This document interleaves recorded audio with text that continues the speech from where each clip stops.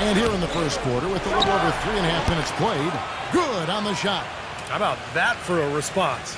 They will say they can give the three as well as they can take the three.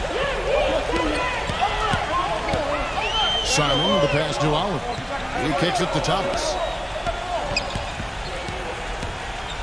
Davis setting the pick for Thomas. Here's Simon. And there are the Timberwolves with another bucket. Well, this quarter has gone awfully well for him. It seems like every chance he's gotten, he's pretty much converted. Number 51, who's guarded by Davis. Good. You know, it wouldn't be a bad idea to put an extra body on him, get some help when he barrels his way in close. He's such a good finisher. He needs more than one guy to defend him. And the Timberwolves with possession here. Trailing by 2. Simon, the pass to Davis. Clock at 6. Pass to Thomas. And that one's good. Thomas got 5 now. You know, size-wise, this is not a great one-on-one matchup for him, but he got that shot to go. But you wouldn't know it by how he finished. That's a nice hoop there. And so here's Denver. Tucker. And it's off from three-point range. He dishes it to Thomas. That 3 off the mark. Denver's gone 3 of 5 from three-point land so far in the ballgame. Here's Tucker. He's been patient so far. Nothing yet on the scoreboard. Rose here. It's blocked, but he gets it back.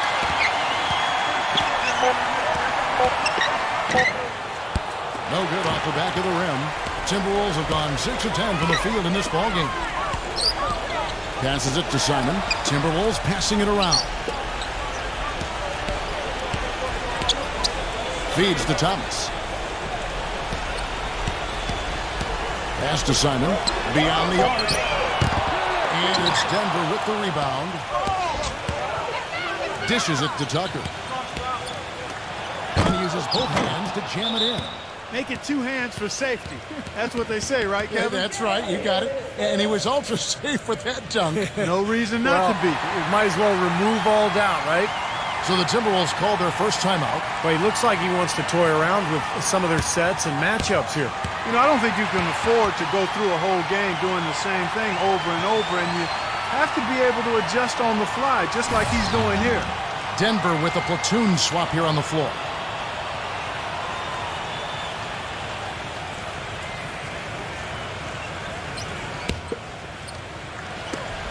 The Timberwolves trail.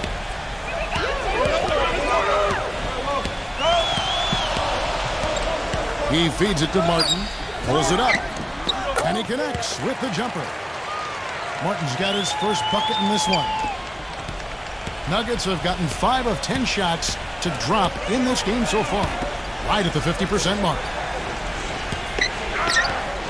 Here's Young from 13 feet. It goes down. Those defenders look like they're out of gas. I mean, they're getting pushed around on the low block. Well, their energy is lacking. They've got to start playing harder and battle down in the paint. The rebound by Young. Tell you what, they haven't wasted any time getting into the swing of things on the boards. Yeah, and even though it's early, I mean, that's a great sign for them for the rest of the game. Now, here is Young. And so he earns a trip to the line. Official saw the contact, and he'll shoot 2. Some of the quickest hands in the league on him, guys. And we see it in how often he's able to poke a ball loose, just as his man is going up for the shot. And here's something else, Steve. He invites contact when he's attacking the rim. He doesn't try to finesse his way through anything. He's going through bodies. No good on the free throw.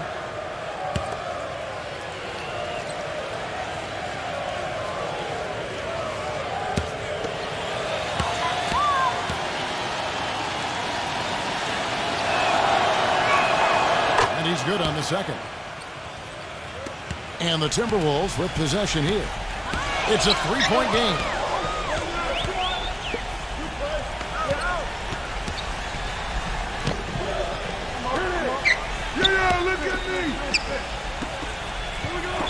Here's Milton, and he's good on the 3-ball. How about the passing? They are moving the ball without any thought, without any agenda. It's hard to overstate all the points they've scored on assists today. Beautiful to watch.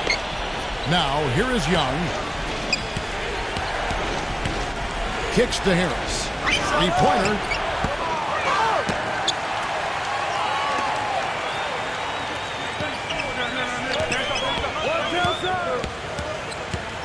And there's the feed to Mills.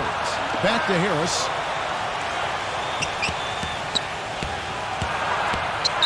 He passes to House. 6 to shoot. Tries again. And count it. 2 points with a chance for one more at the free throw line. Both teams on fire right from the opening tip. Pedal to the throttle, Steve, just like we like it. And guys, let's get your take on the scoring breakdown for the Nuggets.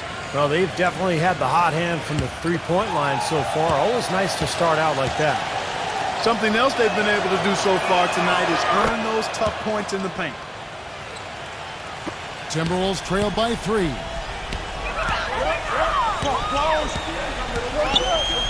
We've got 1:55 left to play in the first. Takes the 3. It's hauled in by the Nuggets.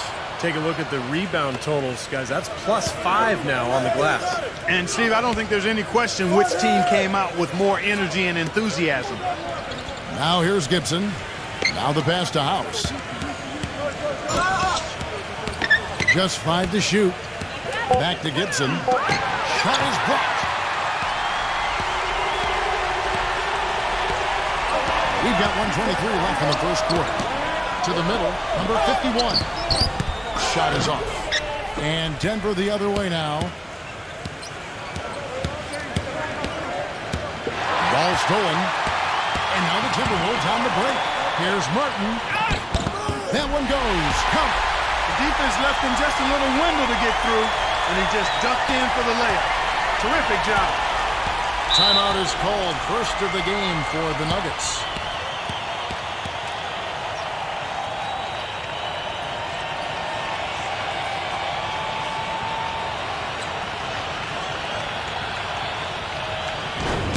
Looking at the Timberwolves, let's see where they rank in the NBA statistics right now. Tops in scoring, first in blocks, and they're the number 2 field goal percentage team in the league.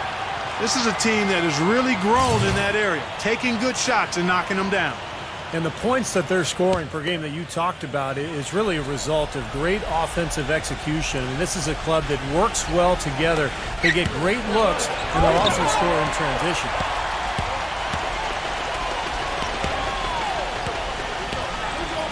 From deep. Rebounded by Mills. Nuggets have gone 7 of 15 from the field to this point. Out to Harris. Fires for 3. Rebound Minnesota. Passes it to Ball. Number 9. Good. He hits the jump shot. And the Timberwolves lead by 1.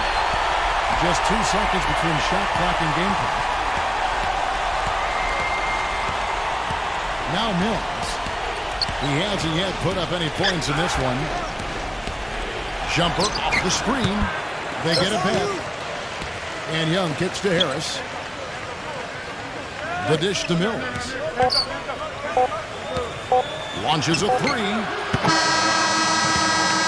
A good close contest so far as we finish the first quarter. Timberwolves ahead, up 1. Coming up Monday, February 6th, the Oklahoma City Thunder. Neither team able to build much of a lead up to this point as we start the second quarter. Now let's take a moment to get your guys' take on the scoring so far for the Timberwolves. Guys, they're really passing the ball well here in the first half. The other thing that's helped them early tonight are the points they've been able to convert off turnover. In a moment now to reset the lineups, courtesy of Gatorade, all fueled up for the second quarter of basketball. So on the floor for Denver, they've got Edwards.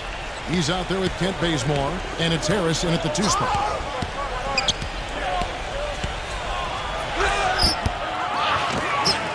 And the shot counts. He's fouled, and it's a chance for a 3-point play. More good work on the glass there. When it's all said and done, I think rebounding might well tell the story in this one. And that should tilt things toward them. I mean, they've been winning that battle.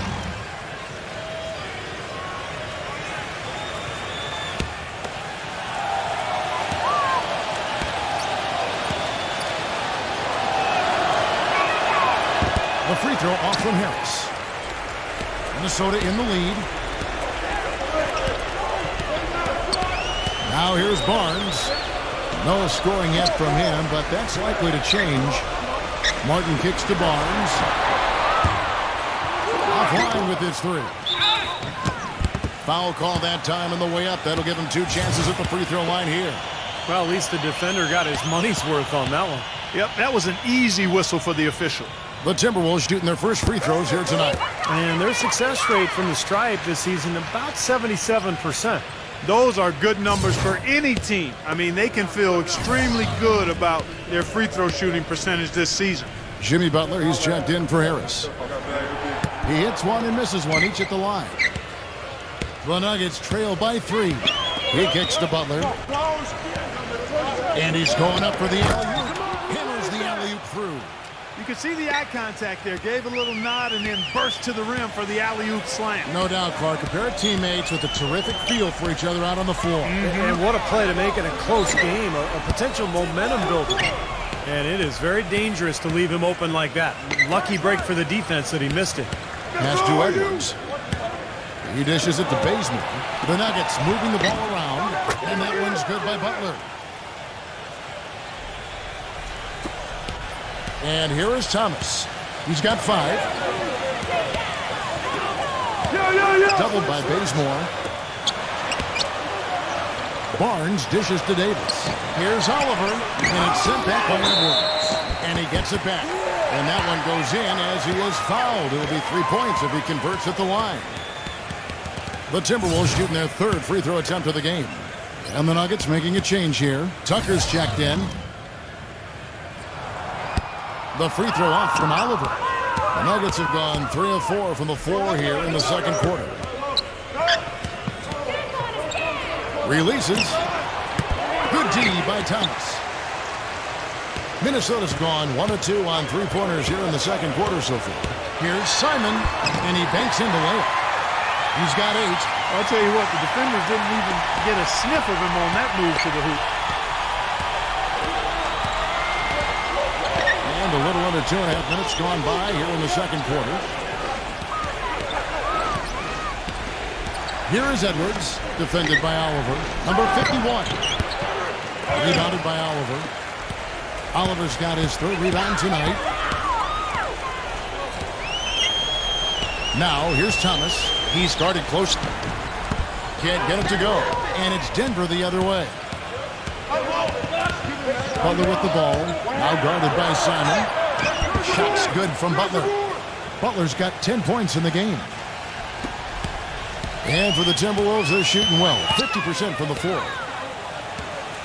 Here's Simon. No good from outside. The Nuggets have gone 4 of 7 from the field in this second quarter so far. Rejected by Simon. And a little under 3.5 minutes elapsed in the second quarter of play. And the 3 ball is good. 11 points in the game. You know, the defense didn't exactly try to fight around that screen, and that's why it turned into the easy basket.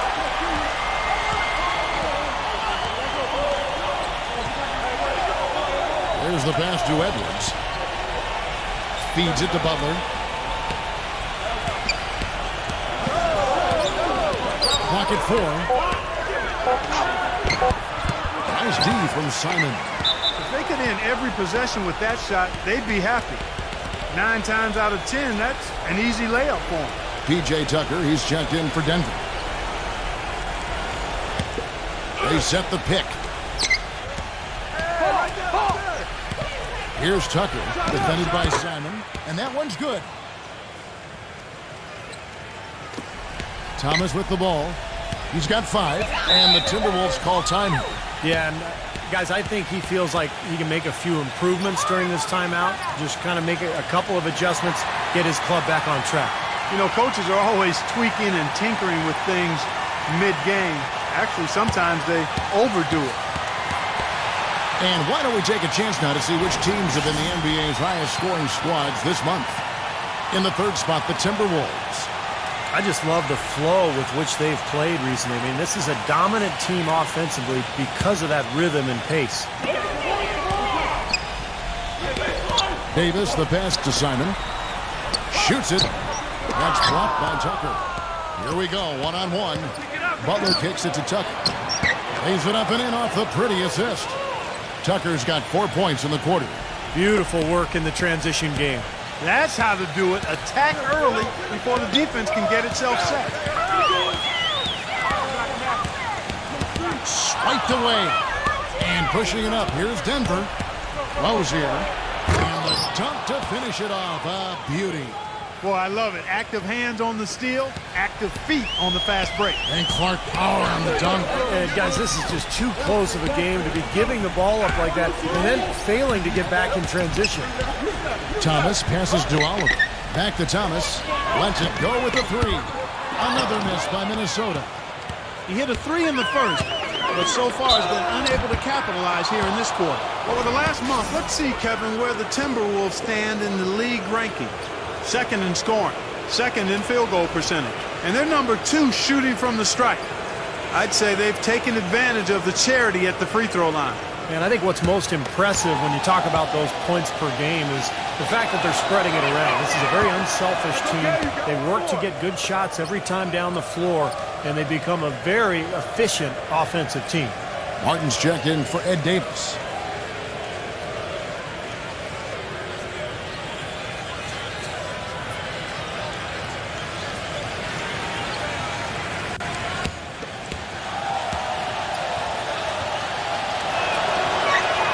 Good on the second free throw.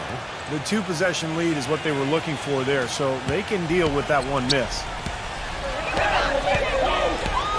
Pass to Oliver. Outside Thomas. Dishes to Martin. Back to Thomas. Nice ball movement by Minnesota. Can they get it? And the shot is good. Thomas got his 3rd bucket of the night. That's 2 straight quick three-pointers they've allowed. They better not make it 3 straight, because now all of a sudden you're looking at a hot streak. And Tucker kicks to Edwards. He feeds it to Tucker. Smooth as silk on the finger roll. Tucker's got 6 points. Seems like they're on their heels every time defensively because the ball continues to go into the post. Well, if they don't pick up the aggression, things are only going to get worse. They grab the wrong miss. No good from Oliver. He's always going to have a difficult time finishing when the defense is in his face like that. Kicks it to Tucker. Rozier. Now the feed to Tucker. And again, Denver with the triple. Boy, he's really doing a nice job taking advantage of what the defense is giving. Thomas kicks to Barnes. Pass to Simon. Lets it fly. And he hits the jumper for 2. 13 points in the game. You know, he's putting on an outstanding offensive display, and he may just be getting warmed up here. Time called here. The Nuggets decide to talk it over.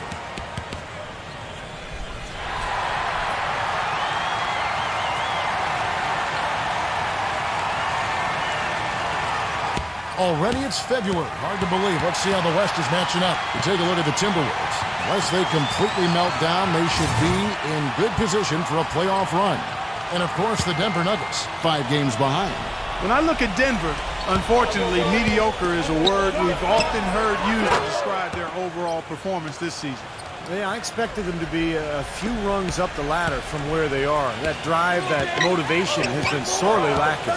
Back to Martin. He passes to Simon. The dish to Thomas.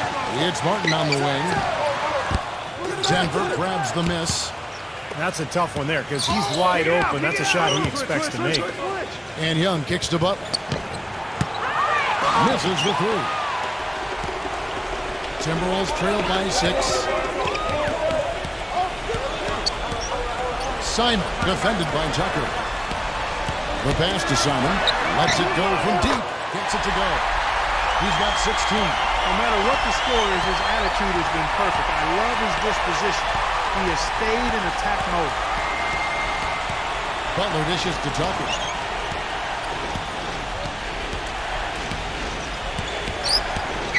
Rozier, 6 on the shot clock. Here's the 3. Rebounded by Simon.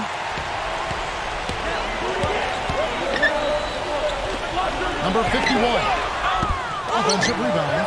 Barnes. Good defensive work there by Young. That's the kind of defense required when he's got the ball near the hoop. They were right in his face. Tucker, the pass to Butler. There's a minute 40 left in the first half of the game. A nice shot by Tucker. Boy, what a significant turnaround here in the second quarter after only making 40% from the field in the first. Thomas off a pick from Martin. Connects from three-point range. Thomas got 11. A little confusion defensively. Yeah, you know what? He sent the D a little message with that three. Rose here. And right away, they match it with a three-pointer of their own. They've done a really good job of knocking down their long-distance shots here in the second quarter. And they're shooting just above 40% from downtown. That's outstanding. Pulls up on the wing. Shot's good from Simon. 18 points for him. Guys, he shot a very good percentage today, and they need it. There's 47 seconds left in the second quarter. Here's Tucker. Butler, defended by Simon. Goes up from the top of the key, and the shot is long. He just has not been able to get into that groove yet, guys, but as a whole, it hasn't affected them too much. Pass to Barnes. From outside the arc. No good from Simon. The Nuggets leading by 3. He kicks to Young. So he gets the whistle. Contact on the way up, and 2 shots coming up. Way to play in attack mode and get inside. And, you know, if you're on defense and you're going to foul, make sure it's a good one. They did, preventing the and one. The Nuggets making a switch here.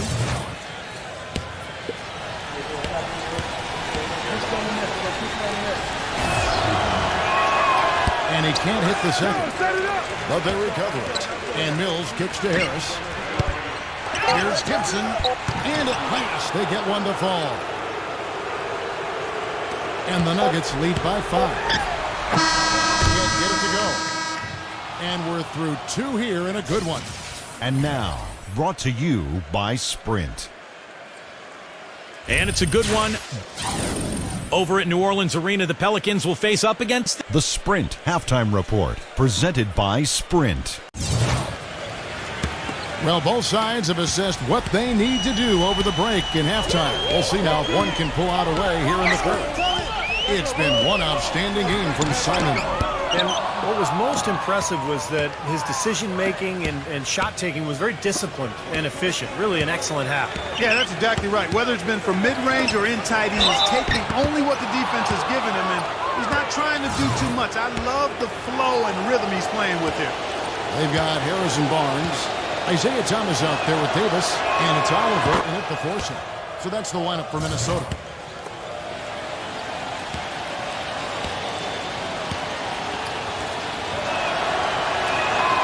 Off on that one, so he goes 1 for 2 at the line. Timberwolves trail by 6. Davis setting the pick for Barnes. Off the screen. Offensive rebound, Oliver. Some solid defense right there from Tucker. Been a cold spell for them coming out of the half, missing their first 3 shots. A tough start.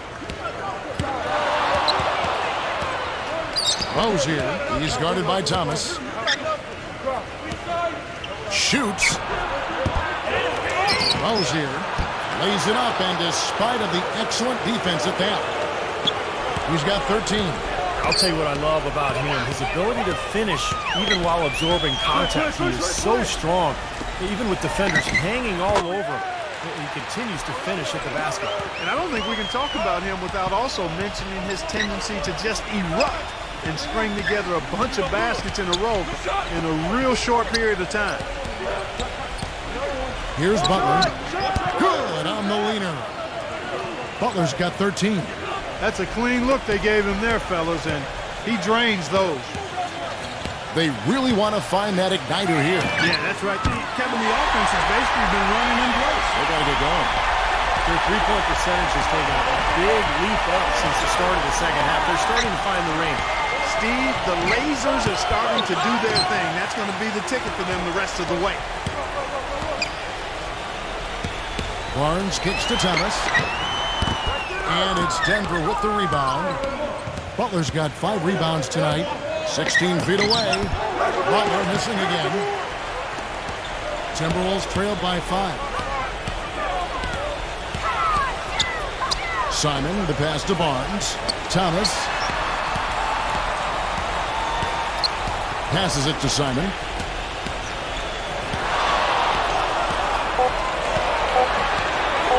There's the 3. And again, Minnesota with the triple. Just over 2.5 minutes gone by here in the second half. Butler off the pick from Tucker. Butler attacking. Butler missing again. It has not been an easy quarter for him, at least offensively speaking. Pass to Oliver. To tie. Can't get it to go. Now Denver takes it the other way. Boy, you wonder what the score of this game would be if they weren't pulling down all these rebounds. Love what I'm seeing from them in the paint. He dishes it to Tucker. Davis with the block. And out of bounds as the Timberwolves gain possession. Now let's go to the 2K leaderboard. These teams have been training everything they've put up this month. The Timberwolves second. Yeah, Kevin, it's been a long month for anybody who plays these guys. I mean, they've been shooting the lights out. And it's been game after game after game. And the Timberwolves call time here. And I think he believes that if he takes some time here to kind of talk things over, it'll be well served for this club. And, you know, maybe this gives him an opportunity to toy around with some of their game plan while he has their attention during this break in the action. Here's Barnes. Still getting warmed up offensively. No buckets yet in the game for him. There is, guys, that Olay defense.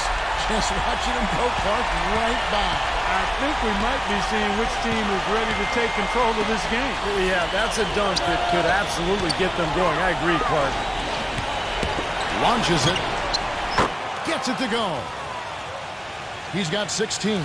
Of all the guys you want to leave open out on the perimeter, he is the absolute last guy on the list.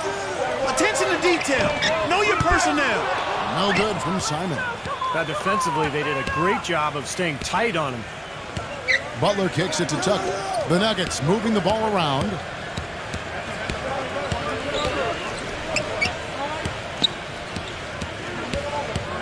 Rose here. He's guarded by Thomas. Stolen away. And now the Timberwolves on the break. Here's Simon. And there's the foul. It goes on Jimmy Butler. That is his first foul of the game. Looked to me like the defender didn't get squared up and get his feet set. Good work by the officials. A nice call. That play can be tough to judge sometimes. And the Nuggets making a change here. Bazemore is checked in. Davis drives in. No good. Now Denver takes it the other way. Number 51, covered by Barnes.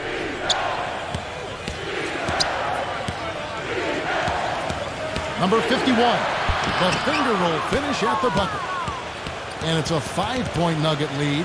Beautiful finger roll to cap that drive off. He knows how to finish with some flair and flavor, guys. Now Thomas, he's got 13. He passes to Simon. Back to Thomas. Puts up a 3. That's good. Thomas got 5 points now in the quarter. Denver's gotten the three-point shot off 16 times tonight. 7 times they've hit it. 9 times they've missed. They set the pick from the wing. And Denver scoring again. Solid screen right there that freed him up for the jump shot. Here's Simon and blocked. Butler on the wing. And the officials whistle a foul on the shot. The bucket's good. He'll go to the line. And taking a quick look here at the hustle stats for the Nuggets. Contested shots and block shots. They're bread and butter defensively. They're giving up no easy looks. And I love their hustle because they're getting a lot of second chance opportunities just as a result of playing hard. Puts one up from 19. And that one hits back iron. The Nuggets leading by 7. Here's Bazemore. Laid in with a nice touch off the glass. And that bucket adds to what's been a big differential in points in the paint between these two teams. Defensively, the intensity just hasn't been there. They've got to pick up the pace. Double team on Thomas. Barnes. That's in there. Thomas with the assist. Thomas got 4 assists now tonight. Very well done. He is a confident, dynamic scorer. Time call here. The Nuggets decide to talk it over.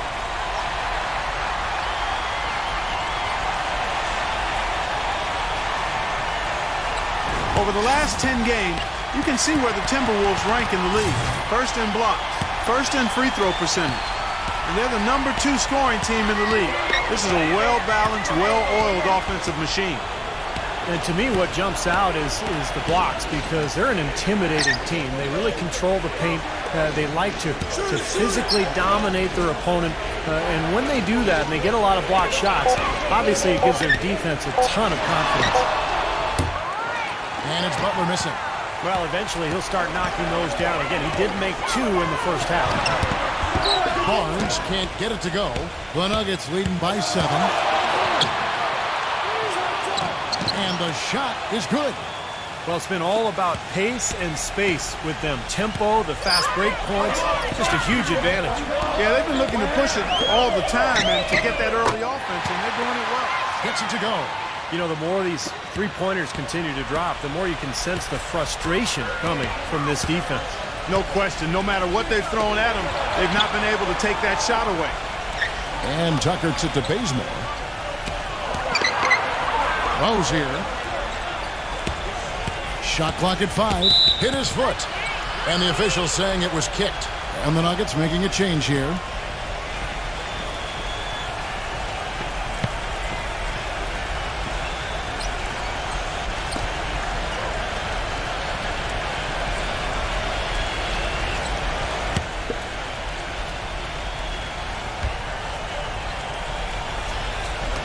Minnesota on D. They trail by 6. And Bazemore kicks to Butler. Uses the glass to finish the layup. Butler's got 20 points. That's what they're hanging their hat on today, fellas. Hard-nosed, smash-mouth play down on the low block. To me, that's the key to any game. Who can win the battle in the paint? And right now, they've got it going. Blocked. Here's Bazemore.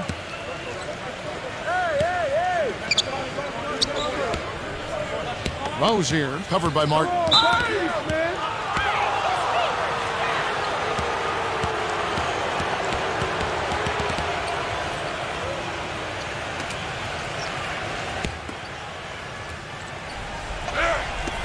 We've got 1:48 left in the third. From the arc. Rebounded by the Timberwolves. And they're running. Number 9. The feather touch on the finger roll. Beautiful. He has 7. You can see that they're not as aggressive from the three-point arc. They had far more attempts in the first half.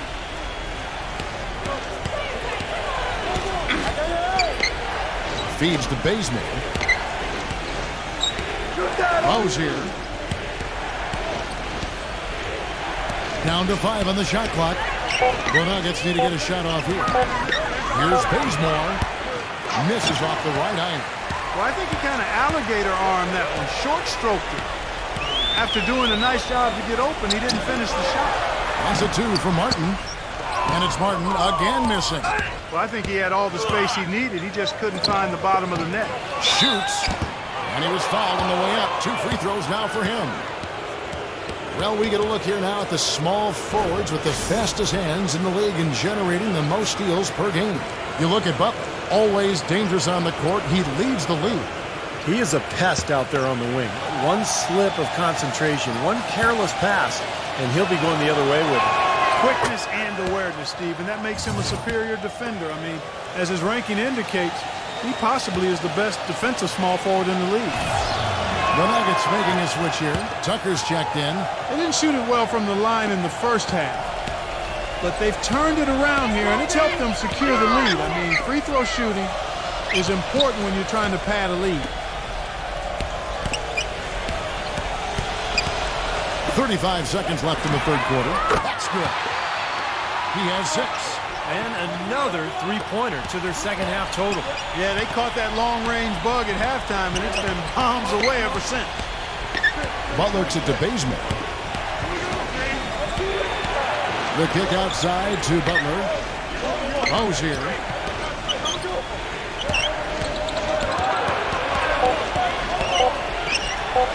That's blocked. And it's going to be out of bounds. The Nuggets will retain possession.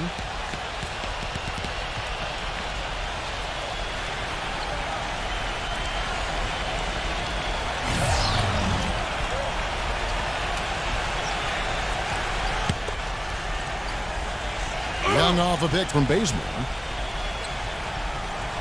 Here's Butler, and they force the shot clock violation. Great D. And the Nuggets making a change here.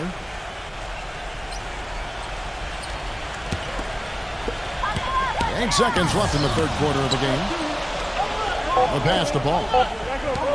1 second left, and there are the Timberwolves with another bucket. We're at the end of the third, and we've still got a close one. The Nuggets on top, leading by 3. And after a quick break, we're going to come right back with the start of the... This Thursday night. All right, we welcome you back to what's been a hard-fought battle. Fourth quarter should be good. And Denver will start the fourth quarter with. We've got Mills, Young out there with Edwards. Then it's P.J. Tucker, and it's Harris in at the 2-guard. And now the Timberwolves on the break. The finger roll finish at the bucket. And the defense paying instant dividends. Fast break basket. Yeah, that transition was immediate. Didn't waste a second getting out on the break. Screen by Young. Mills dishes to Young. Harris, a three. Can't get it to go. To take the lead. Shot is no good. And the Nuggets going the other way. Their biggest lead of the game was 9. Dishes it to Mills.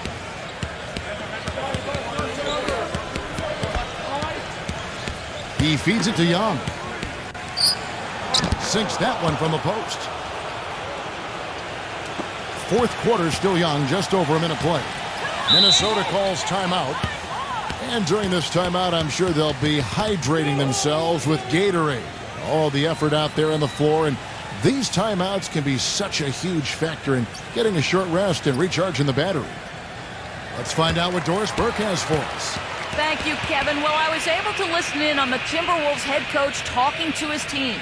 He said, guys, for a team with our firepower, we're playing way too tight. We need to push the ball up the floor, get out in transition, and get those easy baskets. We can do this. And thank you, Doris. That's going to be over and back, not watching for the line that time. Boy, in a close game especially, those plays really hurt.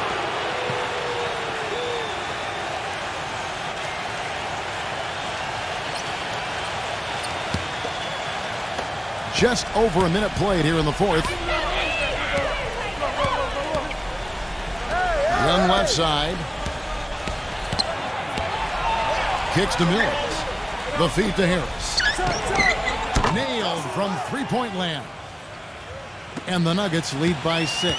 He's had an off game thus far, but his team has been able to pick up the slack and find a way to get it done here. Tries from 7. Nice spin off the left rim and in. The Nuggets leading by 4. Butler passes it to Young. Back to Butler. Right side, Butler. Tipped. And they're moving it up.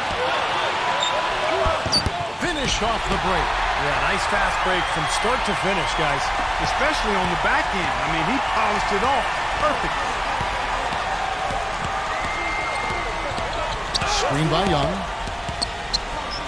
Uncovered. Rebound, Minnesota. He doesn't really scare a defense at all. You've seen him miss quite a few just like those. And here's Barnes for 3. Rebound by Butler. Butler's got 6 rebounds now in the game. Hits the mark. And out of bounds as the Timberwolves gain possession. The Nuggets making a switch here. A little over 2.5 minutes have passed here in the fourth quarter. Passes the ball. Outside Thomas.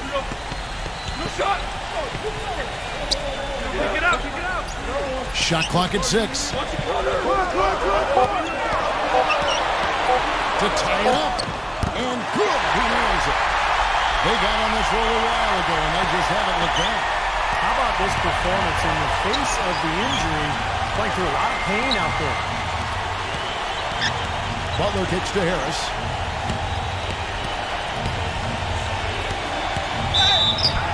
So the whistle blows on the shot, and 2 free throws for the contact right there. Obvious foul.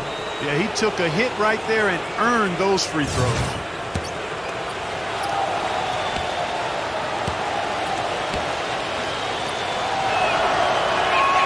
The first one falls.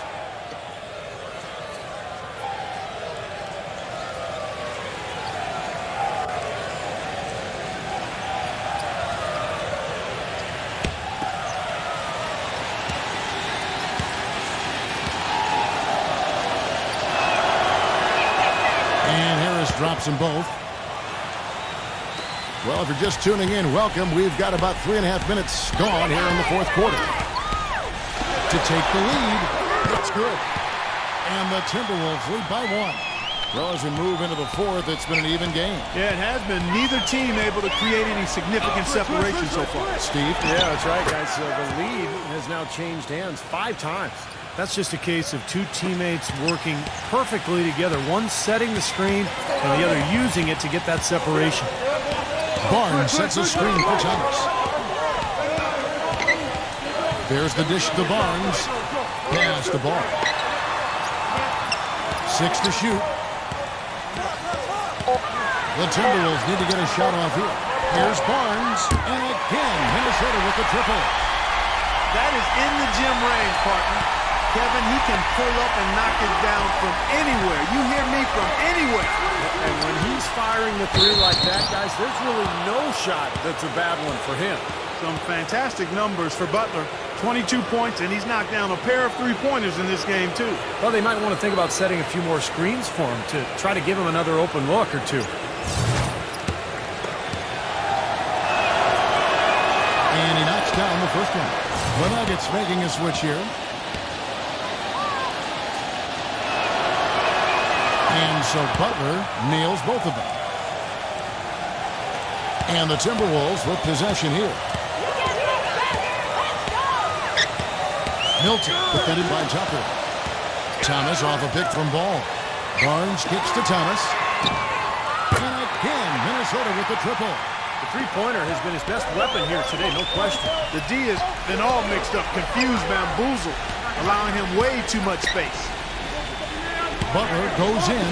Tucker. And boy, that looked like goaltending. Yes, it is. And so they will award the basket there. He thought he had that one clean, but the ref saw it differently. They'll count the basket. Can you hear the crowd kind of murmuring? I don't think they agreed with the officials on that one. Steve, I tell you what, they're really letting them have it. Ball, the pass to Thomas. He kicks it to Barnes. Back to Thomas. In low to Davis. And there's the whistle. Fouled hard on the shot. He'll go to the line. And now we'll get a perspective here on how the hustle game has been going for the Timberwolves. Now we've seen them make that extra effort rotating from the weak side, closing out on their airspace, really sending shots back. Something that's also benefited them tonight are the turnovers they've forced and the points that have come along with those forced turnovers. Second free throw, no good. Missed a chance to put them up 3. That's going to affect how they set up on defense this trip now. Tucker dishes to Butler. Good ball movement here by the Nuggets.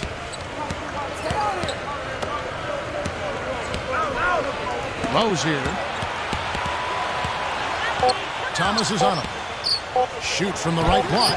Again, the Nuggets score. The Timberwolves have gone 7 of 9 from the field down the stretch here in the fourth quarter. Terrific shooting.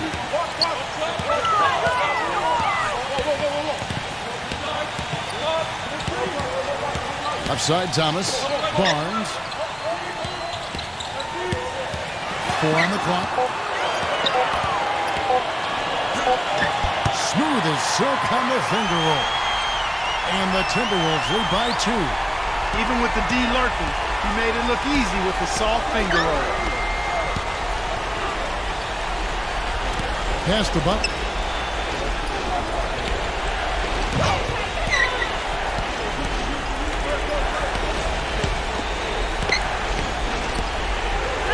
Rozier. He's guarded by Thomas. Rozier.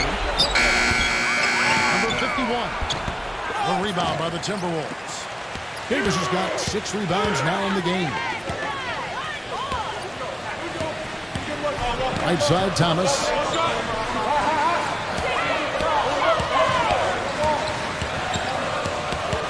Oliver passes to Thomas. He dishes it to Barnes. Fires from deep. Rebounded by Tucker.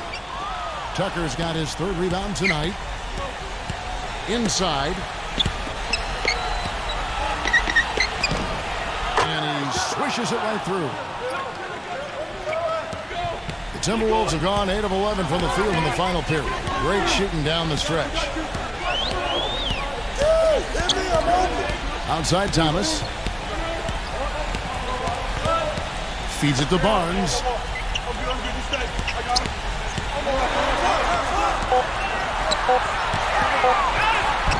Right through the knee for the layup. He's been much more effective in the second half than he was in the first. Nuggets trail. Denver calls timeout. They've been committing a lot of turnovers, and I imagine that's exactly what they're talking about right now. They need to tighten it up.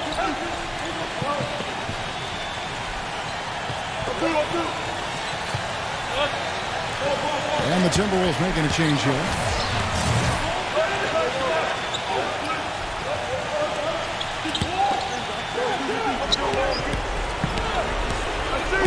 Number 51, defended by Oliver. Number 51. It's rebounded by Simon. That's his comfort zone, so defensively, really nice job challenging the shot. And there's the pass to Thomas. Dishes it to Barnes. He passes to Simon. Outside Thomas. 5 on the clock. Sinks the three-pointer. Now it's a 5-point Timberwolves lead. Well, after all those struggles in the first half, he has really picked it up here in the second. Rozier. And again, Denver no good. Boy, but he was close, Kevin, to making the defense pay for lackadaisical coverage there. Yeah, he had a really good look. I mean, he'll knock that down more often than not. Here's Barnes. Drops in the layup for 2. The second he got around the pick and shook his man, it was straight to the bucket for the easy deuce. Very, very well done. Time call here. The Nuggets decide to talk it over. They're behind by 7. There's 1:26 left in the 4th quarter.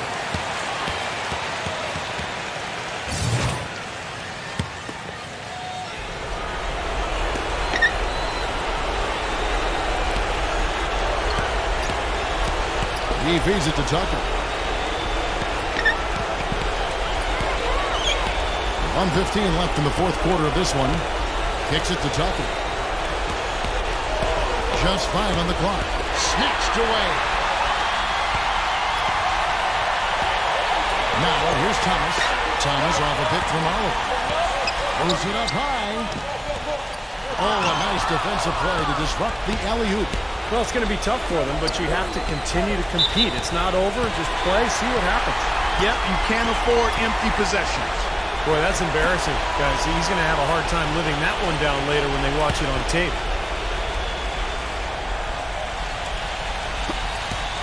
Minnesota's gone 4-6 from beyond the arc in the 4th quarter so far. Stolen. Rozier. Yes! Boy, their defense making an impact here late, Kevin. And straight off the steal, Clark, a perfectly run fast break ends in a slam dunk. That could be a huge 4-point swing in this game. And an intentional foul right there.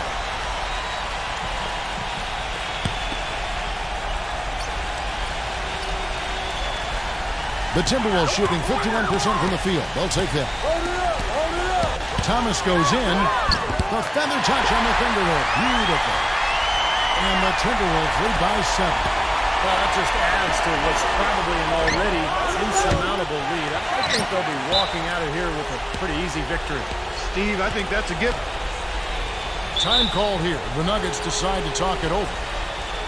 They're losing by 7. There's 25 seconds left to play in the final quarter.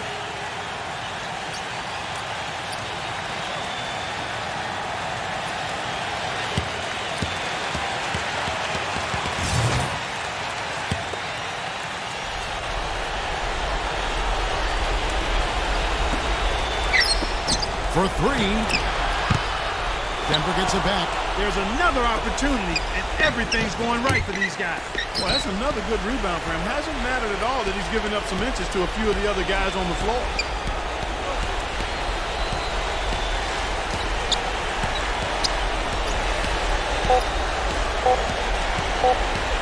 Out of bounds. Denver takes possession.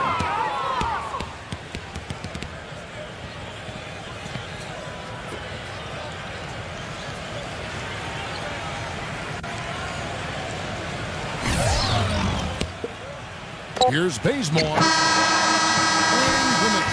And so the Timberwolves take the win. They came, they saw, they conquered. Hey, Kevin, to me, any win is a good win. For Clark Kellogg, Steve Kerr, and Doris Burke, this is Kevin Harlan thanking you for tuning in. Now it's time to present our Jordan Player of the Game.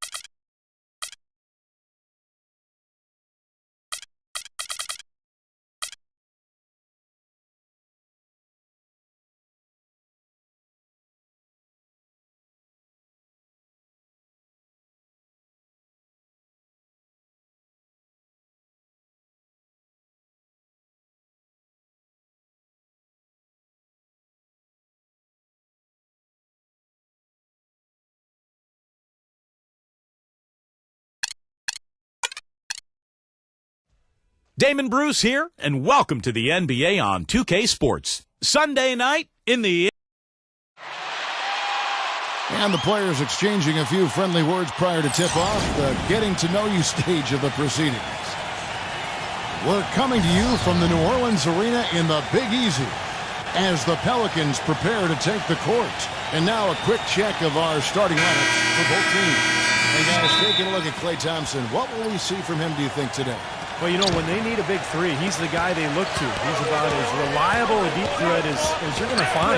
What I like, quite honestly, is his rock-solid consistency offensively. You know he's going to put the ball in the basket for you every game. Guys, looking at Sacramento, they took the win in their last game against the Indiana Pacers. And they did just what you have to do as a road team, guys. They never allowed any momentum to build up against them. It seemed like every time they took a punch, they had a counter. You'll like this, Steve. Reverse spurtability, we call that. They had any defensive lapses, they immediately made up for it with some instant offense. Those are what we call confidence building blocks.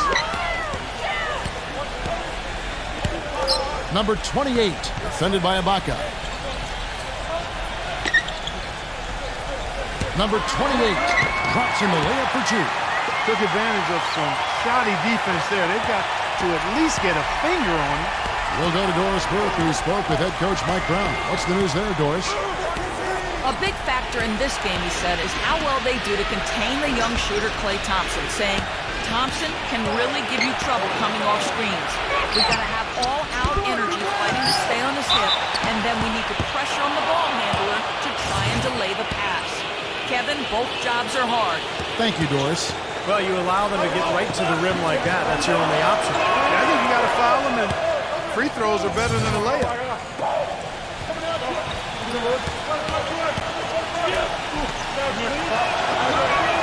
Ibaka hits both of them. And it's the Pelicans with the ball. Their last game, a win against the Lakers, looking to carry it into this one. Yeah, that was a strange game. Very shaky defensive performance by their opponent, but hey, they took advantage of it. Yeah, I go along with that. I mean, the game wasn't handed to them, but they definitely didn't have to work as hard as they should have.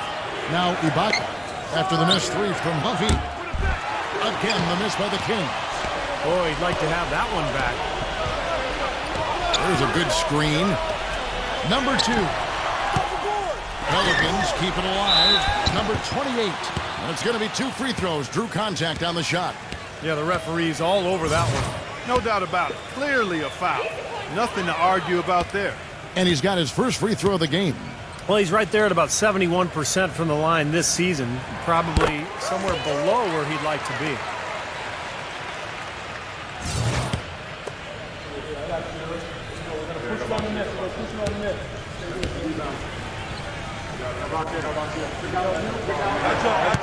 And he makes the first, but misses the second. Sacramento's gone 0 of 2 from deep here. Now the pass to Sharp. 16 feet away. It's rebounded by New Orleans. Clark, this is the first they're seeing of Sacramento.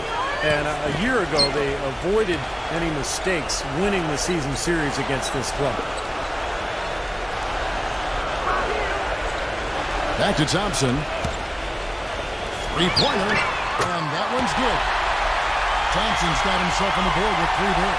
That's like a layup for him. He's just wide open out there. Steve mentioned the success they had against them in their contest a year ago. They did exactly what they needed to do against them. Yep, it was a solid performance from them. Most times they got together. They should have been feeling good about their chances today. We're about 3 minutes into this first quarter. Number 2. He squares up and sinks it. Well, they've settled into their offense very quickly here today. Yeah, they're zoned in, making the most out of their possessions here. Clark, they've been looking out of sync offensively. You know what? A basket here would do a lot for their confidence. The shot's good from Sharp. Very well executed pick to give them all kinds of space to get that one off. Pelicans leading by 4. Passes it to Huffy. And it's New Orleans scoring again. He's so reliable. And, you know, his offense seems to be consistently there for this team. First quarter play and just over 3.5 minutes in. Here's Sharp. Thompson with the rebound. Ouch. Another miss to add to what's been a miserable game for him from the field.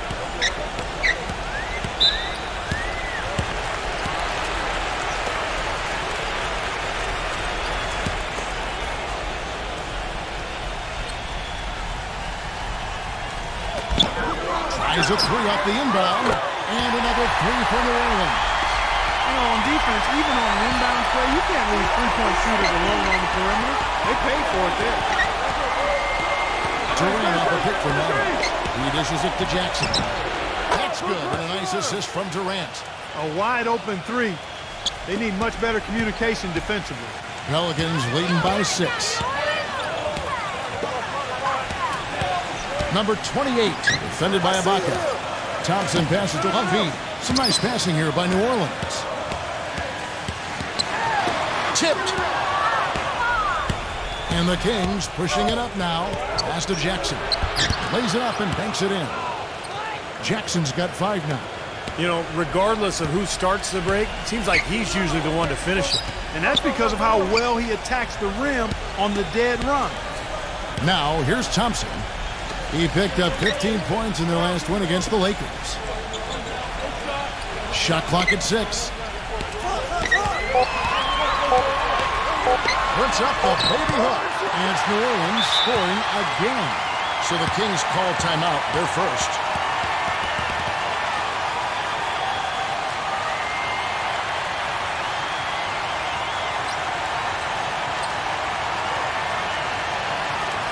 Already it's February. Hard to believe. Let's see how the West is matching up. You take a look at the Kings. They're good enough for 8th place in the conference right now. Looking to hold on to that. And, of course, there's the Pelicans. Just a few spots below there. You know, for the Kings, the thing with them is they haven't really established an identity for themselves as a team. They never have seemed to come up with a plan and stick to it for very long. They've been all over the place in terms of their identity. And I'd put that on the coaching staff more than anyone else, Clark. A coherent strategy has to be in place, or it's impossible to climb up the standings. And so it's New Orleans with it. Off of the missed 3 from Sharp. Kevin, I didn't like that defensive effort at all, but they're lucky he missed it. Yeah, they were very lucky defensively because there was some miscommunication there. They left him wide open. He's been wayward and just off on about everything he's put up in this period. And the basket is good. Got it to go through on the contact, so a free throw coming up. A great opportunity for a three-point play. And a look at how the offensive approach has been going here so far for the Pelicans. Boy, the three-point shot has really been dropping for him early on. Yeah, their passing has been terrific too, Clark. We're seeing a lot of assists, really moving, a lot of flow offensively. I like what I see.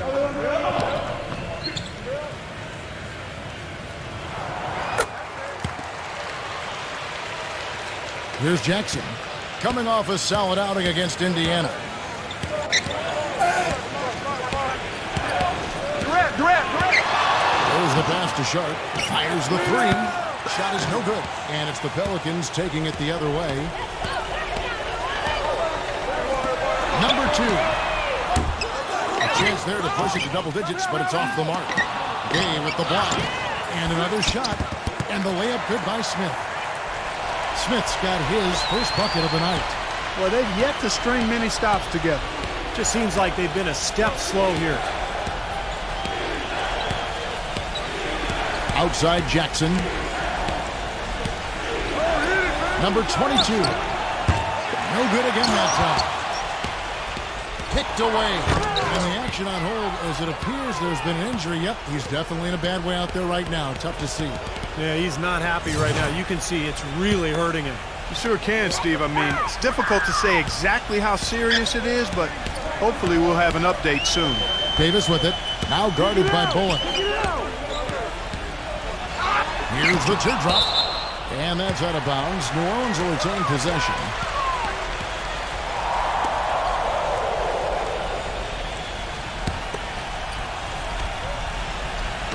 Sacramento on defense. High and down hard. Here's Anderson. He picked up 15 points in their last win against the Pacers in Indianapolis. Off the pick. And good. As it just snugs right down through the net. Well, he's a spot-up shooter, one of the best. One of those guys who, if you give him an inch, I mean, that's all it takes. He will let it fly and frequently knock down that shot. And the consistency of his jump shot is another thing we should say about it. I mean, it doesn't matter how many defenders are flying at him. His stroke is never changing. That's good.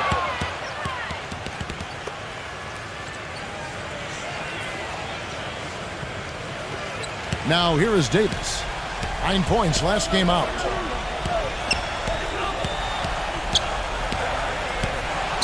Here's the feed to Griffin. With the shot. And he hits the jumper for 2. The Kings trail by 9. Anderson a screen on Davis. There's the pick. Bullock passes to Anderson. Beasley for 3, and that one's good. Beasley's got his first 3 points of the game. You know, I think when you've got somebody that open on the perimeter, a good shooter, the kick out is the only choice. Davis kicks to Green. He feeds it to Smith. He's covered by Gay. Here's Davis. A 3-pointer off the mark. You know, a team's rebounding is one of the great measures of its energy, and theirs has been terrific in the first quarter. Yep, they were ready to go right from the opening tip. Let's see how the Kings have performed over the last few weeks. 12th in assists, 12th in three-point field goal percentage. And they're in the top half of the league in blocks. That's pretty good. Not too bad. First one falls for him. Biombo, he's checked in for Rudy Gay.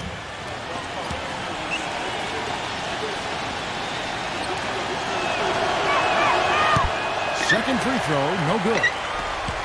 Pelicans leading by 5.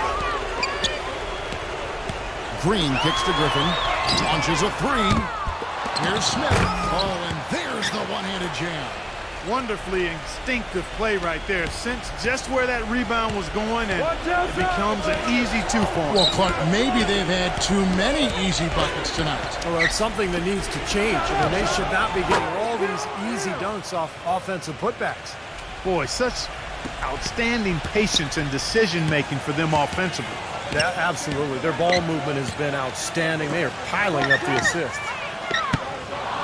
Tried to come right back with the 3 of his own, but it's no good.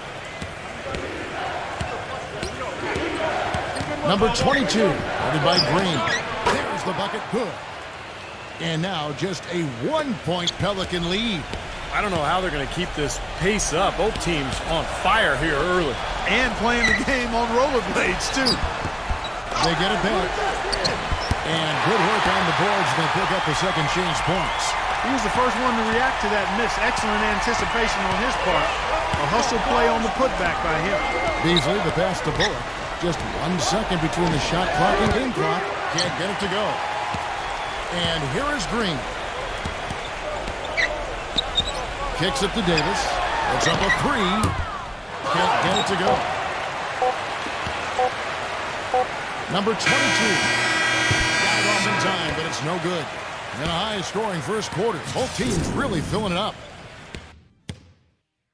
This Friday night. Neither team able to build much of a lead up to this point as we start the second quarter. Well, what stands out to you from the Pelicans in this one? And they're really keying in on getting as many good shots inside the lane as possible. They're doing a nice job of not just settling for outside looks. Yep, I agree. I mean, they're working it inside and doing it with intention and purpose. All fueled up and ready to go. Let's reset the lineups courtesy of Gatorade as the second quarter gets going. Setting the floor now for the Pelicans. They've got Smith. Green is out there with Davis, and it's Tate in a power forward. That's one he knows he should have made. The Kings shooting well, 50% from the floor. Anderson against Griffin.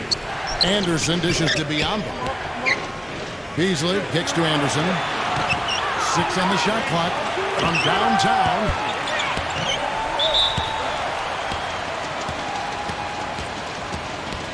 And the Pelicans making a change here.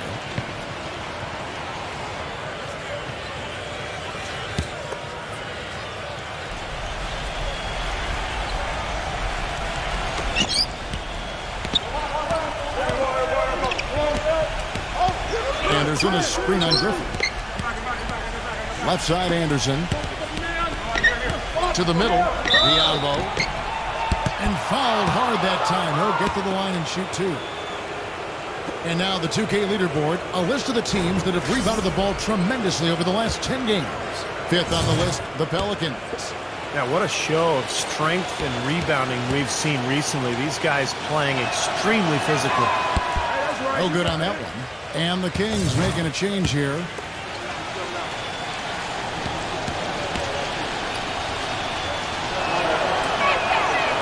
They can't make the second free throw either, missing both. Boy, have they been hitting the glass hard or what? Kind of surprising with such a tight game. Yeah, you're right. Very rarely will you out-rebound an opponent like that and not have it pay off. Now here is Davis. Right now averaging 15 points a game. 5 to shoot. Here's Tate, and he hits it just before the shot clock expires. And the Pelicans lead by 2. Seems like they're on their heels every time defensively because the ball continues to go into the post. Well, if they don't pick up the aggression, things are only going to get worse. And so here's New Orleans. After the miss from Allen, Tate the pass to Thompson. The leader, Sacramento grabs the miss. I'd rather see him just pull straight up. He went for that leaner and seemed to be off balance a bit. Chance to check out the Sacramento Kings' upcoming schedule. They can look forward to the Rockets Arena after this matchup to take on Houston. They're closing in on the end of this long, long road trip as that will be game 6 of 7 straight away. And the first one drops. And the Kings making a change here.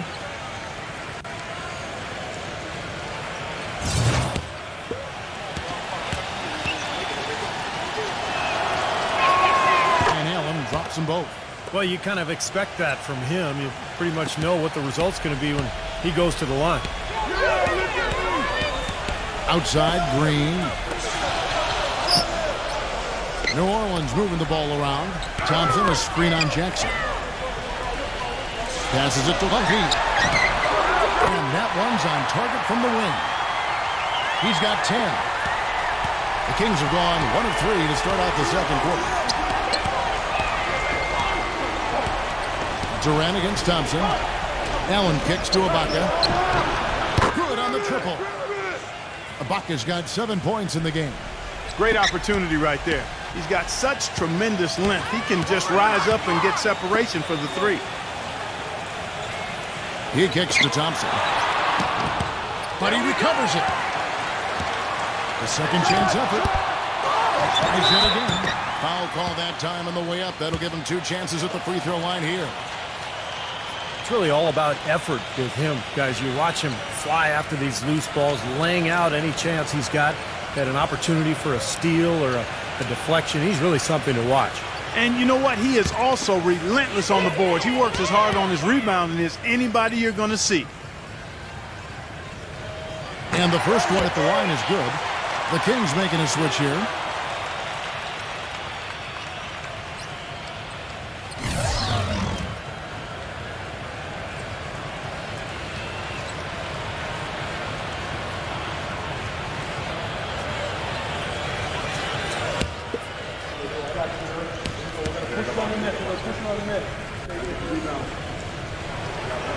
So after making the first, he goes 1 for 2. That miss at the line might stick in his craw for a while. Always hurts to miss a chance to take the lead.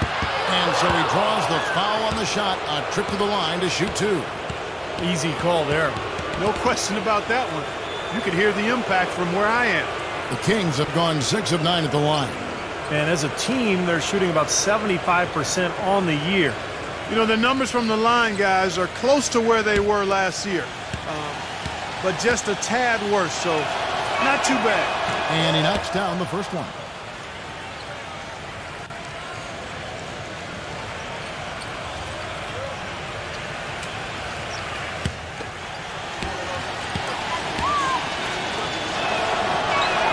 And so he hits both. And for those of you just joining us, we're in the second quarter with about 3 minutes gone by. Number 2 hits the three-point bomb. He's got 8. And that's why teams emphasize the use of screens and picks just to get you some open looks like that one. Dishes to Jackson. Pass to Sharp. A 3-ball. Kept alive. The shot's good from Adams. Adams has got his first points in this one. They have got to put a body on it, because otherwise, with his agility and athleticism, they're not going to be able to contain him on the offensive glass. The dish now to Green. Here's the 3. It's hauled in by Kevin Durant. Boy, with an open look like that, he is so gifted. Man, you've got to play better defense. Eventually, he's going to make you pay. You got that right. I mean, he'll do it from three-point land or anywhere on the perimeter, really, because he is a deadly shooter. You've got to do a better job defensively. And a look at how the hustle game has been going for the Kings. But great hustle defensively through 2 quarters of play, contesting everything, starting to rack up those block shots, guys. Another big aspect of their game tonight has been the fast break, transition opportunities. They're really keeping it up-tempo so far. The first one falls.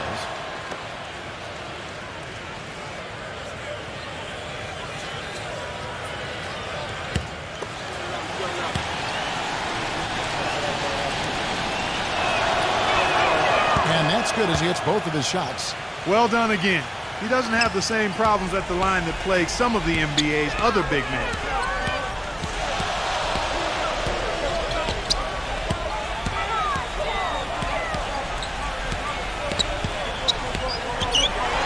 Here's the floater. Kings leading now by 3. And here they go. Allen, that's good. That bounce pass got him the ball in rhythm. Nice play. New Orleans gone 1 of 2 on 3-pointers here in the second quarter so far.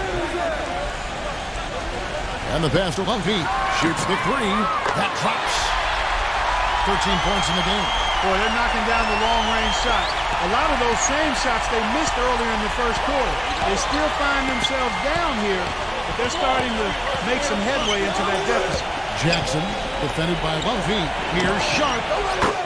That's good, and it's Jackson with the assist that time. How about that for a response? They will say they can give the 3 as well as they can take the 3. Number 28, defended by Durant. Outside, Green. Number 2. And again, New Orleans with the triple.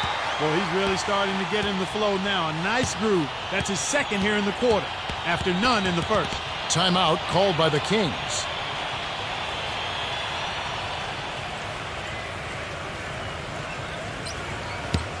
And now a look at the point guards who have been taking matters into their own hands this past month. These are the top scorers at their position. And you look at Jackson, a top 5 scorer in the league. What a player he is. And this is a group of guys who have that uncanny knack to simply score and deliver the offense in addition to running the offense. What a star-studded bunch of players. Yeah, I agree with you. The thing that, to me, makes these guys special, Steve, is that they can do so many things to enable and help their offense. And not all point guards in the league have the unique combination of skills to produce that these guys do. And they've done it on a night-in, night-out basis. And I've marveled at their consistency as well. So it's the Pelicans now, following the 3 from Kevin Durant.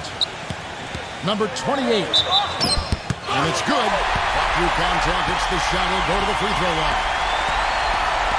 What a finish with that hoop. Pelicans shooting their 6th attempt at the charity stripe in the game. Well, they're doing okay as the season goes on. They're shooting about 76% as a team. You know, their percentages dropped off just a little bit compared to last year, guys, but it's not a huge drop-off, so no major concern. That's it. Here's Jackson. 7 points in the game. Jackson off the pick from Adams. Back to Jackson. He passes to Sharp. An amazing finish with a hand right in his face. 10 points for him. Pelicans trailed by 4. And first time out of the game called for New Orleans.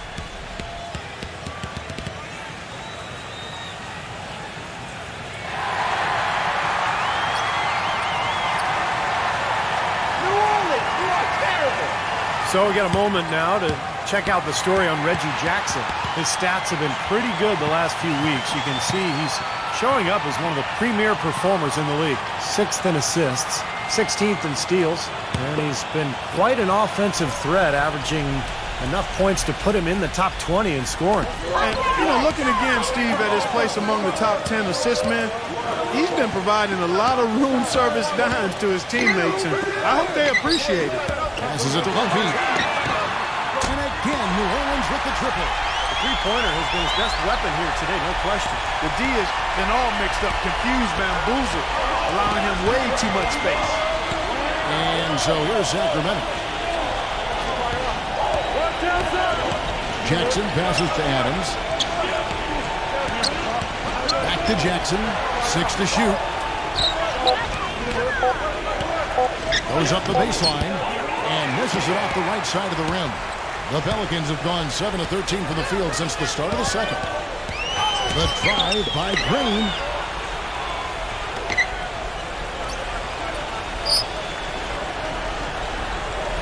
Number 28, defended by Durant. Here's Maltby. Gets the three-pointer to fall. He's got 19. And they're getting their points now almost exclusively from the three-point line. That's 4 of the last 5. You got to run those guys off the line. I agree, and the defense is practically giving them those shots, though. And that one's good. Durant. You know, next time he has that much space, he should just go straight up with it and leave the fadeaway at home. Park that fadeaway. Take the shot that's available. And so here is New Orleans. They've led by as many as 11 points. The drive by Jackson. And it'll be Sacramento as it goes out of bounds. The Kings retain possession.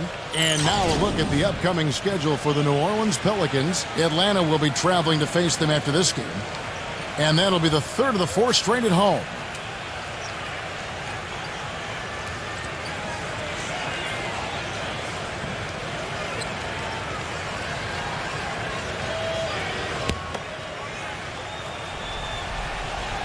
Here's Jackson. He has 7 on the inbound. No good. Some rugged defense there against one of the stronger finishers in the game. Some nice passing here by New Orleans.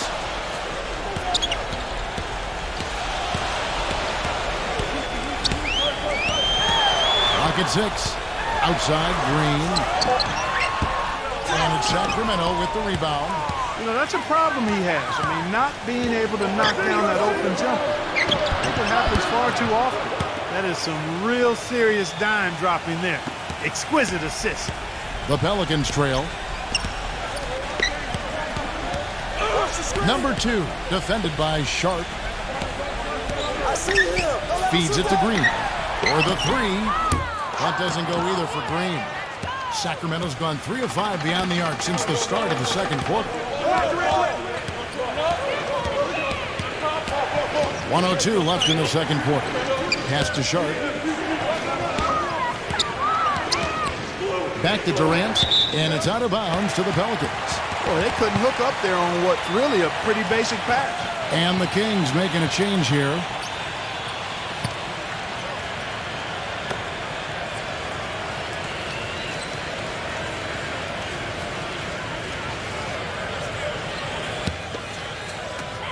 .54 seconds left to play here in the half. Long feed, guarded by Jackson. The pass to Tate. And a miss there on the triple. The clear look at the hoop, he doesn't miss many of those. It's Durant on the wing. So he gets the whistle. Contact on the way up and 2 shots coming up. The Kings have shot 10 of 13 from the free throw line.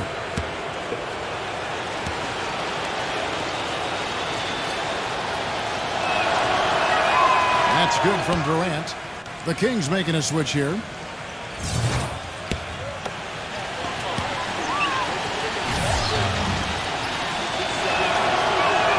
That one falls, so he hits both of them. He's doing a much better job of getting to the line this quarter. Much more aggressive taking it to the basket. Question is, do they go 2 for 1 here?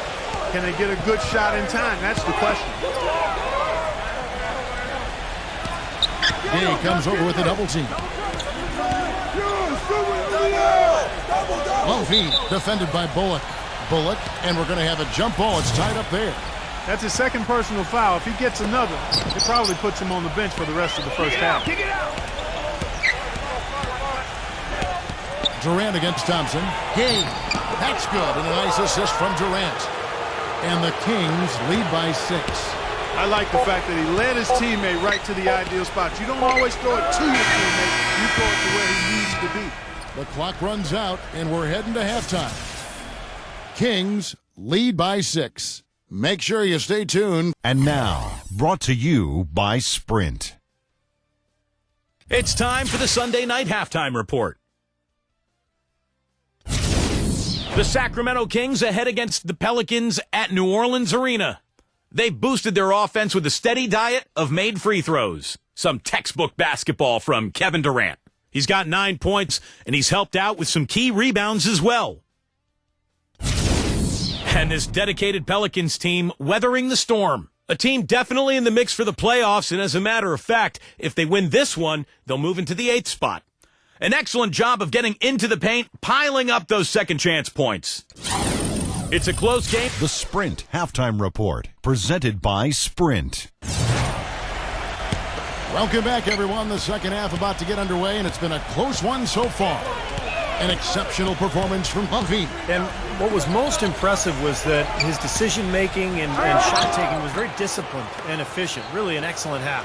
Yeah, that's exactly right. Whether it's been from mid-range or in tight, he is taking only what the defense has given him, and he's not trying to do too much. I love the flow and rhythm he's playing with here.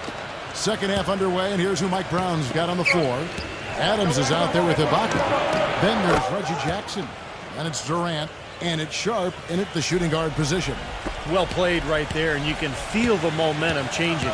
I think this lead will continue to move upward unless something unforeseen happens. Here's Puffy.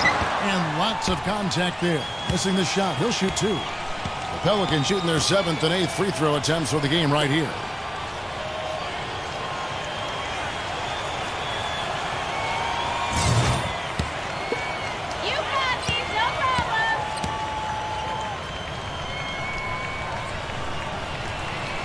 That free throw, good from Puffy.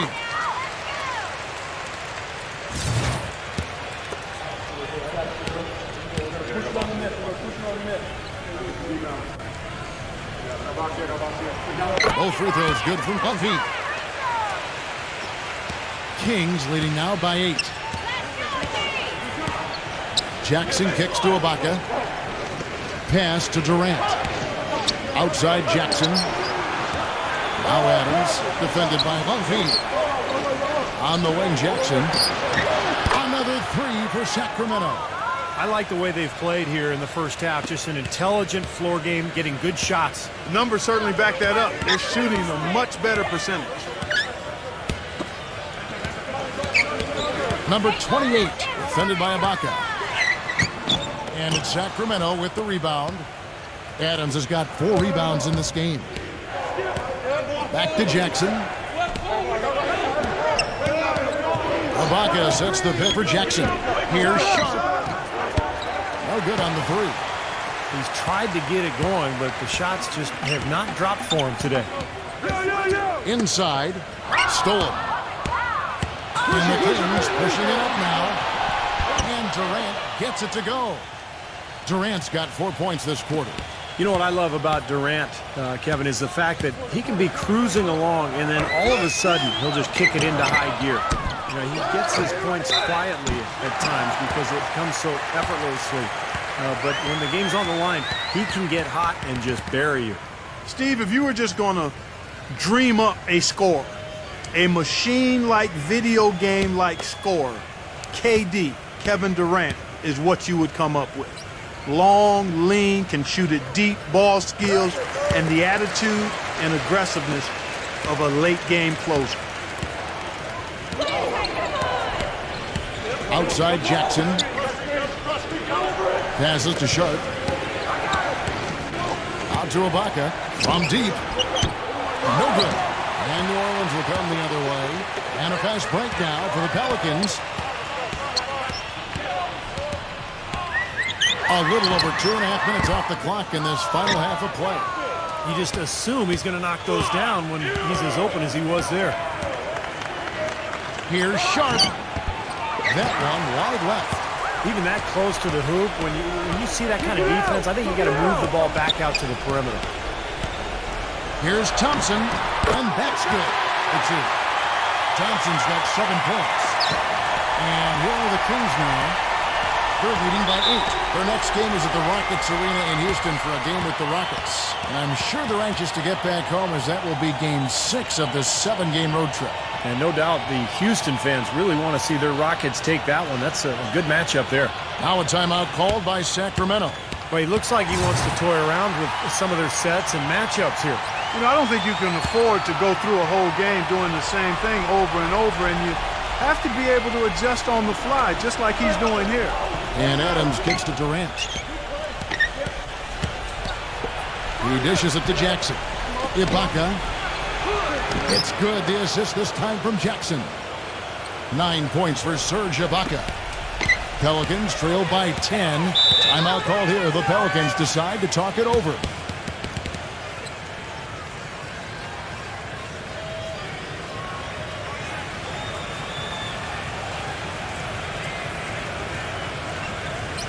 And a moment to check out Klay Thompson here. Some good stat lines for him recently. You can put his numbers up among the best lately. 15th in three-point shooting. And he's been quite an offensive threat, averaging enough points to put him in the top 20 in scoring. And, you know, his three-point field goal percentage, Steve, is, I think, worth another quick mention here. I mean, the way he's been shooting it, that bucket looks a lot bigger than it really is. Durant. And so he earns a trip to the line. Official saw the contact, and he'll shoot 2. That one on Thompson.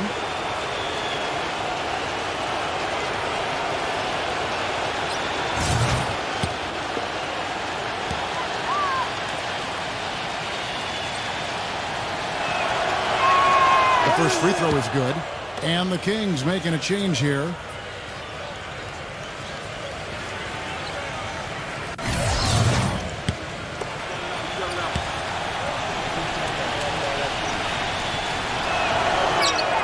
Durant hits them both. Second half here. We're just over 3.5 minutes into it. Number 28, defended by Ibaka. Here's Lovey. A three-pointer is right on target.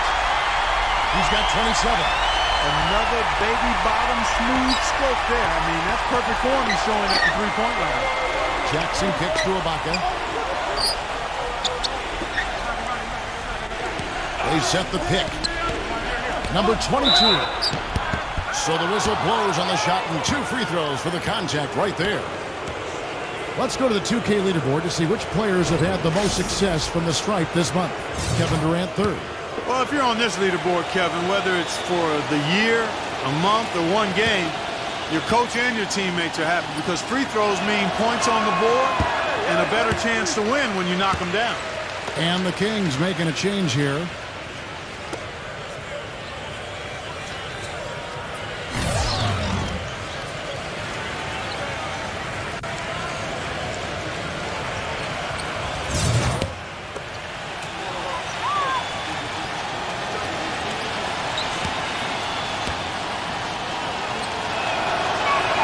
He hits the second from the line. And so it's New Orleans with it. Thompson left side. Shot is off. Good work defensively by Gay. Anderson kicks to Jackson. Count that one. Jackson's got 12 in the game. He's been one of their more reliable options today, guys. I mean, his shooting has led them to this lead. Doubled by Anderson. Smith the pass to Lumpy. Yes, and it's Smith with the assist that time. He's got 29 points. Well, his scoring this quarter has been off the charts. And the complexion of the game as a result may change. Jackson dishes to Beasley. And there's the feed to Gay. Working on Smith. Fades back. Oh, and that one had the right spin on it, and it is good. Gay's got his second basket of the game. Lovey, guarded by Jackson. He feeds it to Davis. And again, New Orleans with the triple. They just continue to splash home those threes. Eliminating the deep shot has to become priority number 1 for this defense. It really does. I mean, it's not possible to give up that many points behind the arc and not pay the price in the end. Gay can't get it to go. Pelicans trail by 7. Thompson for the triple. The shot is off. Well, he did have a three-pointer in the first half, but so far here in the second, he's come up empty. Beasley for three. It's rebounded by Lumpy. New Orleans gone 2 of 5 with the three-point shot since coming out of the break. Kicks to Smith. He passes it to Lumpy. Jackson comes over with the double. Davis, the pass to Smith. Back to Davis. 6 on the shot clock. No good from outside. Kings leading now by 7. Jackson with it. Picked up by Thompson. And a foul called on the shot. Got him on the way up that time, so he'll shoot 2 right here. When you're hot, you're hot. And that's certainly been the case for Jackson. He has 12 points, and he's got 2 baskets from out in three-point lane. I'm sure they'd like to get him a few more of those, so look for them to run some screens for him, try to pop him open. First free throw is good. And the Kings making a change here.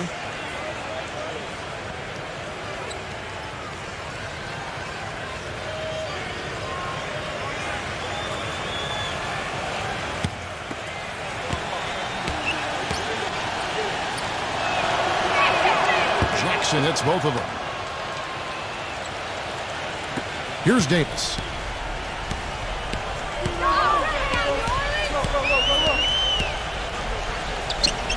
Number 28, defended by Durant. Right there! Oh my God! Shot clock at 6. That's good. He's got 8. But the drive to the bucket was nice, but how about the finger roll finish? Beautiful. Kings leading now by 7. Jackson kicks to Gay. Number 22. Second change shot. And it's Durant laying it in. Durant's got 8 points in the quarter. You know, the only tough part of that basket for him was getting into such good position. The rest of it seemed easy. Number 28, defended by Durant. New Orleans moving the ball around. Davis, the pass to Lumpy. Back to Davis. There's the triple. That doesn't go either for Davis. Sacramento's gone into a slump here from three-point range, shooting just 1 of 5 here in the third. And Kevin Durant again. Durant's got 10 points here in the second half. This switch has definitely been flipped to on this quarter, guys. Now a timeout called by New Orleans. And as with any timeout at this point of the game, important to go over the strategies that are working and those that are needed in terms of adjustments. And, of course, the opportunity, guys, to get hydrated with Gatorade before coming back onto the floor. We've seen some good action so far, and there's more of it to come. Yeah, this game has been physical, it's been fast, it's been high-paced. So anytime you're in a situation like this where it's really a hard-fought game, critical to keep yourself hydrated throughout.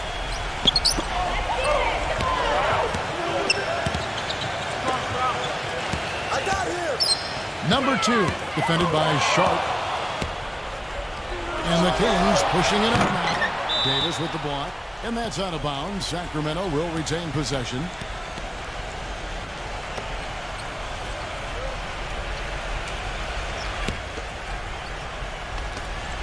Pass to Sharp. The tray. Gets it to go. They got on this roll a while ago, and they just haven't looked back. And this is someone that can really hurt you from long range. He did that to a degree in the first half, and he's doing it now. Number 2, defended by Sharp. And Davis puts it in. Davis has got 6. The defenders need to talk to each other. The communication lacking there on that three-pointer. There's a minute 34 left to play in the third. The Pelicans have gone 8 of 16 in the third quarter to put their second half shooting percentage right at 50%. Number 28, and the layup's good off the glass. 10 points for him. Well, the defense just looked a little lazy on the glass there. Yeah, nobody boxing out. That's inexcusable. Beasley outside. Drops in the tray. And the Kings lead by 12. The Pelicans shooting it well here in the third, about 50%. Number 2, defended by Sharp. Davis. And another 3 for New Orleans. I wasn't so sure he could get it turned around after that poor first half, but He's got it rolling here a little bit in the second. Here's Sharp. Thompson with the rebound. Thompson's got his 5th rebound in this one. They set the screen. Looney. And he drops in the layup off the glass. They're not as aggressive from the outside here, but maybe they should think about stretching the defense a little bit, like they did in the first half. I mean, stretching the defense makes it easier to score inside, too. That one goes. Count it. That's the way to work the ball in close to the hoop, guys. Pelicans trailed by 9. Outside, Davis. Looney. Number 2, defended by Sharp. 6 to shoot. Here's Davis. That doesn't go either for Davis. From midcourt, no one. And a great show through 3 quarters as we end. Friday. Well, welcome back as we get set to start the 4th. And guys, what do you think about the offensive approach we've seen so far for the Kings? Well, the great passing we saw in the first half has carried right over into the second. They've also been pounding it inside tonight and coming away with a lot of points in the paint. I call those PIPs. Kings leading now by 7. And for Sacramento, we've got Ibaka, who's out there with Durant. Reggie Jackson out there with Adams. And it's Sharp in at the 2-guard. Soft touch off the glass. 21 points for Kevin Durant. He has really shot the ball extremely well, as you'd expect. Like we say, he's been making sweet string music all day long. And for the Pelicans, to the paint.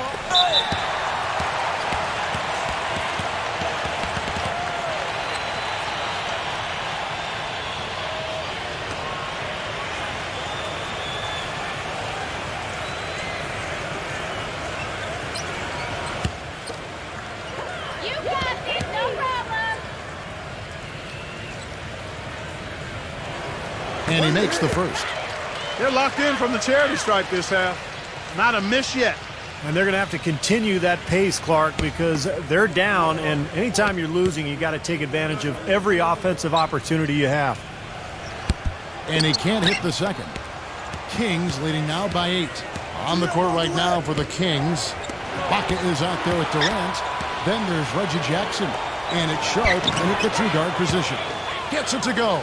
Yeah, they're going to need some help there defensively. That matchup is going to be a tough one to deal with. There's the pick. Lumpy, guarded by Jackson. Number 2, cranes the 3-pointer. Talk about doing a Rip Van Winkle on defense. Come on, guys, wake up. Why are they leaving him open at the 3-point line? Come on. He kicks it to Jackson. And the rebound goes to the Pelicans.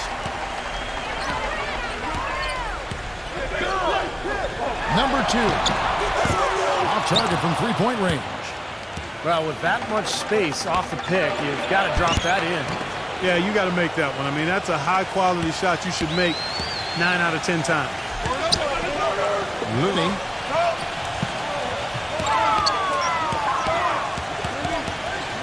And there's the pass to Lumpy.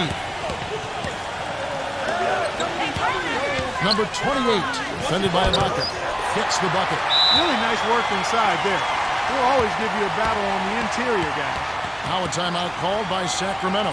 Well, he's got to get everybody on the same page. I mean, that's the reason for this timeout. And if that happens, I think they can improve and start playing better. You know, it's a coach's job to always try to be 2 or 3 steps ahead of the opponent and to look for that extra edge if you can. And I think he feels like he might have seen one. Doris Burke has an update for us. Doris? Thanks, guys. I got a chance to hear what Mike Brown was saying to his team. His advice clear-cut. I want to see you playing to win, not playing not to lose. I don't care what the lead is. We do not back off. All right, Doris, thank you very much. Dishes at the green. Pass to Lumpy. Oh, took the contact and tried to throw it down over the top, but instead he'll shoot free throws. Very close to a three-point play right there. Yeah, that didn't go down, but those are exactly the plays coaches like to see.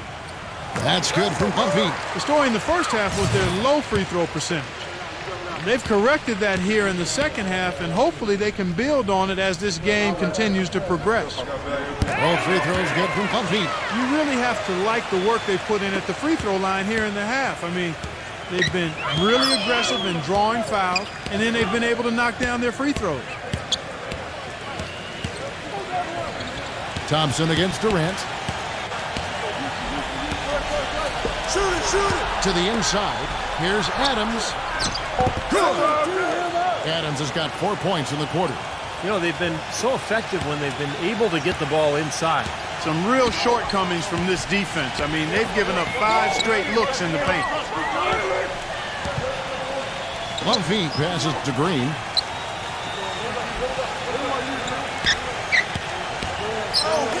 From past the arc.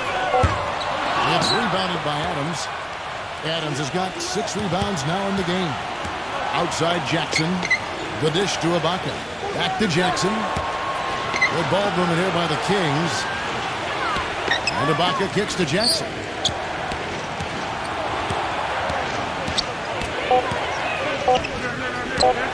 High arcing shot with the clock winding down. Oh, tried to dunk it home, but drew the foul, and it'll go to the line. That one on Thompson. Yeah, that's smart basketball. You foul and you send a very poor free throw shooter to the line.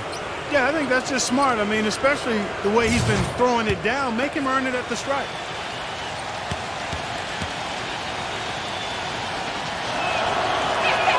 That's good from Adams.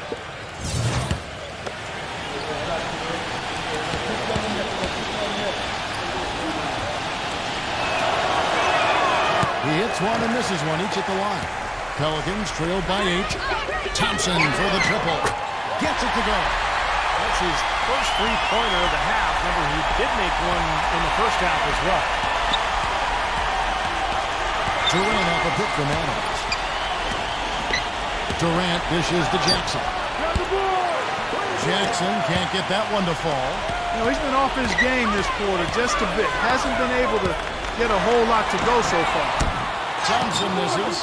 Green. Ibaka with some nice D. And the shot counts. He's fouled, and it's a chance for a three-point play. And that kind of power move has become a trademark for him.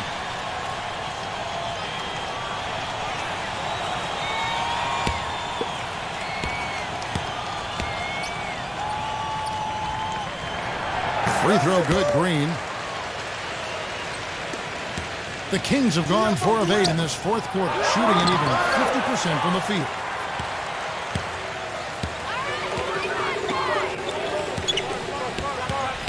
Number 28. Almost, but it rolls out. Most of the time, that shot will go down. Or the defenders have to make sure they tag it. Ibaka right side. Here's Adams. Nice work on the boards, paying off with the basket. That's some grit and determination in the post. Essential qualities to have late in a close game. Exactly. I mean, this is the time to attack on the interior and generate those easy opportunities.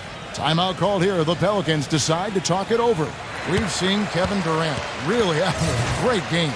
And he's getting to the rack all game, and if they can't do a better job of keeping him out of the paint, they're in for a long night. Thompson outside, beyond the arc. Rebound by the Kings. Feeds it to Jackson. Rejected by Buffy. Down low, Rooney, defended by Adams. Beautiful work in the transition game. That's how to do it. Attack early before the defense can get itself set. Outside Jackson. Back to Durant. Outside Jackson. Ibaka outside. Number 22. Out of bounds. New Orleans will take possession.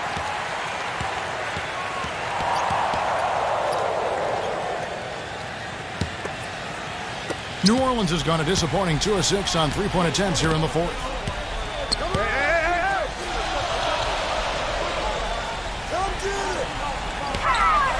Pass to 1 feet. to tie it up, and it's blocked by Adams. Sacramento's gone 0-3 so far in the fourth quarter from long range. Back to Jackson. The pass to Adams. Outside Jackson. Shot clock at 5.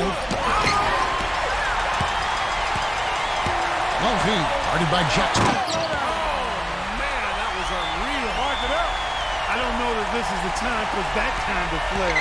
In a close game, the important thing is the 2 points, not the dramatic. Oh, come on, Clark. He had to go for it, didn't he?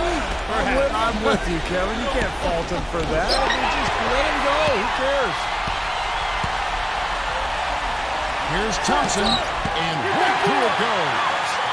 Thompson's got 9 points here in the second half. The Kings trailing. Outside Jackson. Poked away. Here's Bumpy. And that one is hammered home.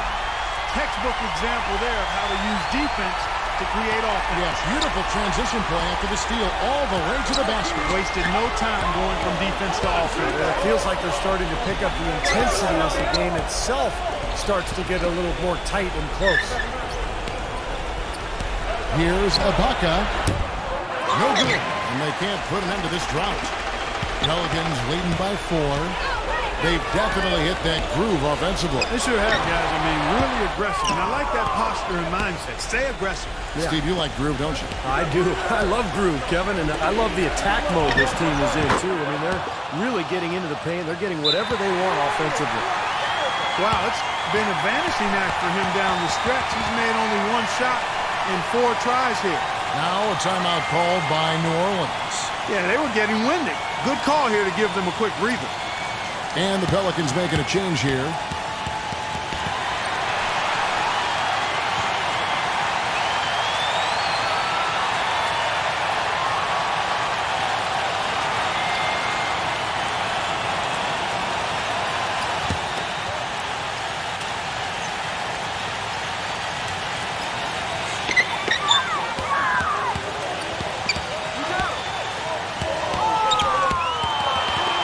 Here's Bunky. And he was fouled on the way up. 2 free throws now for him.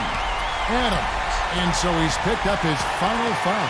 And he will sit for the rest of this game. Rambo, he's checked in for Sacramento. And a breakdown here, guys. The hustle stats for the Pelicans. I'll tell you what, they've hit the boards hard in this one. It's led to an abundance of second-chance points. I mean, they've gotten a lot of second-chance points. And I'll tell you, the other thing that's been a factor is the transition game. They're scoring a lot of points on the fast break. You know, you've got to like the fact that they're getting to the line. And on top of that, they're making their free throws in this half. That bodes well going forward. And so he drops them both. It's a 4-point ball game. No problem for him there. You just know what the result's going to be when he steps to the line in a tight game like this. Now a timeout called by Sacramento. They're trailing by 4. 1:51 left in the fourth quarter.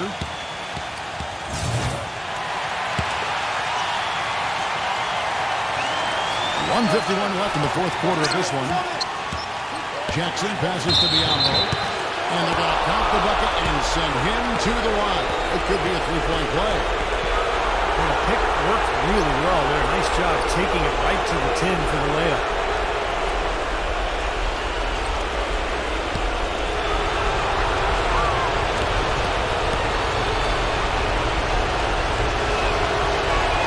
The free throw drops for Biombo. Just what the doctor prescribed. The hoop and the horn, and he makes good on the free throw.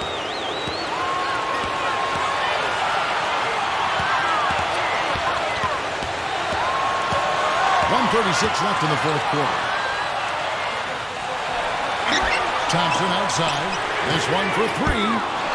Serge Ibaka with the rebound. Ibaka's got his 7th rebound here tonight. Plenty of space. It's rebounded by New Orleans. They've led by as many as 11 points.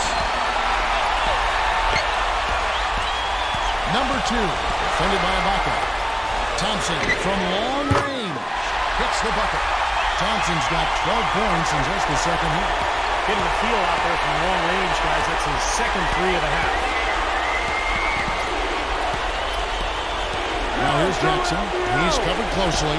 It's Durant with the drive. Huge points. That's beyond huge, Steve. I mean, they needed that bucket. Desperate. Clark, plenty of drama in this one so far. And I would not be surprised if it goes right down to the buzzer. Sacramento's gone ice cold from three-point land, 0-4 since the start of the final quarter. It falls! And he has brought them to within 2 points. What a difference in this crowd right now, Clark. Yeah, they're breathless, nervous, and quiet. Yeah, it is quiet time, Clark. You got that right. That was a huge shot. Passes it to Lumpy. Out of bounds, Sacramento takes possession.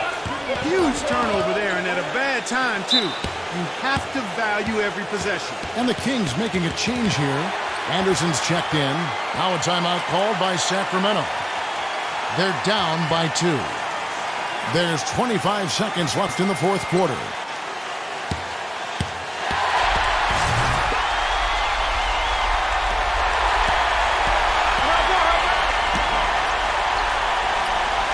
Back to Jackson. To take the lead. The three won't fall. And that's an intentional foul. Yeah, you got to freeze the clock. I mean, that's the enemy in this situation. A few misses at the line, and they're in good shape.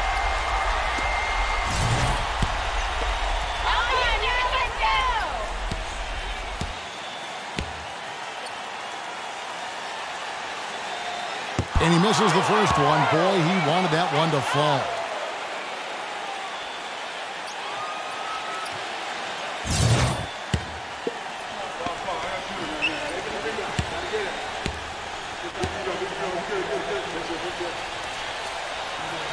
He's able to hit the second one, and that makes it a 3-point lead. Here's Anderson. And a chance here to send it into overtime. Need a three. He's been the guy on the boards today, no question. Steve, you're all over it. I mean, his numbers back it up. He's been working extremely hard out there.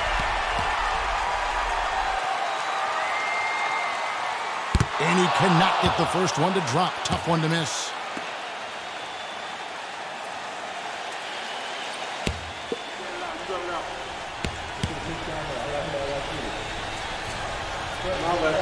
And he does get the second one. And that gives them a 4-point cushion. Here's Durant. Missed! So it's a narrow victory for the Pelicans, pulling it out for the W. Well, they don't get much more exciting than that, Clark. They sure don't. And when it was gut check time, this team kept their composure, kept their emotions in check, and got it done. And that'll do it for Clark Kellogg, Steve Kerr, and Doris Burke. This is Kevin Harlan saying so long and thanks for joining us as we leave you with the Jordan Player of the Game.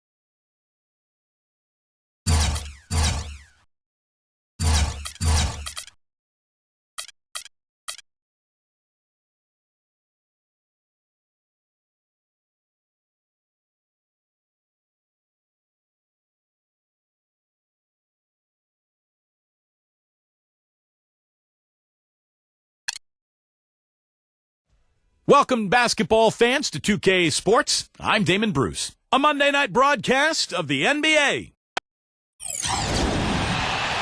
Welcome, everyone, to this 2K Sports broadcast from suburban Detroit. We're live at the Palace of Auburn Hills. A quick check now at the starting lineups for both teams. And, guys, what are we going to be looking for in this one from Oladipo?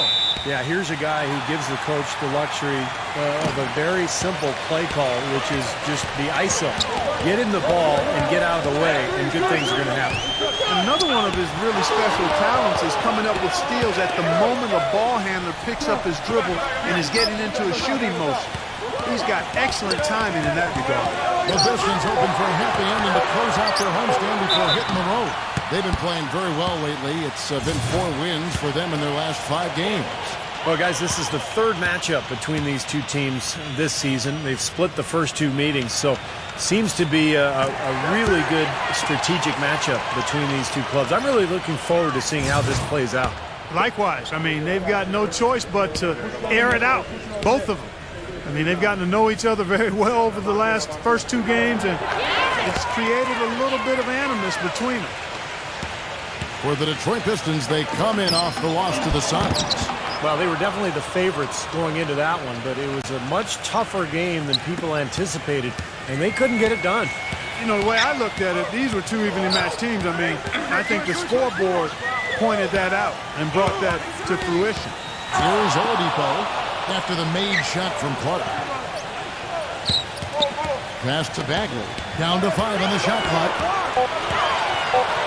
A jump hook. That's good. And we may have an injury here. That does not look good. Yeah, Clark, that did not look good. Let's keep our fingers crossed that it's nothing too serious. Boy, you can't help but feel for him. I mean, one moment you're doing what you do best, and the next, the situation's really out of your hands. I really hope he's okay. Doris Burke has an update for us. Doris? Kevin, here's what the Celtics head coach had to say when we spoke just a few minutes ago. It's been a pretty even matchup against this team, at least so far this season, with a game going each way in their first 2 contests. And the key to them taking this one tonight, he said, is defense. We know they can score with anyone, and we're certainly capable of putting some points on the board when we need to. But we can't get into a barn burner shootout with them. We've got to slug it out, play some gritty D, and make them work for everything. Kevin, this should be a tough game. And Doris, thank you as always. And of course, facing an offense like this, you really have to be aware at all times of the weapons they throw at you. No question.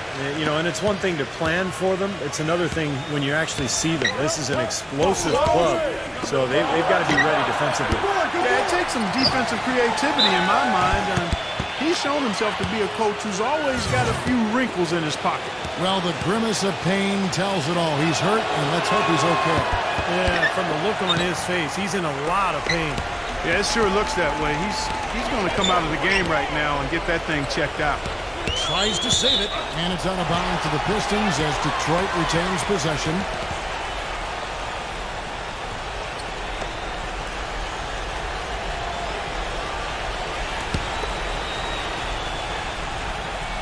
Just over a minute and a half played here in this one.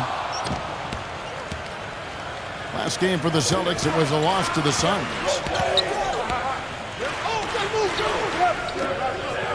The Celtics working the ball around now. Here's Mobley, rejected by Bagley. Here's Oladipo, averaging 16 points a game.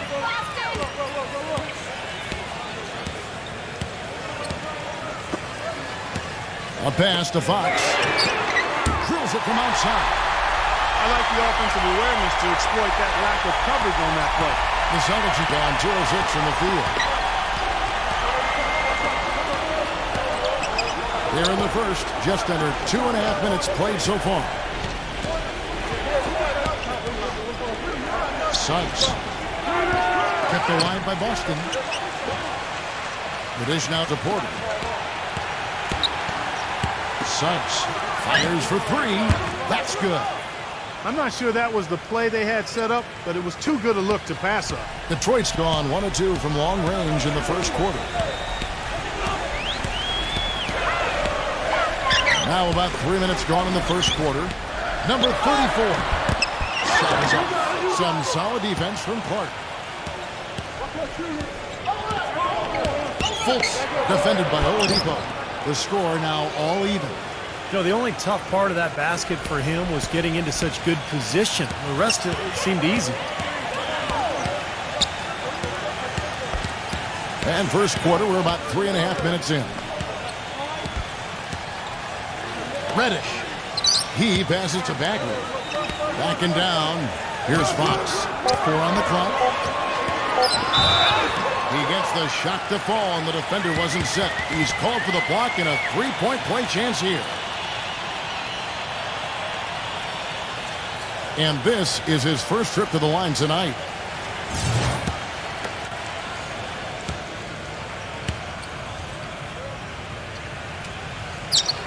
That free throw good from Fox. And we're just over 3.5 minutes into the first quarter. Tipped away.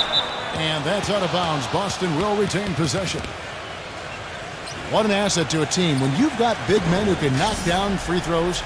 Look here at the top centers and power forwards in terms of free throw percentage this season. Otto Porter Jr. is second. That's a very confident group of players at the foul line. You know, we've seen a lot of guys at that size struggle from the free throw line, but these are good shooters here. I want to check you on that now. Not all big guys struggle at the stripe, Steve. I mean, I know you're a little fella, but there are some excellent free throw shooting big men around. None more so than the group here. You know, he's been off his game this quarter just a bit. Hasn't been able to get a whole lot to go so far. And pushing it up. Here's Boston. Here's Fultz. Count the bucket.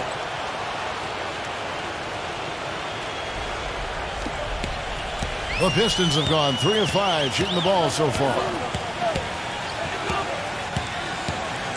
Here's Fox. 26 points for him last game against Phoenix. And he gave him great effort defensively as well, including a couple of blocked shots. The Celtics have gone just a shade under 50% from the field. 5 of 11. It's off his leg. And the ref saying he kicked it. The Pistons making a change here.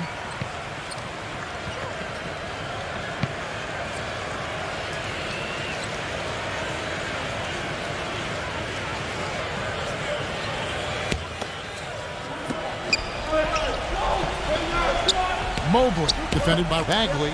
Here's Clark. And fouled hard that time. He'll get to the line and shoot 2. And something to watch from him, guys, just his hustle defensively. He seems to fly around the court, and he's able to block shots from impossible angles because of that effort. Steve, you got to love a player like that willing to bust his booty the way he does. I mean, he pursues the orange like nobody else. Ties it up, and this next one could give them the lead.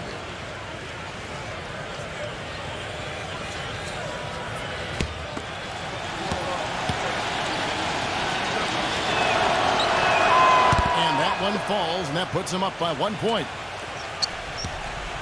Detroit's gone 1 of 2 from long range in the first quarter. Pass to Fox. The 3 puts it to go. 9 points in the game so far. You know, he'll make you scratch your head and throw your hands up as a defender. I mean, you just don't know how to play. So the Celtics called timeout. They're first. Their last encounter was in Detroit, where they were able to handle the Pistons. You know, that last game I thought was an evenly played game, but the difference was the big discrepancy in the free throw percentage in their favor. That's what helped them win.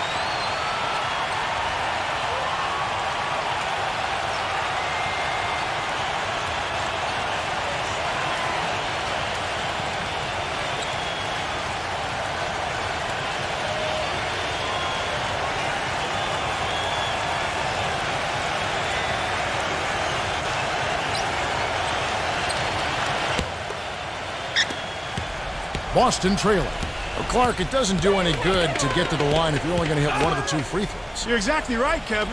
You don't want the hack-a-shack strategy to be a way for a team to beat you. You want it to be a last resort strategy. Hasn't been the hot start he's wanted here. I mean, he's got a few to fall, but doesn't seem on target most of the time he fires. Number 31. The shot is off. So the Celtics will take it the other way. Rebounding is going to be the focal point for them in this one, fellas. I can feel it. Yeah, it's a physical game, and so far the numbers show that they've got the edge on the glass. Detroit's gone 2 or 3 from deep so far in this game. Reddish, he feeds it to Noel. The pass to Fox. And count it. 2 points with a chance for one more at the free throw line. And he will take the ball right into the teeth of the defense. He's gone 1 of 1 in the game so far from the line. Well, he's become one of the most dependable free throw shooters around, about 82% on the year. We've seen some obvious improvement in his free throw shooting since last year. That's good from Fox. And the Celtics with possession here, trailing by 2. There's the feed to Porter. Suggs. Nice ball movement by Boston. For 3. And the shot is good. 9 points in the game so far. And these two teams continuing to trade blows like heavyweights in the middle of the ring. So many times tonight the energy in this building has gone from one way to the other. Kicks to Noel. Passes it to Fox. And they wasted no time getting those 3 points back. I don't think they can ask much more of him than what he's done this quarter.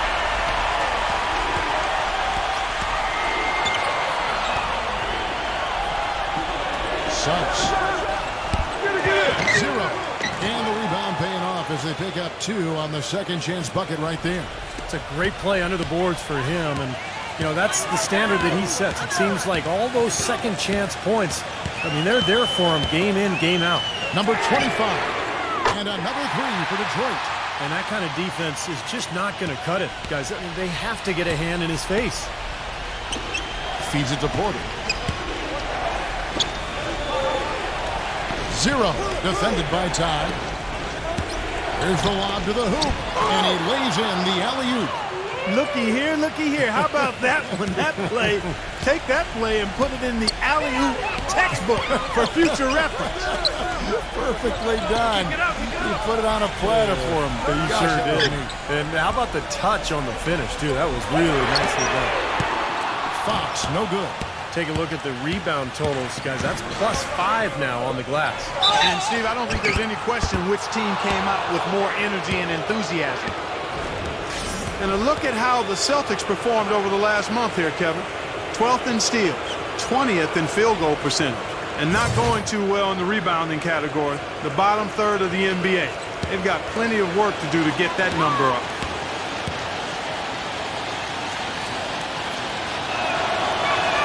And the first one at the line is good. Markieff Morris is checked in for Boston.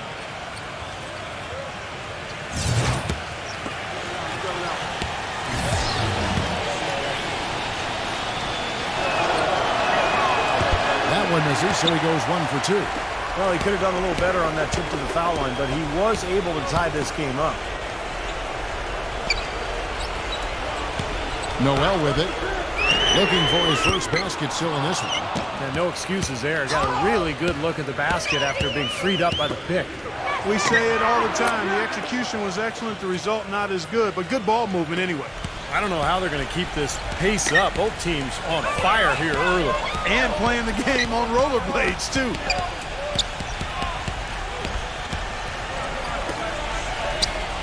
He passes to Ty. Uncovered. And the shot is long. Well, the shot was there for him, and he had to take it. I don't care if he didn't convert. He's got to take that every time. Suggs. He's covered by Westbrook.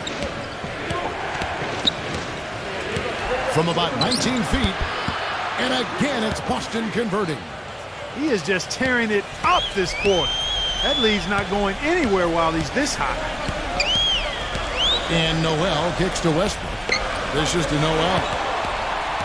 Back to Westbrook. Shot to stop the run. The shot will not go. In terms of rebounding, it's been a sensational opening quarter. I like sensational. That's a good word for it. And that one's good. You know, they've really built the lead on their inside game and their ability to convert second chance opportunities, Kevin. And Detroit has possession after the basket by Boston. And Noel kicks to Westbrook. He dishes it to Noel. Westbrook, pocket 6, the 3. The shot misses. We've got 33 seconds left here in the first quarter. Pistons trail by 6. Number 25. There it is, guys. That Olay defense. Just watching him go, Clark, right by. I think we might be seeing which team is ready to take control of this game. Yeah, that's a dunk that could absolutely get them going. I agree, Clark. He kicks to Morris. Suggs. The dish to Morris. The 3-ball is rebounded by Tao. Boston again missing. Boy, they were ready for him right there. I mean, totally collapsed the defense on him. And they're scoring pretty well as we conclude the first quarter. Celtics lead by 4. It's the NBA on 2K Sports from the Palace of Auburn Hills. This Wednesday, February 8th, the San Antonio Spurs go on the road to battle the Now the second quarter getting ready to start up. Let's look at the energy stats, how the hustle game has been going for the Celtics. Early on, guys, excellent work on the boards here. I mean, you got to like those second chance points they're getting. Yeah, I do too, and I think they're also getting some good looks in transition, doing a nice job of running the floor.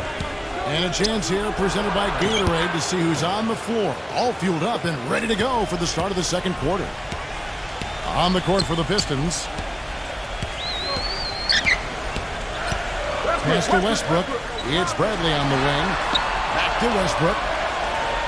Pistons passing it around. Number 25. Offensive rebound. And that one's good. They've done well at taking advantage of some late defensive rotations and getting the ball into the paint. Yeah, they've been the aggressors, Clark, and getting the ball inside into that lane area has been huge for them. Morris dishes to DeRozan. Out of bounds. Detroit takes possession. Well, let's take a look now at some of the most explosive players in the NBA lately. The highest scoring small forwards of the past month. And you look at DeRozan, top 5 scorer in the league. What a player he is. Those are some tremendous athletes, as we're used to seeing at that spot on the floor. You know, they can pretty much all give phenomenal individual performances on any given night. And most nights, that's exactly what they do. Every team wants and needs scoring from the small forward position. All of the players on that list provide.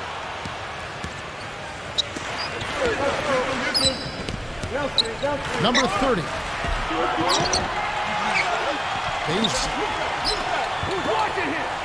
Number 30 goes to the reverse layup and drops it in.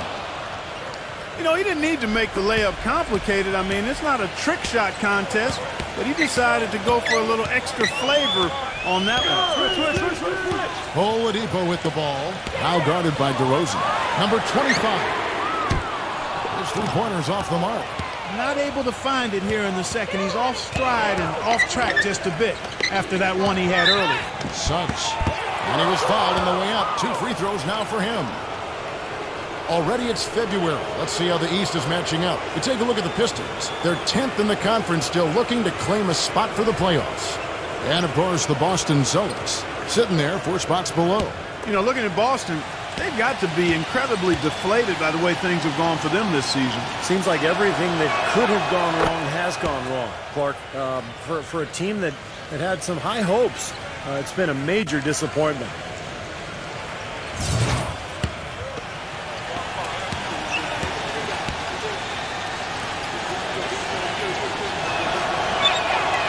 Good on the second, so he makes them both. 2 minutes now played in the second quarter. They could use a big shot here to get this offense going. Sure could, Kev. I mean, too many empty trips. They need some points. Oladipo, the pass to Westbrook. Wide open look.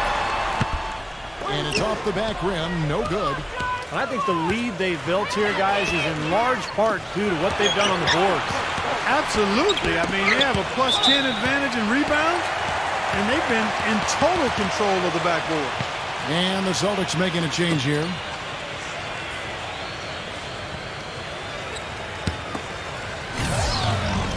Quarter 2 and just under 2.5 minutes gone by. Now here's Bradley. Still getting warmed up offensively. No buckets yet in the game for him. And so he earns a trip to the line. Officials saw the contact, and he'll shoot 2. Great job. Take it right at the defense. I like the aggressiveness. Yeah, he left them no choice but to foul there. The Pistons have been excellent at the free throw line here today. A flawless 6 for 6.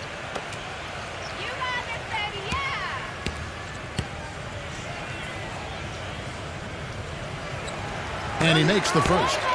Reckley, he checked in for Detroit.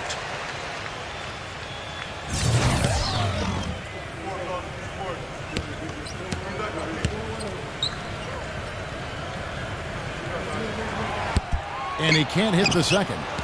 Celtics leading by 7. The 11-footer, and he hits the jump shot. 6 points for him. It was a slow start for him, but he started to take off since we hit the second quarter, guys. About 3 minutes played so far in the second quarter. Again, the miss by the Pistons. Swiped away, and that one's good. And we've got an injury out on the floor. Very unfortunate as always, guys. Don't like to see this. Yeah, he's not happy right now. You can see it's really hurting him. Sure can, Steve. I mean, it's difficult to say exactly how serious it is, but hopefully we'll have an update soon. The Celtics have gone 3 of their first 5 shots to drop here in the second quarter. Suggs. Boston again missing. And it is very dangerous to leave him open like that. Lucky break for the defense that he missed it. Here in the second quarter, just under 3.5 minutes played. Outside Westbrook. It's Bradley on the wing. The offensive rebound. Another shot. So he gets the whistle. Contact on the way up, and 2 shots coming up. The Pistons have been coming through at the charity stripe. They've made 7 of their 8 attempts. Well, you look at the numbers, 79% as a team on the season. That's very impressive. Guys, that says a lot about the poise of this team. I mean, they've been so calm, cool, and consistent at the stripe this year. I mean, that's impressive. That's also good. So he hits both free throws. Closing in on 4 minutes played here in the second quarter. Launches a 3. Again, the miss by the Celtics. Boy, I'm shocked he didn't make that one. He usually knocks that one down with ease. And it's out of bounds. The Celtics will take it the other way. Let's see some of the numbers here for DeMar DeRozan. A lot of great basketball from him this year. 3rd in free throw percentage. And he's really worked hard at his offensive game.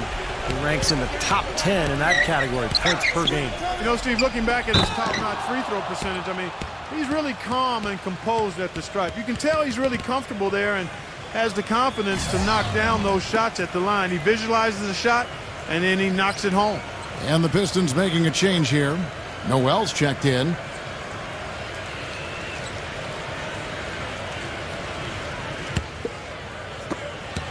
Pistons trail by 7.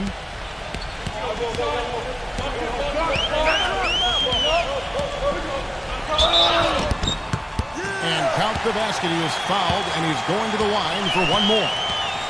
Oh, man, he goes old school on us with the finger roll. First trip to the free throw line for him tonight.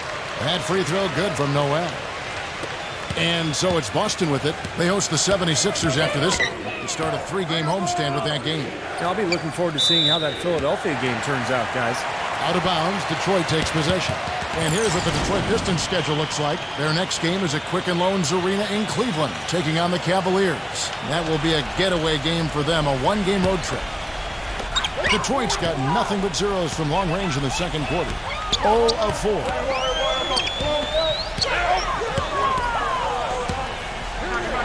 Number 25. And the Pistons getting another bucket right there. And he's someone the defense has to keep track of at all times because, you know, even when he doesn't have the ball, he moves so well without it. He's constantly a threat to catch and shoot. And, Steve, he's earned a nickname that's familiar to anybody that's followed basketball, the microwave. There's no slow build-up with him. All he needs is 1 shot to go down, and it can set him off, turn him into a real scoring machine. He cooks with gas, not electricity. The Pistons working the ball around now. Pass to Brandon. 5 on the clock.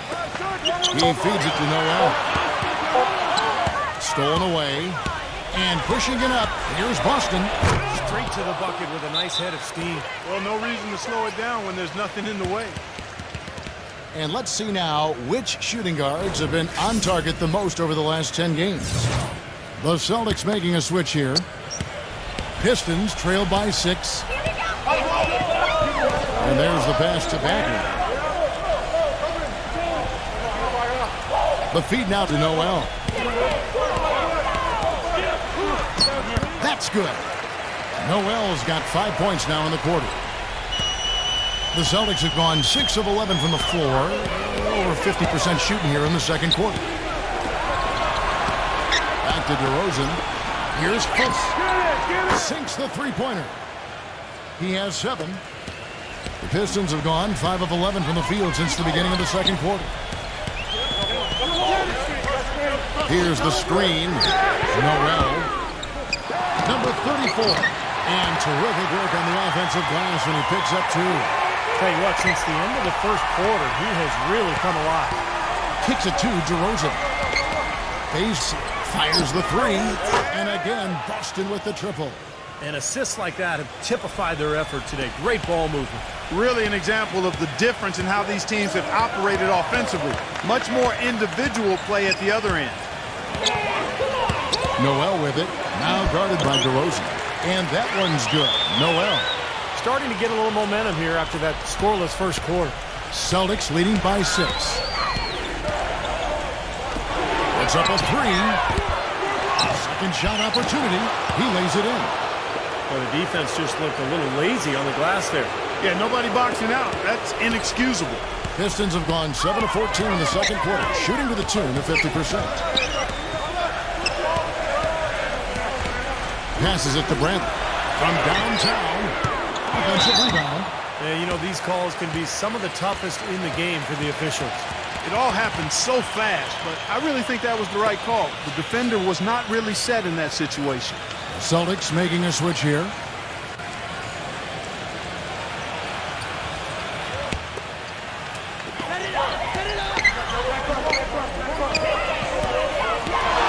Number 34. And so he draws the foul on the shot. A trip to the line to shoot 2. And this is what the schedule looks like for the Boston Celtics. They host the 76ers after this game, and that's the first game in a string of 3 straight at home. This is his second trip to the line in this one. Well, he had a lot of success at the free throw line in their last game. He really did. He didn't waste any of those chances when he got them. And I think it's clear he's gotten better in that department since last season. I mean, he looks a lot more comfortable at the line now, and he's getting better results.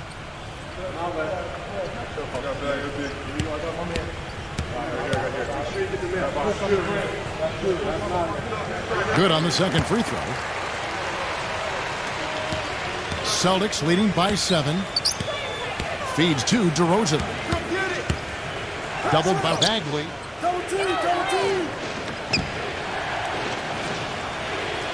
Number 30. A chance there to push it to double digits, but it's off the mark. And he continues to search for his rhythm. It's eluded him to this point. Pass to Bagley. The second chance effort. And the bank shot is good. If you battle for the offensive rebound and come up with it, you're guaranteed a high-quality shot on the follow, just like he got there. And that one's good. They're relying on their three-point shooting and getting pretty good results right now. Yeah, in fact, 3 of the last 5 makes are from beyond the arc. Reddish, defended by Clark. Reddish takes it into the teeth of the D and converts the layup. We've got 1:48 left to play in the first half. I see him. Number 30. And it comes off the front of the rim. Pistons trail by 6 to the inside. Westbrook with the bucket. Boy, they keep hammering away at him inside, forcing that ball into the paint. Smash mouth basketball. Yeah, and it's a strategy that has served them well in this opening half, Clark. Here's Fultz. Russell Westbrook with the rebound. Westbrook's got his 4th rebound with that last one here tonight.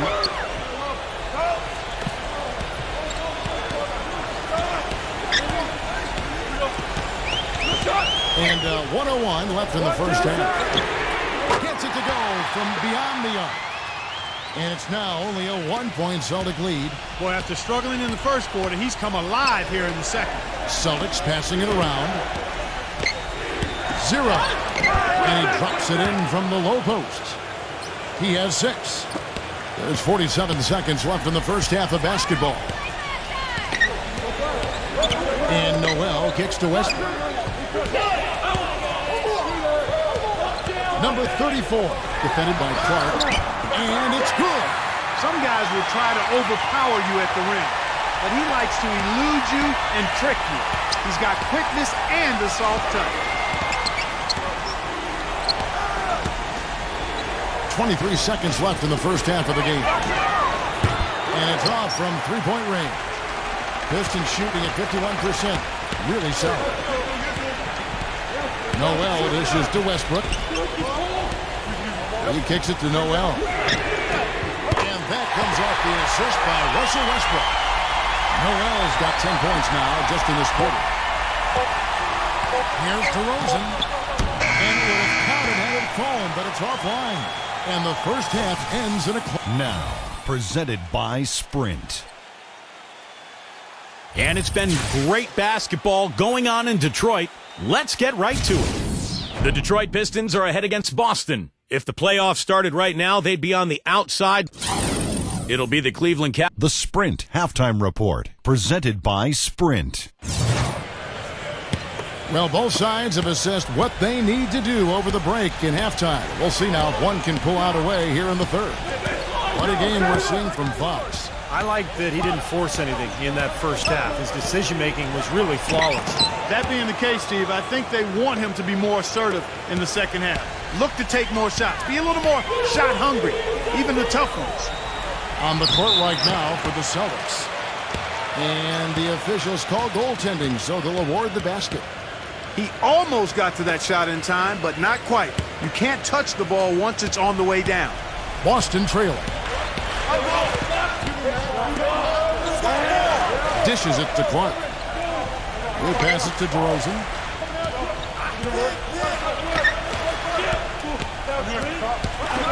Shot clock at 6. The Celtics need to get a shot off. Number 30 hits the three-point bomb. 12 points for him. And Clark, a great competitive game so far. Yeah, tit for tat. I mean, back and forth, plenty of lead changes, and excellent play. These two teams, guys, look so evenly matched to me. I think this could go right down to the wire. Oladipo. Rebound, Boston. Clark's got 7 rebounds in the game. Out to DeRozan.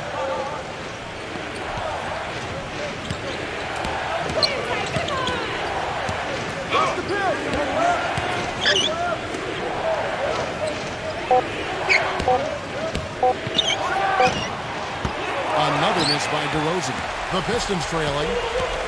To the paint. Here's Fox. The lead pass was put in just the right spot. You got to love the big bucket in the paint in this sort of grinded-out physical game. Yeah, that was your game, Clark. Pound it inside and take the ball right to the defense. That's what I tried to do, man. I knew my limitations. Coming in. 17-foot shot on the way. The Pistons have gone 2 of 3 from the field to start the second half. Fires from the wing and misses it off the right side of the rim. DeRozan with it, averaging 23 points per contest.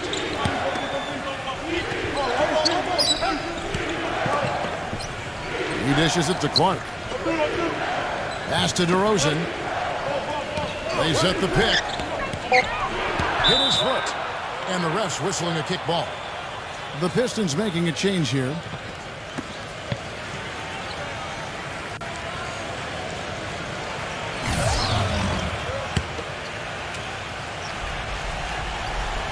Not quite 2.5 minutes played here in the second half. To the middle. The dish to Clark. And that basket's going to count, folks. Gets the goaltending call right there. Boy, he picked him out brilliantly with that feed inside. He got there late, but you do have to like the aggressiveness to go after the block. But that one's going to count. And the crowd immediately letting the officials have it after that whistle. A very unpopular call there. And the Pistons making a change here. Rackley's checked in, off his foot, and it's whistled a kick.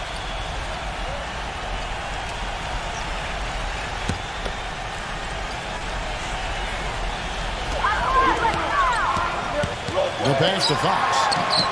Gets a very good look and converts. 19 points in the game. Every time it seems like one team makes a run, there's a response. Yeah, this has been teeter-tottering back and forth like a seesaw. Stripped it away. And now the Pistons fast break. Jumps up. Oh, went in there and tried to power it down, but drew contact. He'll head to the line. And saved a likely dunk there. Yeah, very smart foul under the circumstances. You can't allow him to just throw it down on you.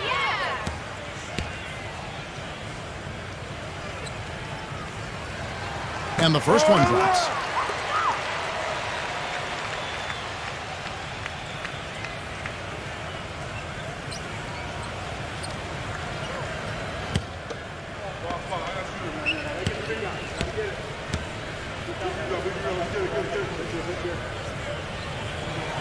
All free throws good from Oladipo. Celtics trail by 3.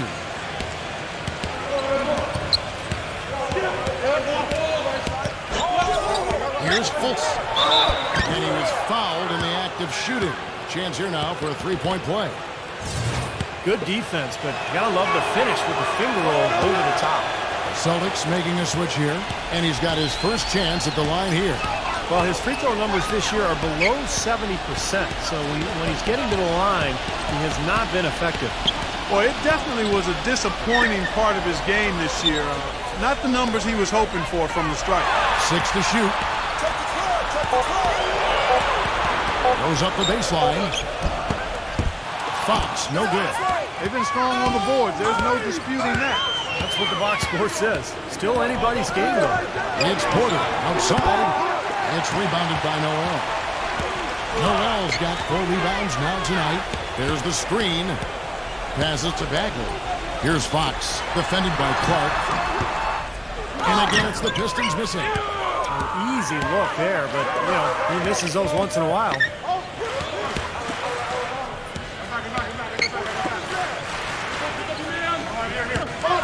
Fultz, defended by Noel.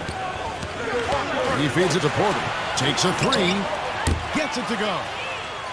They got on this roll a while ago, and they just haven't looked back. Boy, he found the perfect spot behind the arc there. Big gap in the defense. And the call is going to be, yes, it is, an illegal screen. Here's a chance to take a look at the Pistons and how they rank in the NBA right now. 5th in free throw percentage. 13th in rebounding. And as far as team scoring goes, they've struggled a bit. Top 20 in the league. There's room to get better there. Yeah, you look at the free throw shooting, Clark. It's very impressive. They've been in the top 5, as you talked about, and it's a result of a lot of effort, a lot of concentration. And when you shoot them that well, then you gain confidence and you really start attacking the rim because you want to go to the free throw line to shoot.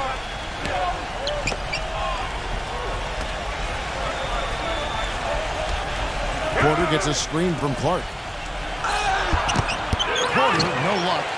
Well, the effort was there, but he just couldn't quite fight his way through traffic. The tray. Good. Noel's got 13 points. A little bit of a defensive breakdown there. He's not the guy you want to leave open on the perimeter. You've got to stay attached to him. Here's Clark. Tried to come right back with the 3 of his own, but it's no good.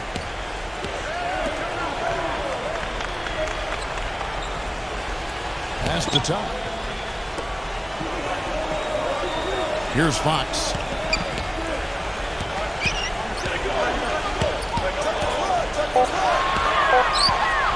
Shoots from the elbow, and the Pistons getting another bucket right there.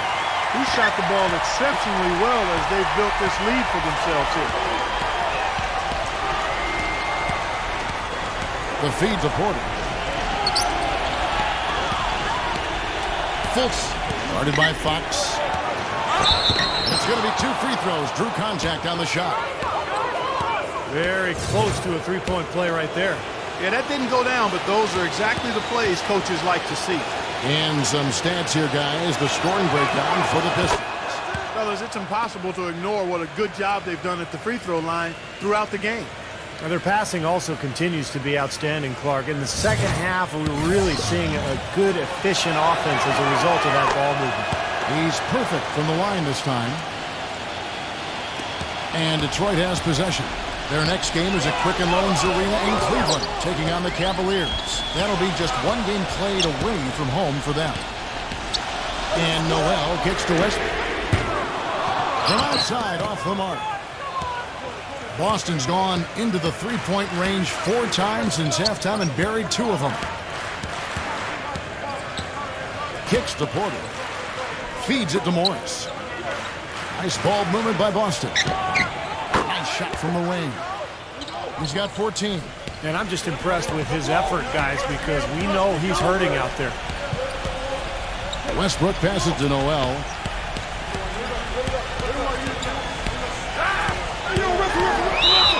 And a foul called on the shot. Got him on the way up that time, so he'll shoot 2 right here. Wow, this game just a commanding performance for Noel. 13 points, and he's hit the mark twice from three-point range as well. Well, it's no secret. I mean, the more points he can come up with from out there, the better off they'll be offensively with their spacing. And the Celtics making a change here. DeRozan's checked in. Both free throws good from Noel. So it's the Celtics now. Now DeRozan. Out of bounds. Detroit takes possession. And this is a good time to show you some of the league's most disruptive defenders over the past month, the steal leaders at the small forward. And you look at DeRozan, one of the league's best, 3rd in steals. You know, if you're an opposing small forward, this could also be called a list of the league's most annoying players because they will be in your jersey all night when you're up against them. And they're not just good on-the-ball defenders. They'll torment the players they're not guarding. A lot of those steals are the result of passes he gets his hands on away from the ball. 2 on the clock. Shot's good. Noel's got 17 now. The Celtics have gone a solid 6 of 11 when shooting here in the 3rd quarter.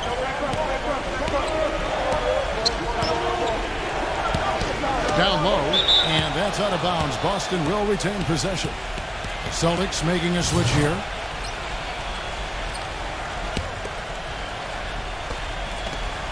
Suggs bangs home the trifecta. He's got 17, and not even 3/4 out of the way. So many lead changes. One heck of a game. I mean, guys, this has been outstanding in terms of the effort that both sides have been able to put on. Looking over there at Steve. He's enjoying every second of the part. Me too. Man, this has been great, guys. The fans getting their money's worth here. Both teams just playing so hard out there. He kicks it to DeRozan.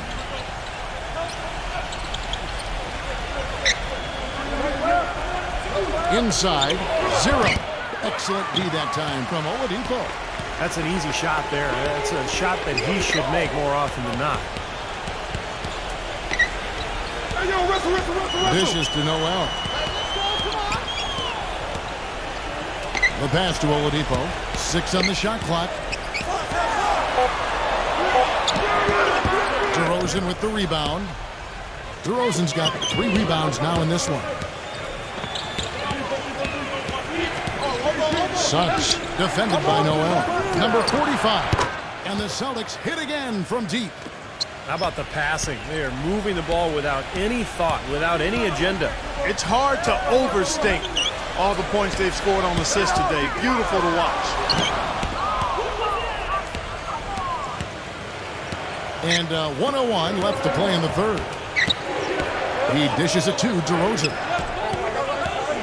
Suggs, number 45. Misses the 3. And here's Oladipo.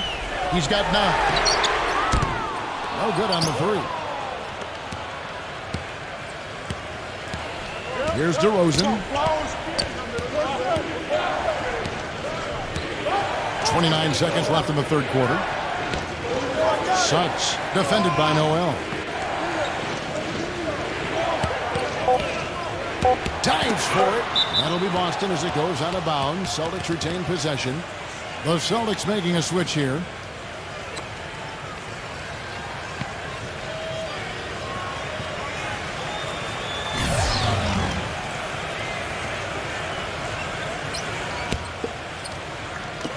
17 seconds left in the 1st quarter of the game.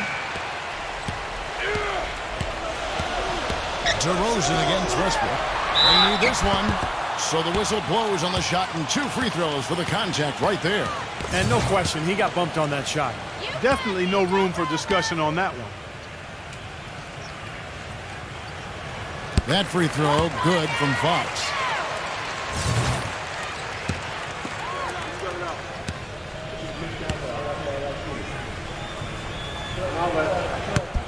That one falls, so he hits both of them. 7 seconds left in the third. Suggs gets the three-pointer to fall. 20 points for him. And another three-pointer to the second half total. Yeah, they caught that long-range bug at halftime, and it's been bombs away ever since. And that's it for the third quarter. Both teams scoring well as we head. Sunday, And we're set to start the action up here in the fourth quarter. And if it's anything like the first 3, we should be in for a treat. And let's quickly check out the scoring breakdown here for the Celtics. You know, one of the big stories has been the 3-ball. It's been a key part of their offense throughout the game. And that's helped with their passing game, too, because they're getting a lot of assists by sharing the ball and moving it. The Celtics with the lead. And for Boston, DeRozan against Fox.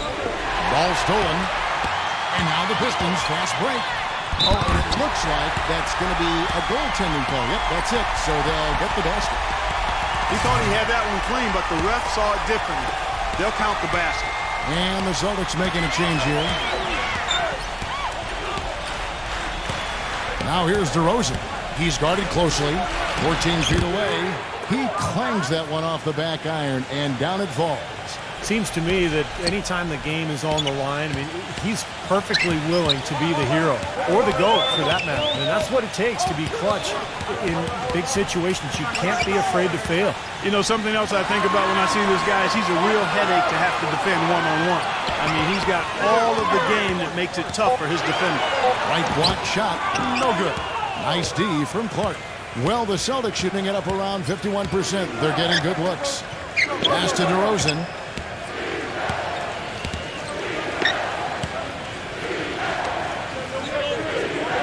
Fultz, guarded by Fox.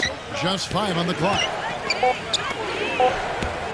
Number 30. No good off the back of the rim. The Pistons have gone 2 of 3 from the field to get the fourth quarter started. And count it, the shot is good. He'll go to the free throw line. They are not rotating nearly quickly enough on defense down low. Got to get quicker there. And even if it costs them some foul trouble, I mean, they need to start putting some bodies on bodies. Be physical. And they now lead as the free throw drops for him. Here's DeRozan.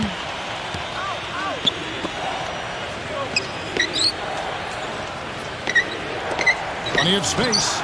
He squares up and sinks it. Boy, right down to the wire here, Clark and Steve. Still anyone's ball game. Both teams really invested now. I mean, this is the type of game you love to win, and you'd hate to lose it. Boy, after all this energy that both teams have expended, you're right, Clark. This would be a tough one to lose. Number 25. Offline with his 3. Got 1 3-pointer tonight in 4 tries. Here's Fultz. Detroit with the rebound. He was right there, but the defensive pressure forced that miss. Well contested. That really made it a tough shot. And play stops as it looks like they call him over the back here. Well, that's an aggressive play trying to get that rebound. Maybe a little too aggressive. And it was totally unnecessary, Steve. He was in no position to get to that ball. He should have just conceded. A little over 2.5 minutes have passed here in the fourth quarter. DeRozan with it. That one a little long. Detroit's gone 1 of 3 from outside the arc since we've reached the fourth quarter. Misses the finger roll. You see the defenders get out of his way a lot of times when he's on his way to the bucket, but not that time. Exceptional play to take the bump and still get it up and down. Yeah, way to stay with it and look to finish the play right there. Russell Westbrook's checked in for Fox. They got to keep fighting their way to the line, guys. This half has been nothing but success for them there. And their confidence has to just continue to go up the longer the perfection continues. Number 30. Again, the miss by the Celtics. The Pistons lead it. Westbrook dishes to Oladipo. Back to Westbrook. Passes it to Oladipo. Lots of room. The shot is off. So the Celtics will take it the other way. He's trying to shoot his way out of it, guys, and as long as they're in the lead, he's going to continue to try to find his rhythm. The dish to DeRozan. 6 to shoot. One deep. Busted. No good that time either. Pistons have gotten just under 45% of their attempts to drop in the fourth. 4 of 9. Westbrook can't get it to go. Boston's gotten off to an 0 for 2 start from downtown here in the fourth quarter. Soft touch off the glass. What a smooth finish. Well, he's certainly the one they want on the end of those breaks. He always finishes strong. He feeds it to Oladipo.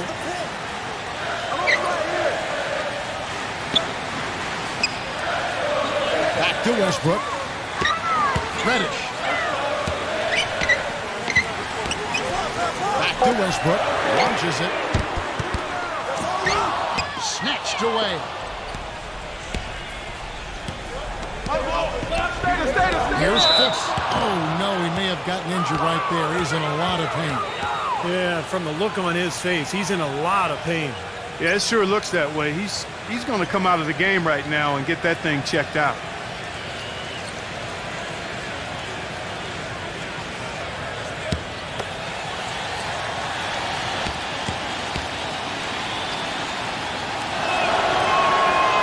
No good on the free throw. Directly, he checked in for Detroit. Now a timeout called by Boston. He's definitely shaken up. They're using the timeout to let their trainer take a look at it.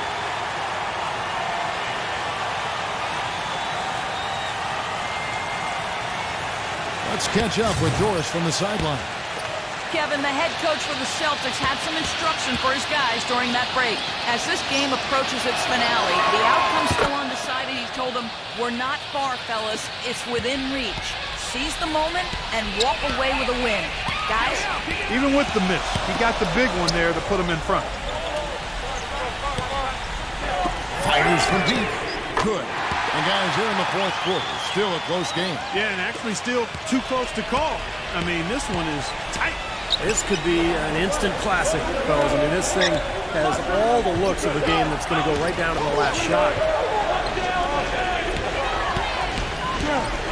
Now here's DeRozan, number 30. The wing jumper off target.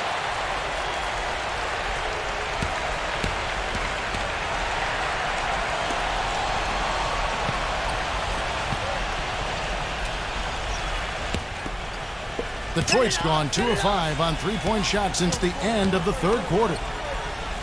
Right side, Westbrook. Backs in.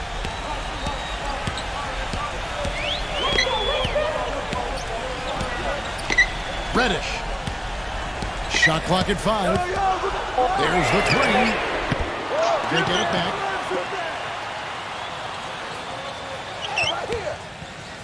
Goes back up, and it's good on the way up. And the Pistons lead by 4. The Celtics have gotten only 3 of their 9 field goal attempts to go down since the end of the third. Pretty cold down the stretch. Pass to DeRozan.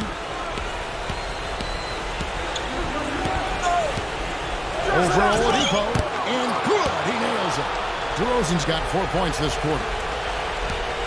The Pistons have gone only 6 of 14 from the field in the fourth. Outside Westbrook. He passes it to Bagley. Oladipo. The feed to Westbrook. Kicks it to Oladipo. Back to Westbrook. Shot clock at 6. There's the pass to Oladipo. And that comes off the assist by Russell Westbrook. Westbrook's got 4 assists in the game. Celtics trail by 4. Clark, they've been looking out of sync offensively. You know what? A basket here would do a lot for their confidence. They grabbed their own miss. The Pistons have gone 7 of 15 from the floor here in the fourth. Right around 46-47%.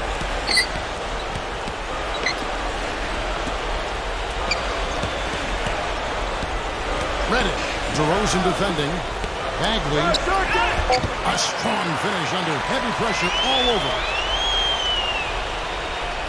And so it's Boston with it. DeRozan gets a screen from Clark. And the officials whistle a foul on the shot. The bucket's good. He'll go to the line. And the Pistons making a change here. Fox is checked in. That's good from DeRozan. Here's Oladipo.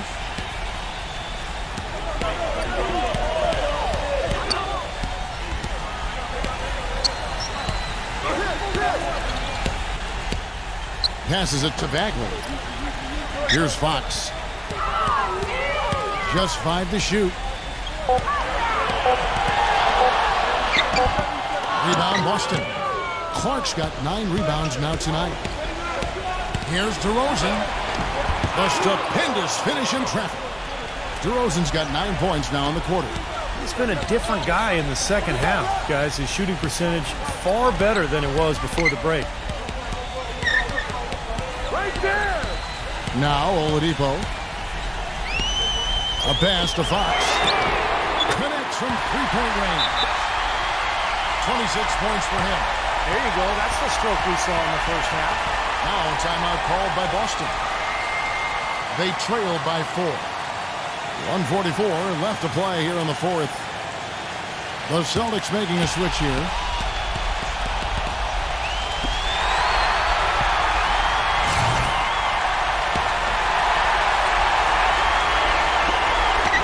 Left in the fourth quarter.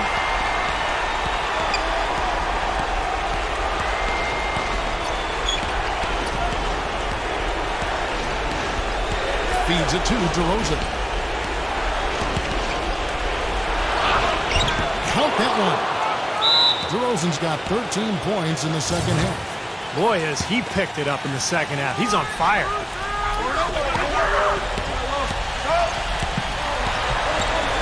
1:21 left in the fourth quarter. And here's Oladipo. Rockets hits. Wide open, couldn't capitalize. The clear look at the hoop. He doesn't miss many of those.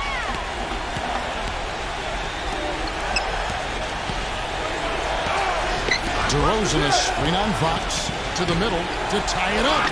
It's in! And tie game. That is a huge basket right there. Oh, what a basket, and at the perfect time. How about the courage and backbone of this guy? Wow. Pass to Bagley. Fox. Pistons passing it around. Number 34. Foul call that time on the way up. That'll give him 2 chances at the free throw line here. Well, they did have a foul to give, but they couldn't get it done before the shot attempt. Yeah, you really want to try to foul in that situation before he gets into the shooting motion, and it just didn't work out that time. He doesn't hit the first, and that was the one they really wanted. He's got one more, though.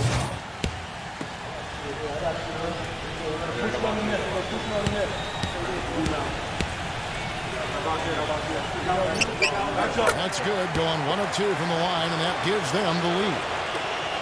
35 seconds left in the fourth quarter.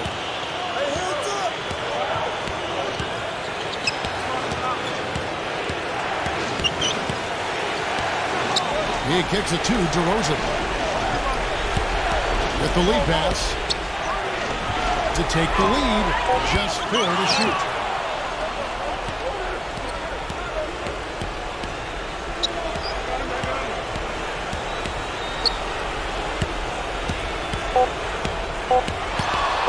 To win it. Gets the game winner to fall. A lightning bolt to win it at the buzzer. That is incredible. A sensational finish to a sensational game. And so it's Boston scraping by with the win. It was tight, but they managed to come up with the win. You know, nobody wants to lose a close game, Kevin. It's much better to win those tight ones. Thanks for joining us for this presentation of NBA basketball on 2K Sports. For Doris Burke, Steve Kerr, and Clark Kellogg, this is Kevin Harlan saying see you next time. But first, let's check out the Jordan player of the game.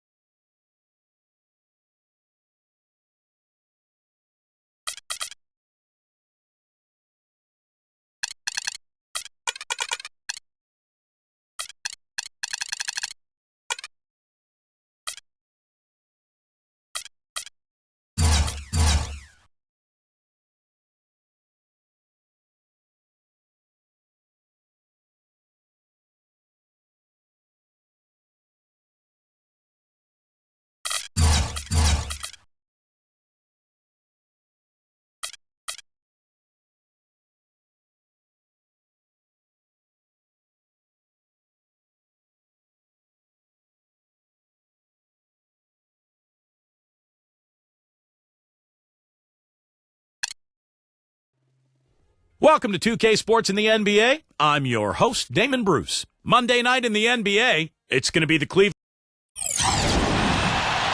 Greetings, everyone, from Washington, D.C. The Wizards playing host to an Eastern Conference affair here at the Verizon Center. Bringing you some fun on a Monday night. It's the NBA on 2K Sports. Kevin Harlan here along with Clark Kellogg and Steve Kerr. A quick check now at the starting five for both teams. And guys, what are you looking for in this one from Bogdanovich? He's pretty fun to watch, Kevin, because of his ability to adjust his shot in midair. It just seems like he can hang there longer than the defender can, and that allows him the time to get that shot off. And Steve, near the bucket, he's one of the best finishers around. I mean, he does a great job of using his strong body to fight through contact and get to the rack. For the Cavaliers, this is the last game before heading back to Cleveland. With most of their upcoming games taking place at home, they have a chance here to make a nice little push. And already a chance for them to take the season series against these guys tonight. They've seen them 3 times, and they already won the first one. Looking at number 2 here. Well, no question they'd like to get that done, Steve, because get the win tonight in the 3rd game down the road is just a formality, at least when it comes to bragging rights between these teams. Here's Bogdanovich, coming off a solid outing against Indiana. That's a quick foul to pick up here in the opening quarter. The Cavaliers shooting their first free throws of the game.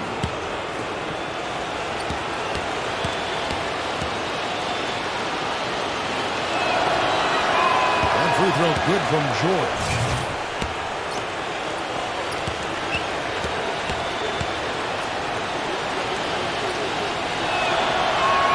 And that's good as he hits both of his shots. That's a familiar sight. He hardly ever wastes his chances at the line. Cashes in regularly. There's the pick. With some arc, it's hauled in by Bryant. Terrific job that time defending at the rim. I mean, it's not an easy task stopping that fella when he's headed to the bucket like that. Good job. Now, here is George.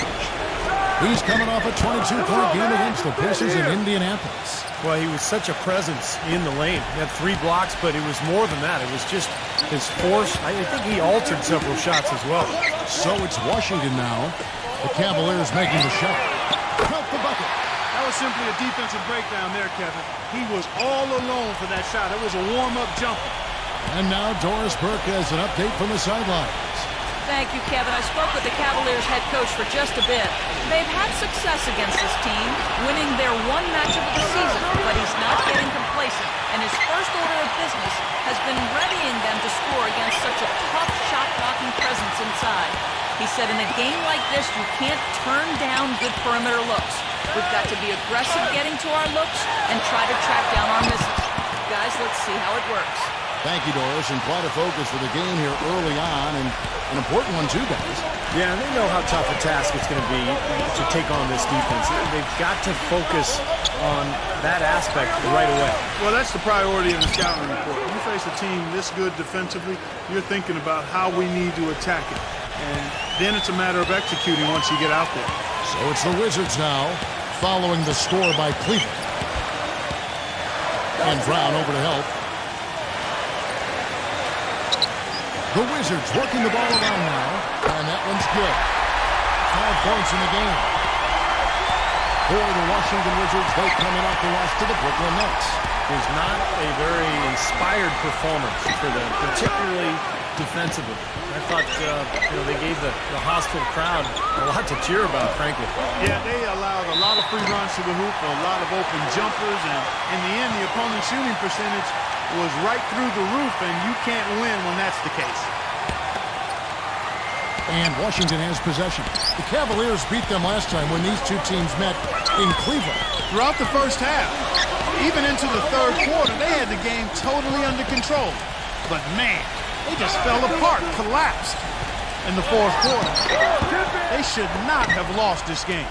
I think they thought it was over, and then they kind of relaxed, and sometimes that's all it takes. You got to keep playing until the final buzzer.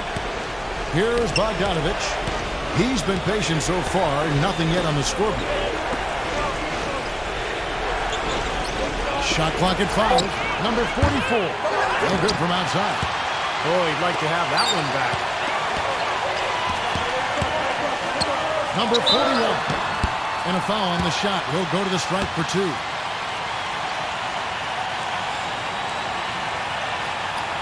The Wizards shooting their first shots from the free throw line tonight.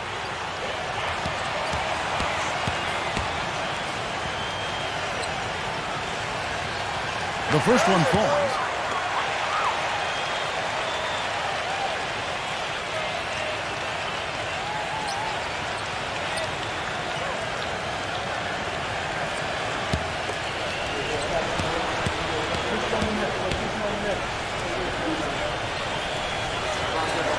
Both good from the line that time. The Cavaliers trail by 6. They need a good offensive possession. Yeah, they've had a number of empty ones, a long time without a basket. They got to find something. You're right. That is good. He can finish in the post. That's one thing we know about him. Washington's gone 2 of 2 from three-point range here in the first quarter. There's a good screen. Number 30. Kept alive. Really good offensive execution. Nice pick. Just couldn't get the shot to go. Boy, you love to see that as a basketball purist. Guy setting a good screen and then getting the shot opportunity. Here's Bogdanovich. He hasn't yet put up any points in this one. I like the way he's not forcing anything, taking advantage of what the defense has given. He's been a key contributor for them in this quarter. Number 30. Tried to come right back with the 3 of his own, but it's no good. Here's George. And foul called as he misses. He'll go to the line and shoot 2. And here we have a rundown of the players you don't want on you when you're putting up a shot. The leaders in blocks over the last month. 5th best, Paul George. Boy, that is an impressive number. My goodness, can he keep that up? If he can, boy, he'll continue to have a humongous impact on his team. And it's tied up with that one. And the Cavaliers will go with a different look here.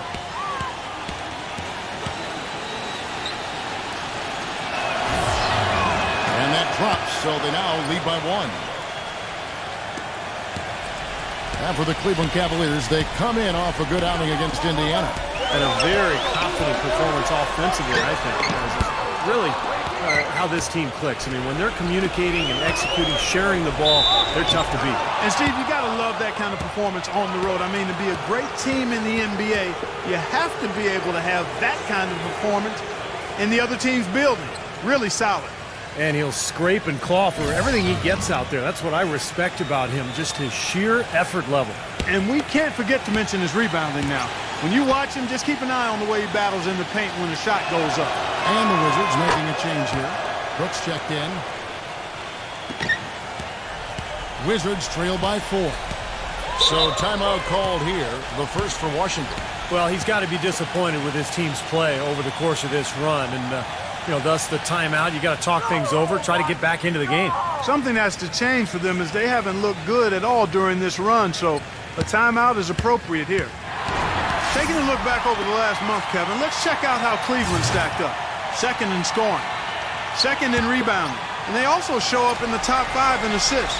They've got scores, and they're a pretty good passing team as well. And I think what's most impressive when we talk about those points per game is the fact that they're spreading it around. This is a very unselfish team. They work to get good shots every time down the floor, and they become a very efficient offensive team.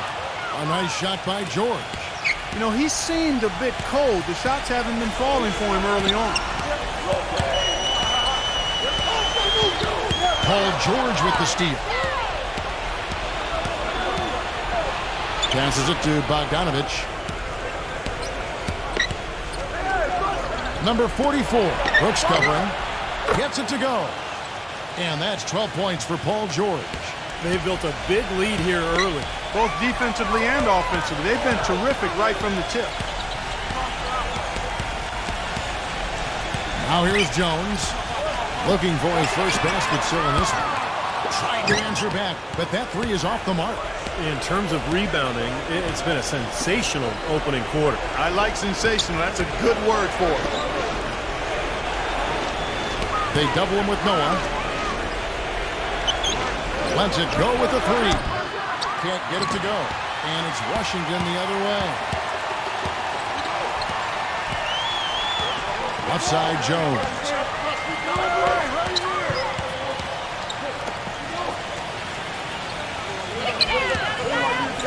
Six on the shot clock. Brooks against George. Brooks has got himself going there. His first points of the game on the deep ball. Defender there in the neighborhood, but not quite close enough. Good shot. They double him with Noah. Launches a three. Rebounded by the Wizards. Nobody near him. He'll normally make that one. There's the dish to Jones.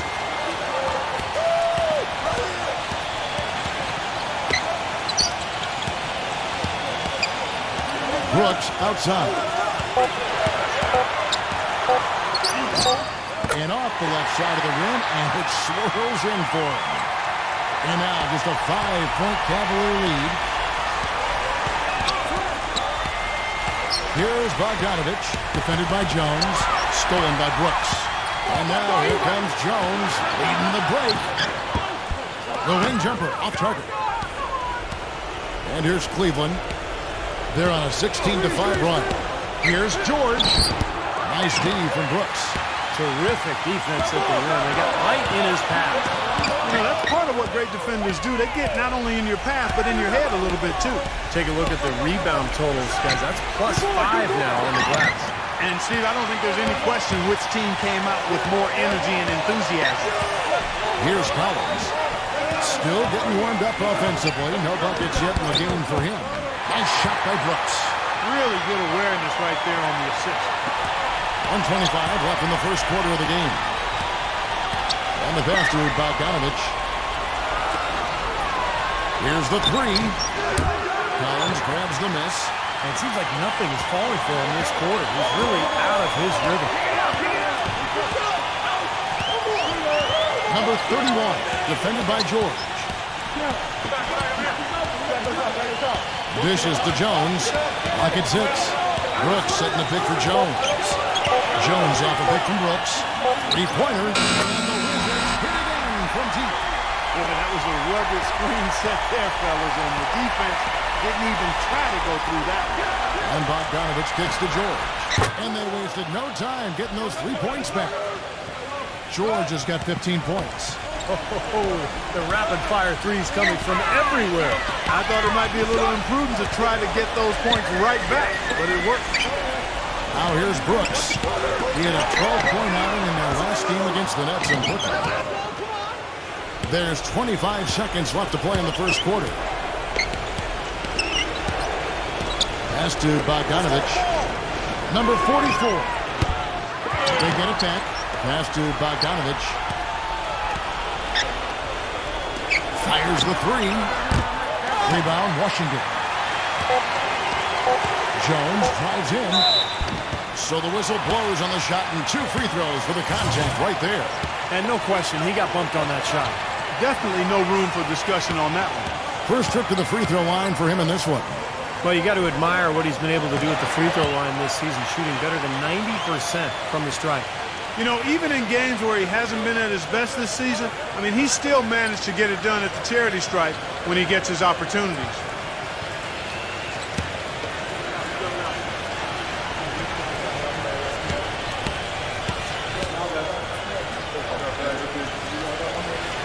And so Jones nails both of them.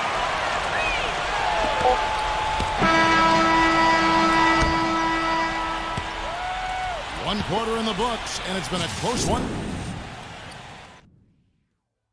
This Tuesday. Welcome back, folks. We have a close game here at the start of the second quarter of play. And let's take a moment here to get your guys' take on scoring so far for the Cavaliers. You know what, guys? It looks to me like they're really in sync here, all on the same page. They've already got a bunch of assists.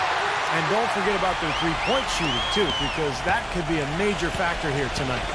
And a chance here presented by Gatorade to see who's on the floor, all fueled up and ready to go for the start of the second quarter. So the Wizards 5 right now. Washington's gone 5 of 10 from downtown tonight. 50% exactly. Back to Brooks from past the arc. It's hauled in by Brown. Brown's got 3 rebounds so far in the game. You've got to like what they've been doing down there in the low post, Clark. I do. I love it. Their rebounding has been outstanding. So important in a tight game. From deep, Walker. Good. Walker's got his first 3 points of the game. He can be a forgotten man in their offense sometimes, but, you know, the defense still needs to keep an eye on him. Brooks for 3. And the shot is good. Well, you can't leave him alone, especially from long range. Cavaliers shooting about 42% so far. Walker the pass to Daniels. Back to Walker. Lots of room. Rebound by the Wizards. The defense better not make a habit of giving him that shot. I mean, he doesn't miss many of them. Boy, he is a strong finisher on the fast break. Yeah, he sure is. He remains in total control, even at full speed. I love that about him. Kicks it to Brooks. Back to Walker. From the arc. And another 3 for Cleveland. It took him a little while to get into the flow of this game, but now he's definitely found his stride and rhythm.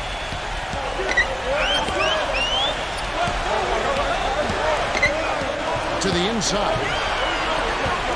Here's Pirtle. Another one falls for Washington. Guys, what a wild first half this has been. I'd say, 8 lead changes, that speaks for itself. Yeah, back and forth start for sure. This game is setting up to be awfully competitive. Now, here's Brooks, averaging 9 points per contest. And Walker kicks to Daniels. Off target with his 3. The Wizards with the lead. Here in the second quarter, we've played a little over 2.5 minutes now. Can't capitalize on the good pick. Cavaliers have gone 3 of their first 5 shots to drop here in the second quarter. And he was fouled on the way up. 2 free throws now for him. These players have been dominant on the glass in their last 10 games, leading the NBA in rebounding. The Cavaliers have yet missed a free throw, 5 for 5. And you look at the numbers for this season, guys, from the free throw line, they're shooting 77%. And guys, that's really an upgrade over how they shot last season. Not a huge upgrade, but an upgrade nonetheless. And the Cavaliers making a change here.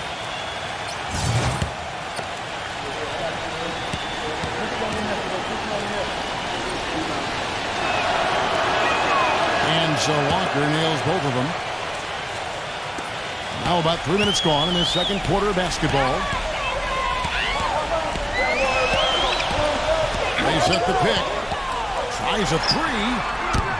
Can't get it to go. So Cleveland will take it the other way. They've led by as much as 10. He dishes it to Burks. Here's Brown. Washington with the rebound. He's far too tentative in the paint, and even more so when the defender is up tight on him like that time. And there's the feed to Ebanks. Nice ball movement by Washington. Number 54. He's covered by Brown. 5 on the clock. Up again. Controls the rebound and puts it back up and in. And the Wizards lead by 1.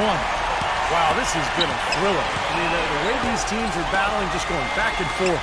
Would you like to bet that this game may end on a buzzer beater? How much would you bet?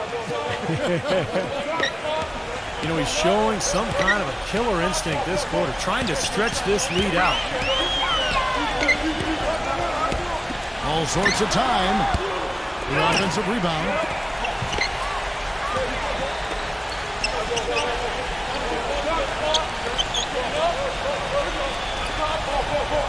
Puts up a 3. It's hauled in by Brown. Brown's got 5 rebounds tonight. Daniels kicks to Walker. Brown sets a screen for Walker. No good. Now Washington takes it the other way. Number 41. And the powerful one-handed slam. Rising high to throw that one down. Sky high. Fantastic one-hand jam. Yeah, what a way to wrap up that possession. Now here's Walker. He's coming off a 13-point game against the Pacers in Indianapolis. Feeds it to Daniels. Shoots it up. And he hits the jump shot. Daniels has got his first 2 points of the night.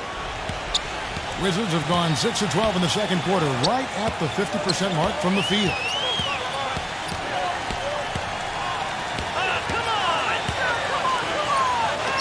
Number 30. Off target from outside. Cleveland's gone 3 of 4 with the long-range bombs here in the second quarter. Walker dishes to Daniels. Back to Walker. He feeds it to Daniels. The shot's good on the assist by Walker. And now a 5-point Cavalier lead. And assists like that have typified their effort today. Great ball movement. Really an example of the difference in how these teams have operated offensively. Much more individual play at the other end. Now it appears an injury out on the floor, and that does not look like any fun. Yeah, he's not happy right now. You can see it's really hurting him. You sure can, Steve. I mean, it's difficult to say exactly how serious it is, but hopefully we'll have an update soon. And the Wizards making a change here.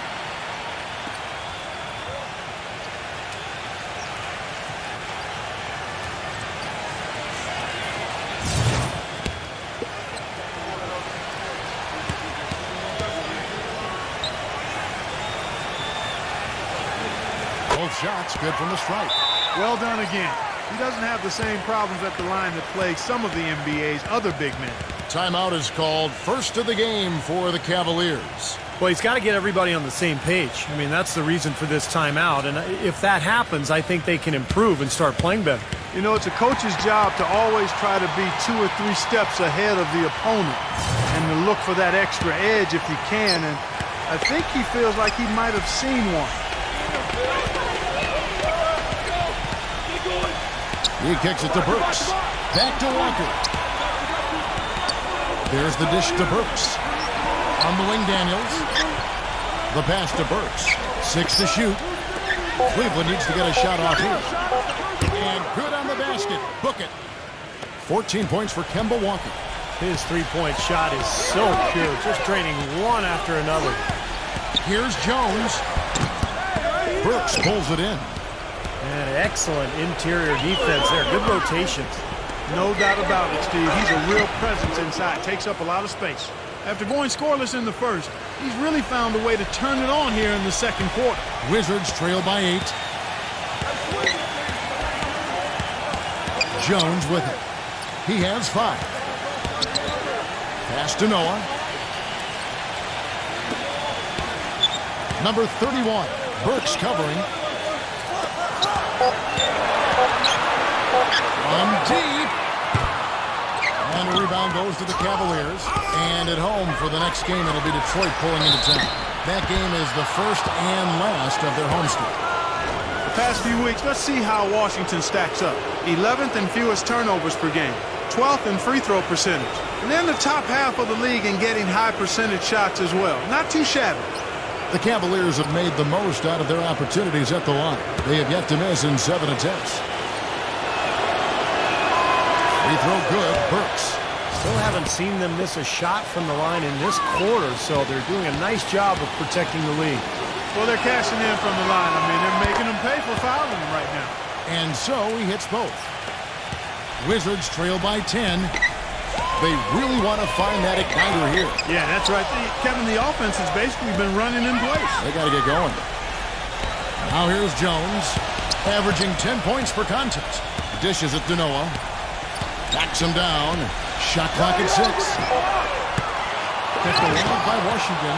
The Cavaliers leading by 10. Walker the pass to Daniels. Cleveland moving the ball around. There's the triple. Walker's shot is off. The Wizards shooting 35% so far in the second. They need to move the ball around more and find better looks. Here's Jones. Plenty of room to knock down the shot. Jones has got 7. Oh, no, he may have gotten injured right there. He's in a lot of pain. Yeah, he's not happy right now. You can see it's really hurting him. You sure can, Steve. I mean, it's difficult to say exactly how serious it is, but hopefully we'll have an update soon. Now, here is George. He's got 15. Deadman. He's guarded by Collins. George knocks a 2-pointer. Nice jump shot. Good. He's got 17. He presents a defender with a serious challenge. Always. Jones with it. Now guarded by Bogdanovich. Noah kicks to Jones. Jones off a pick from Collins. And another foul would give him 3 before the half, something to keep our eyes on. And the Cavaliers making a change here.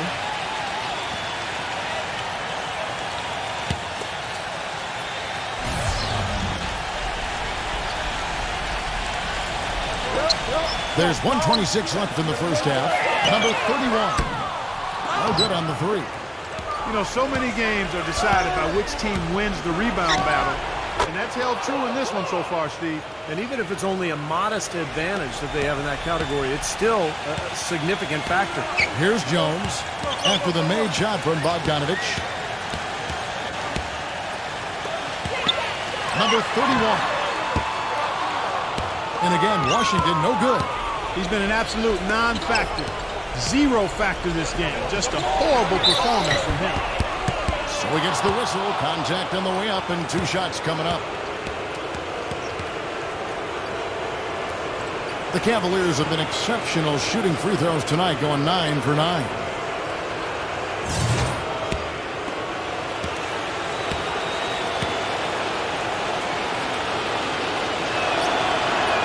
The first free throw is good.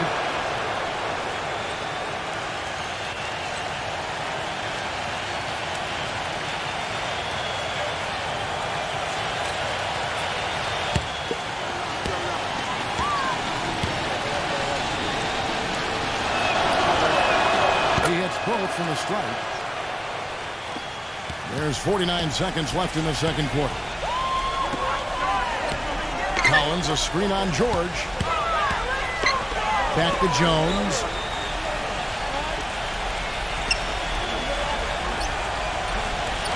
Six to shoot. Right side, Jones. Paul George grabs the miss. Here's Bogdanovich, defended by Jones. Outside, George. He passes to Bogdanovich. Drops in the tray. Bogdanovich has got 5 points now in the quarter. This has been a one-sided game in just about every area. The lead continues to grow. Absolutely. Their offense and their D have been equal parts outstanding. Throws it from deep. No luck. And so that brings the first half to a close. Now, presented by Sprint. Welcome to The Sprint Halftime Report, presented by Sprint. Well, we're getting back to the action now. It's been a one-team show so far. We'll see if that changes here in the third. Wow, this game just a commanding performance for George. He's got 17 points, and he's got 9 points from behind the arc. Yeah, that's been an important part of his game today. He's made his open looks. So on the floor for Cleveland. It's been a great day for them on the boards, Clark. That's definitely been a major factor in building this big lead. And, you know, from a number standpoint, the advantage might not be that large, but they have been manhandling them inside. And count it, the shot is good. He'll go to the free throw line. Boy, that was impressive, Clark. He did not hesitate to take the ball right up against the bigger defender. Boy, I like that aggressive mindset there, Steve.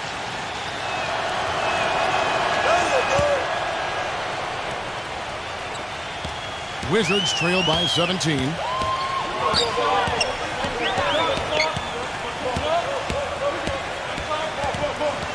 Giddey, he's covered by Brown. And so he earns a trip to the line. Officials saw the contact and he'll shoot 2. The Wizards shooting their 7th and 8th attempts at the foul line tonight. Well, you look at the numbers, 79% as a team on the season. That's very impressive. And that's a little better than they did last year from the free throw line. And the first one goes.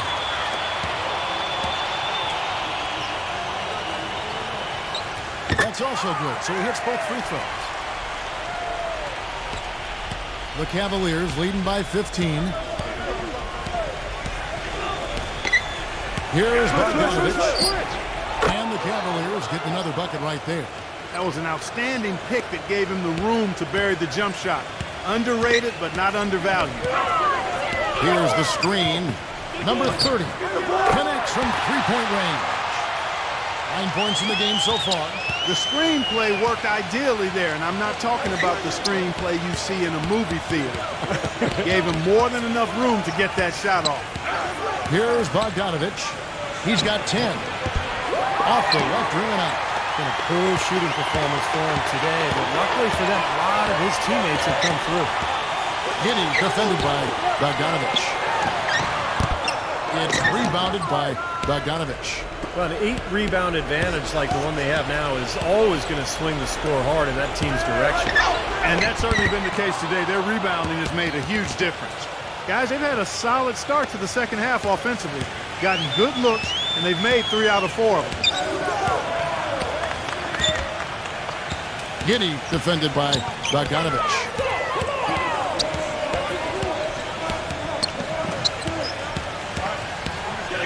Lets it go from the wing, and the shot is good. 11 points in the game. Timeout called the Cavaliers. He's definitely shaken up. They're using the timeout to let their trainer take a look at it.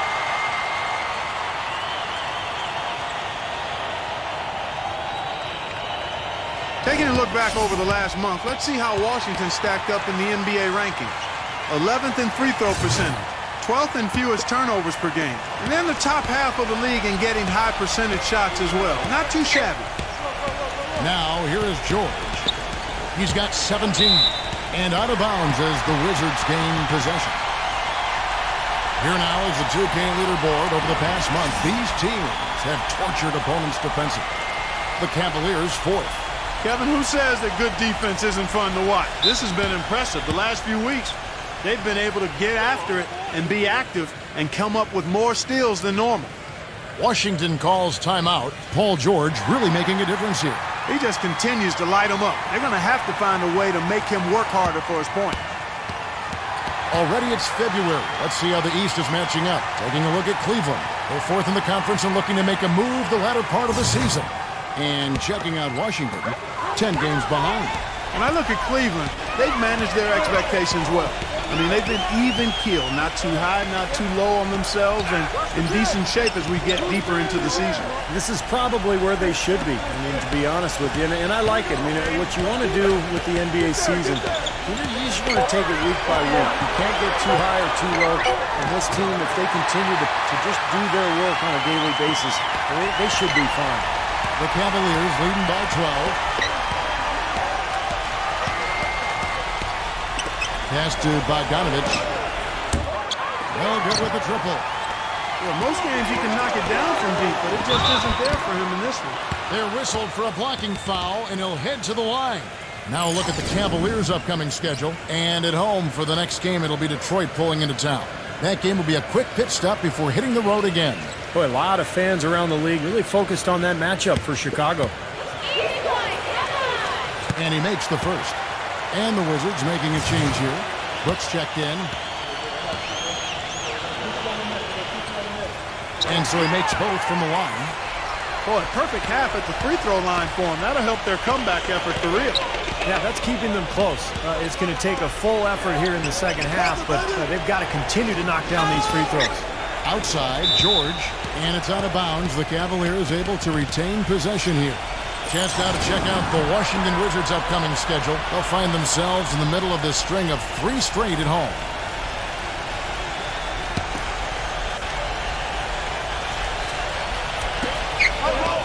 Passes it to Bogdanovich. The tray. Here with the lead, they'd really like to finish this team off.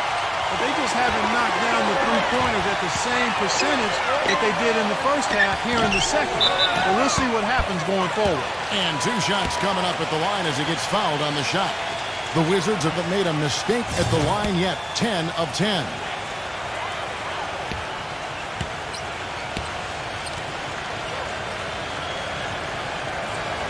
First free throw is good.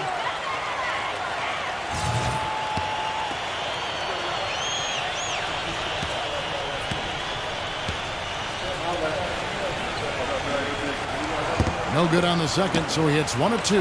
More often than not today, those shots have not dropped for him. Dedmon. Brooks covering. It's George on the wing. The Cavaliers again can't hit. And they're pushing it up.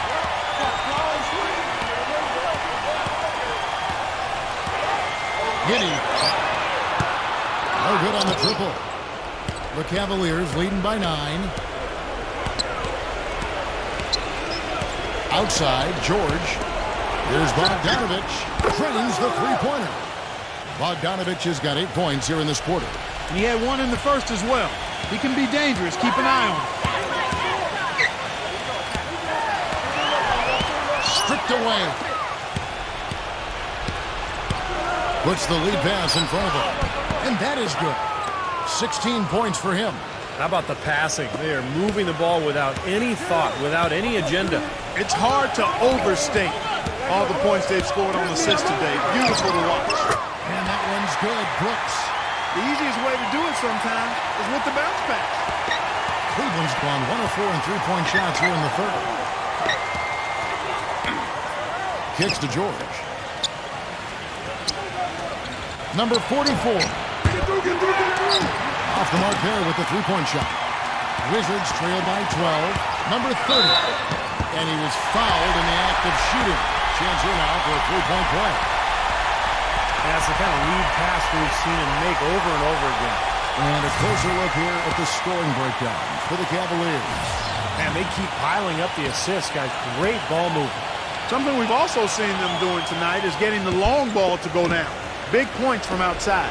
The Cavaliers leading by 10. Number 44. And a miss there on the triple. He's still looking for his first three-pointer of the second half after making just 1 in the first. Number 30. A three-pointer off the mark. The Cavaliers have gone just a bit under 50% from the field since halftime. 5 out of 11. From deep, George. That's good. George has got 20. That's a weapon they've been allowed to use at will today, Steve. I'll say the defense has been ineffective trying to run shooters off that three-point line. Time called here. The Wizards decide to talk it over. Paul George really making a difference here. He's been absolutely on fire from outside. They've got to get into his jersey, get up into him, force him to pass or drive.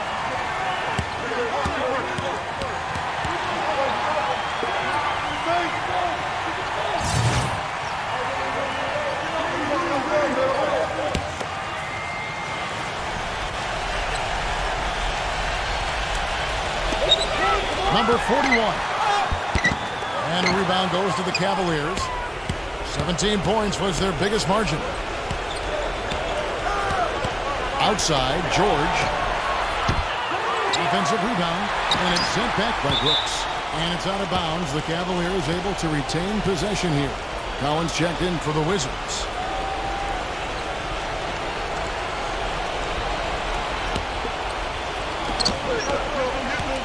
Brown the pass to Bogdanovich. Cleveland moving the ball around. Number 44. Good. He's got 18. What a floor leader he's been at the offensive end. You know, he's done a terrific job of moving the ball around, sharing it, dispersing it, and running the show. So it's Washington now. 15-point game. Brooks. Here's Collins. No good. So Cleveland will take it the other way. The screen from Brown. And Bogdanovich kicks to George. That doesn't go either for George.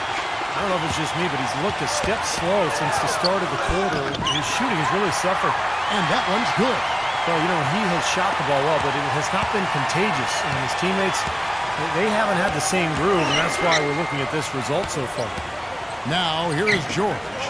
He's got 20. Really left alone that time. He's got 21. They're getting a bunch of their points outside of the paint. 3 of their last 5 buckets are from three-point range. But the defense isn't making them earn it. I mean, those shots have just come on easy, open looks. And that basket is going to count. Goaltending, the official call. He thought he had that one clean, but the ref saw it differently. They'll count the basket. And the Wizards making a change here.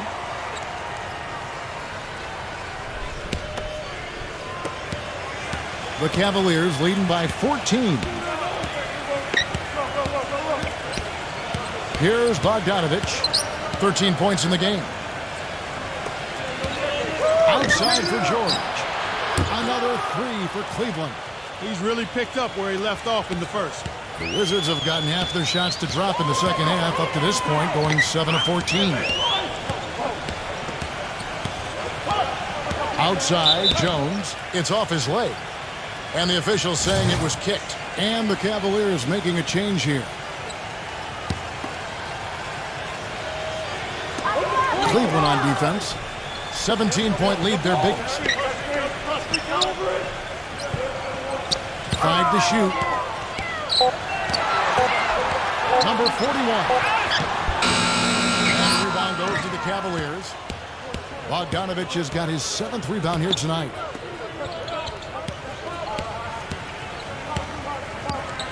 He dishes it to George. And there's the pass to Bogdanovich. Wizards making a switch here. Washington's gone 1 of 4 in three-point shots here in the third. Number 31, defended by George.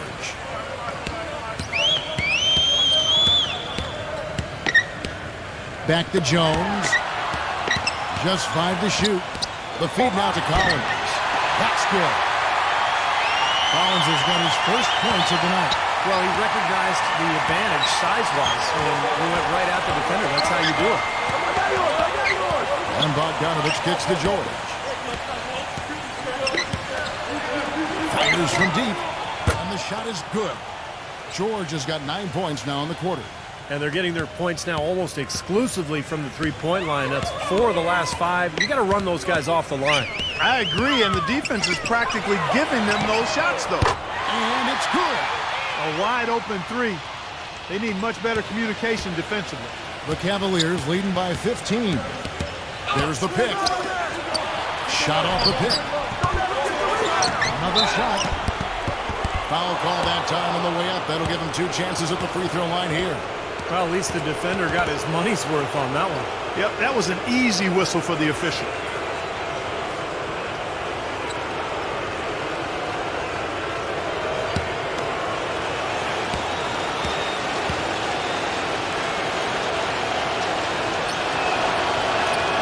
And he knocks down the first one. The Wizards making a switch here.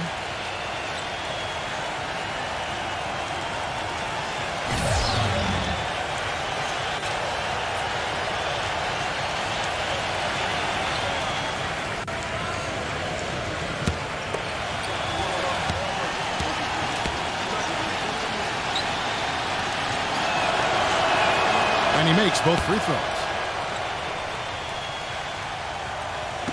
And here's Jones. 7 points in the game. 34 seconds left to play here in the third. With the lead pass. Shot's good from Ertl. Pretty much all of their buckets coming from inside the paint now. Yeah, that's 5 of their last 6 baskets inside the lane. They have really established themselves inside. Now, here is George. He's got 26, and that one's good. They're straying away from the three-point game here in the second half. And that's fine as long as they're on the lead and they're getting good shots. They've decided not to take nearly as many three-pointers in this half. Jones drives in. With 4 seconds on the clock, he lays it in. Jones has got 9. Well, the only tough part of that basket for him was getting into such good position. The rest of it seemed easy. Well, through 3 quarters of play, down double digits. This Wednesday. And we're getting underway here in the fourth quarter. The scoreboard tells the story in this matchup, but we'll see how much things change up here. The Cavaliers leading by 15. Walker goes in. Feeds to Burks. He kicks it to Brown. Cannot hit. Point D that time from Ertl. Excellent challenge. He had a hand right in his face as he took that shot. Yeah, you could see the hitch in his release because of it. Just fantastic defense. And for Cleveland, Alec Burks is out there with Kemba Walker. Then there's Brown, and it's Daniels in at the 3 spot. It's obvious he's hurting. I mean, he's going to tough it out, though, and continue to contribute. You got to give him credit for that. That's not what they needed there, that's for sure. The Cavaliers making a switch here.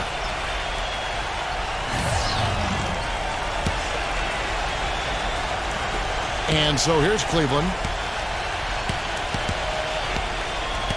Now Burks.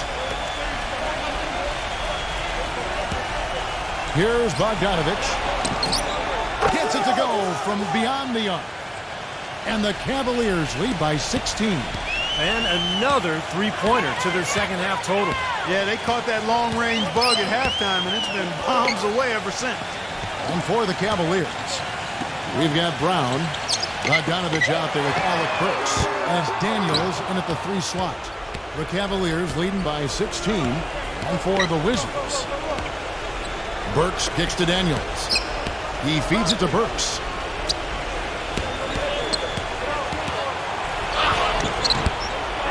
Here's Brown. And good work on the boards. They pick up the second chance points. Very nice pickup of the offensive rebound. And once he gets his hands on it, you know it's going back up and back in. On the court for Cleveland, Bogdanovich out there with Alec Burks. Then there's Brown, and it's Daniels in at the 3, the small forward. Strong rebounding, and he's rewarded with the easy putback. Cavaliers have gone 2 of 4 from the field since we started the final quarter of play. Burks kicks to Daniels. The dish to Burks. His three-pointer's off the mark. And that'll be Cleveland as it goes out of bounds. Cavaliers retain possession. And the Cavaliers making a change here.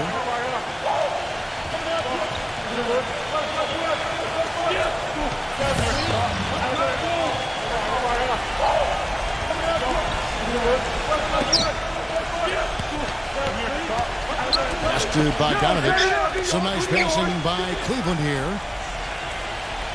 Hernandez Gomez on the wing, George. And it's out of bounds. The Wizards will take it the other way. Washington calls timeout. Well, he sees something that he doesn't like. I'm not sure what it is, but I think he's going to make some changes here. I think you've got to make your adjustments pretty quickly like he's doing here. Otherwise, you know, things can get out of hand. So this is a good timeout.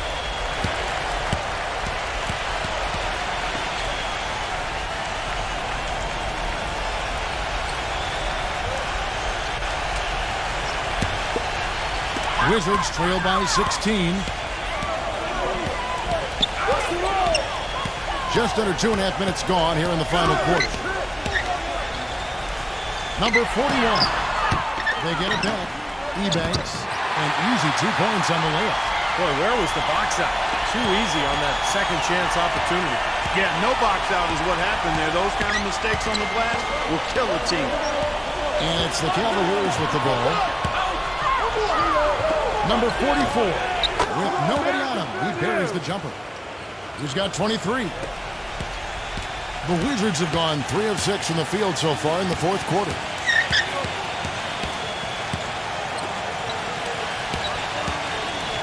From downtown, and that one's good.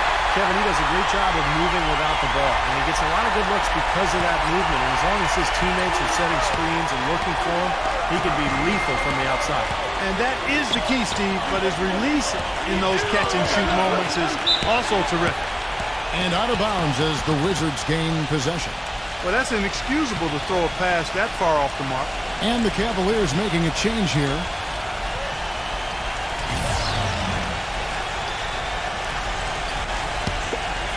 A look at the clock, a little under 3.5 minutes gone here in the fourth.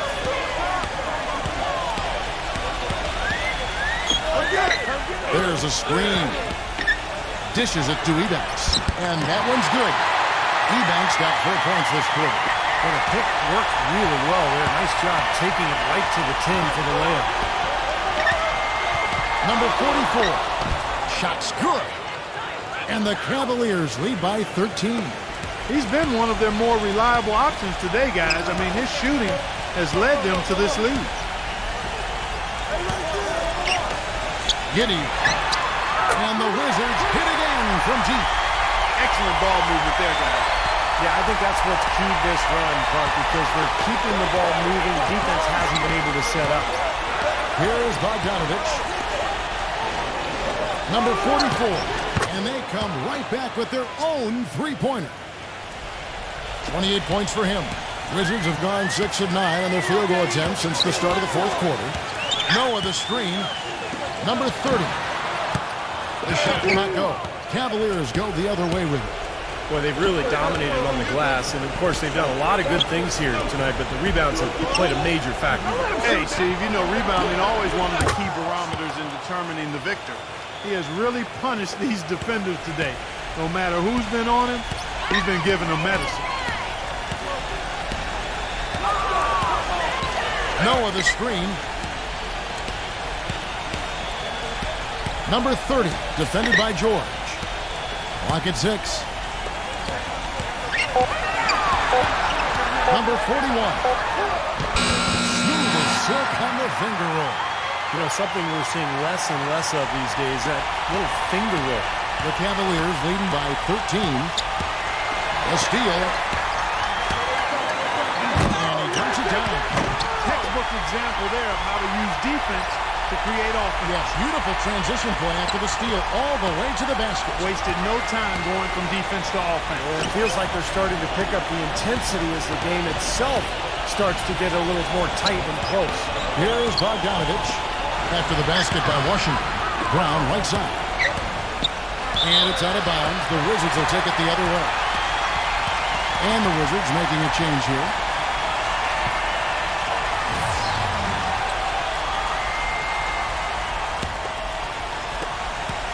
Wizards trail by 11. Giddey defended by Bogdanovich. Off target from three-point range. Kevin, I didn't like that defensive effort at all, but they're lucky he missed it. Yeah, they were very lucky defensively because there was some miscommunication there. They left him wide open. Brown defended by Ertl. George. No good with the wing jumper. Wizards have gone 8 of 13 from the field since the start of the fourth, sinking the majority of their shots. Good on the shot, and that shaves the lead to single digits.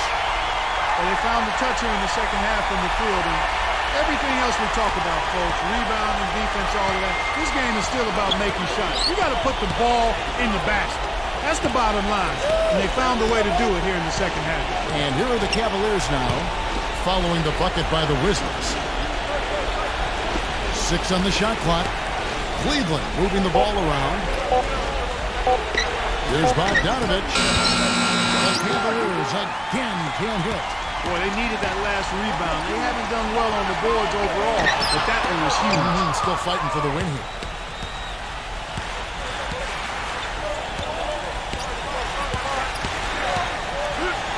Taken away.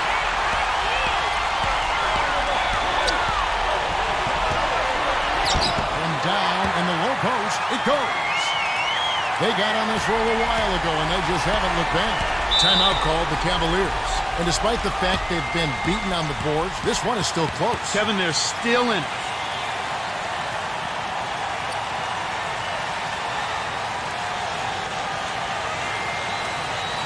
Doris Burke has an update for us. Doris? Thank you, Kevin. I got a chance to hear what the Cavaliers head coach was saying to his team. He said, we are this close to finishing them off, but the job is not done yet, and I don't want to see any let-up out there. We'll see how well his point got across, guys. And they're going to count the bucket and send him to the line. It could be a three-point play.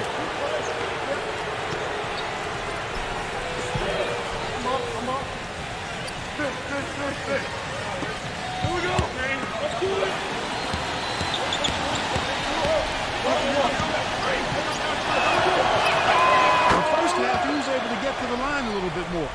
Let's see if he can pick it up here. Wizards trail by 10.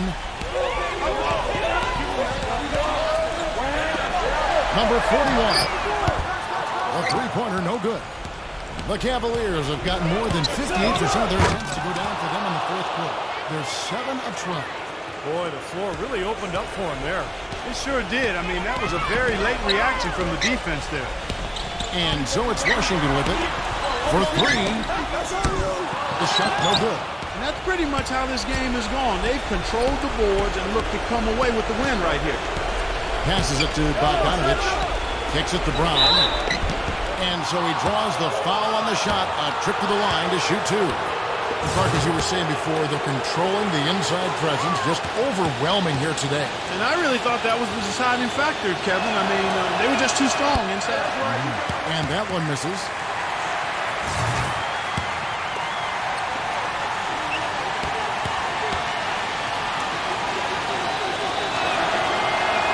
He hits the second from the line. Washington calls timeout. They're losing by 13. A minute 42 left in the fourth quarter.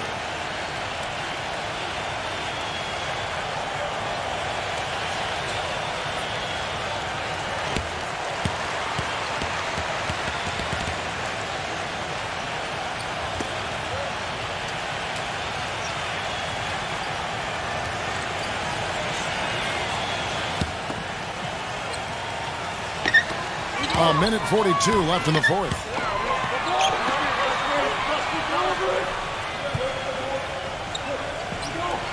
Giddy defended by Bogdanovich. Makes a big high pass and goes in. He's got 22. Well, after all those struggles in the first half, he has really picked it up here in the second.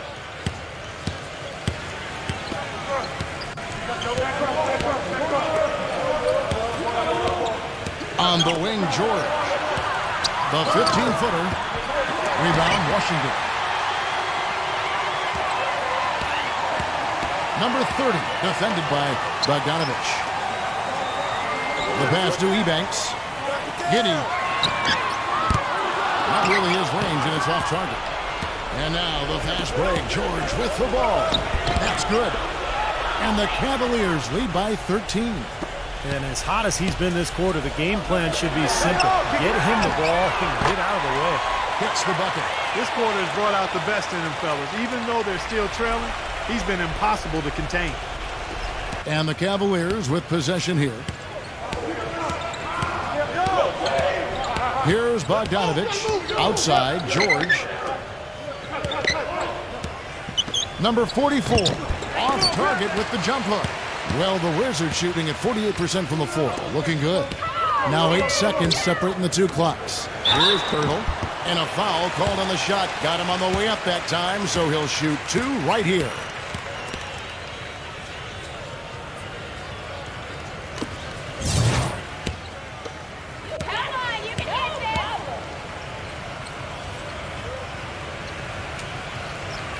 First free throw is good, and that brings them within single digits.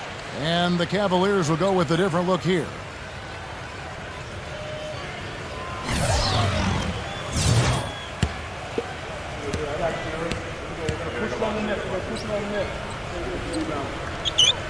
And the second free throw, no good. A tough break there. Clark, and they can just let the clock run out here. No argument with that W. Walker dishes to Daniels. Back to Walker. Some nice passing by Cleveland here. Burks can't get it to go. And here we go. The Wizards fast break. Pulls up. And that one's good. Brooks.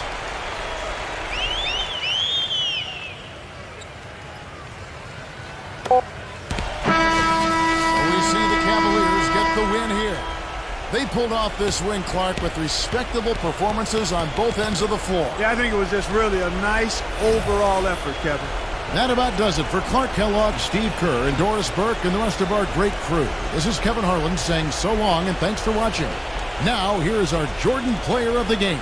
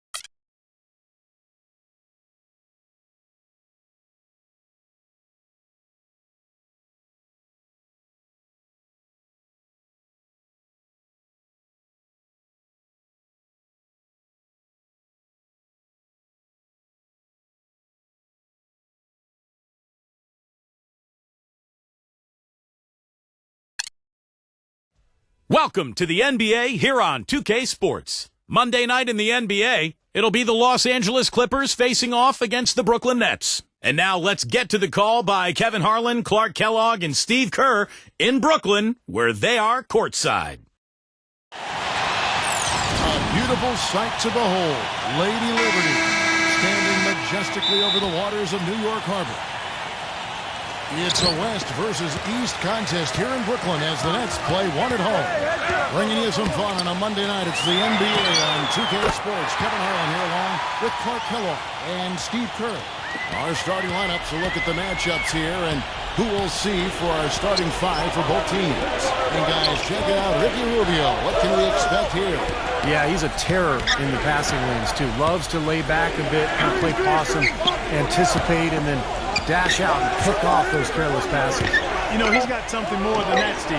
I don't know of a player who can make defenders look as silly and foolish as he does with his passing. Going behind his back, dropping no-look downs, threading it through guys' legs. I mean, all of that stuff is in his book bag of tricks. Taking a look at the Clippers, they feel like they're a better team than their record shows. And in games like this one, it's an opportunity to prove it. They can step it up and make a game of it. We'll see. Yeah, and I think this is an important game for these guys, Kevin, because, you know, they only play this matchup twice during the regular season. As you mentioned, they lost the first one. So it's very important. You don't want to get swept by a club in the season series.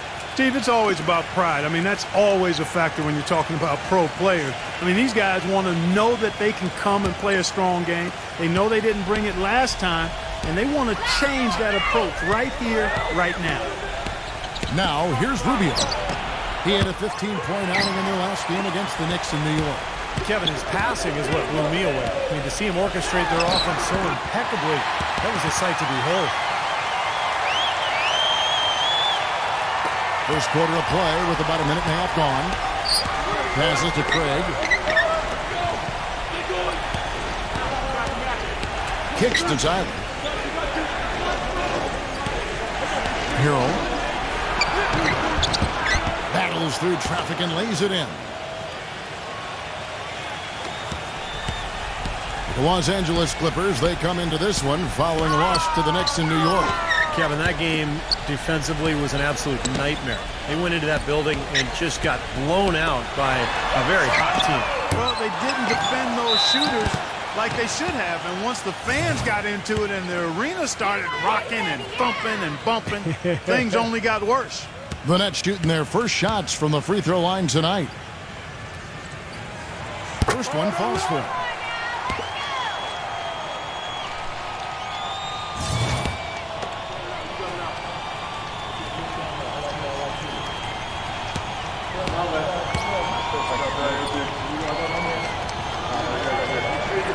Second free throw, no good. LA's gone 1 of 2 from long range in the first quarter. Number 15, and it's good. Fought through contact, hits the shot, he'll go to the free throw line. That finish brings me back to the old days, the silky smooth finger roll. First trip to the free throw line for him tonight. And the free throws for him this year, he's making them at about a rate of 77%.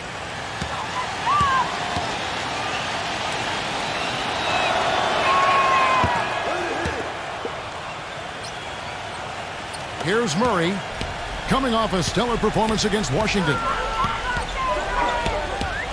Boucher, this one for 3. That is good. He's got 6. That's just a case of two teammates working perfectly together. One setting the screen and the other using it to get that separation. Now the pass to Craig. Tyler. And right away they match it with a three-pointer of their own. And they're nearly perfect from the floor early on. 4 of their first 5 shots they've drained. A chance now to go to Dorisburg, who had a chance to talk with Rick Carlisle. Thank you, Kevin. Yes, I spoke to him about the game plan coming into this matchup and addressed the quality shot blocking they'll have to overcome. He said, listen, that can be a factor, psychologically as well as physically. The key for us is just to play unselfishly. Draw the help, kick to the open man. If we execute our offense, we'll be fine. Guys? Thanks for the report, Doris. Guys, what do you do to spread this defense out? Well, I think you've got to come at them with a variety of offensive looks. Try to keep them guessing, keep their rotations a little bit off rhythm. As usual, Steve, you're all over it. You've got to keep switching things up on them so they can't get settled into a defensive rhythm or groove, so give them something they don't expect. Nets have gone 3 of 4 from the field to start out the game.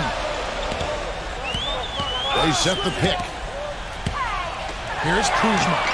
Knocks down the 3-ball. It's got to be nice for them to know that game in and game out, his offense is going to be there for him. Just under 3.5 minutes gone here in the first quarter. Rubio, the pass to Craig. Back to Rubio. Launches it. Rebound, Brooklyn. They defeated the Wizards in their last game. You know, so often in the NBA we talk about how you have to earn your points the hard way, but it didn't seem like that was the case. Everything came pretty easily. Too many of their points came the easy way, Steve. You're right. On dunks and layups against the defense that didn't really put up much resistance. In transition, here come the Nets. Heads-up play on both ends there. Transition basketball, the steal and the quick push. Steve, that's how it should be played. I mean, rapid-fire basketball. Here's Tyler. He's covered by Murray. That one wide left. He got the shot he wanted off that pick, just couldn't get it to fall. But Steve, they'll take that play all day long, 10 times out of 10. That was good action. And Brooklyn has possession. Leading by 5. The Nets working the ball around now. Clock at 6.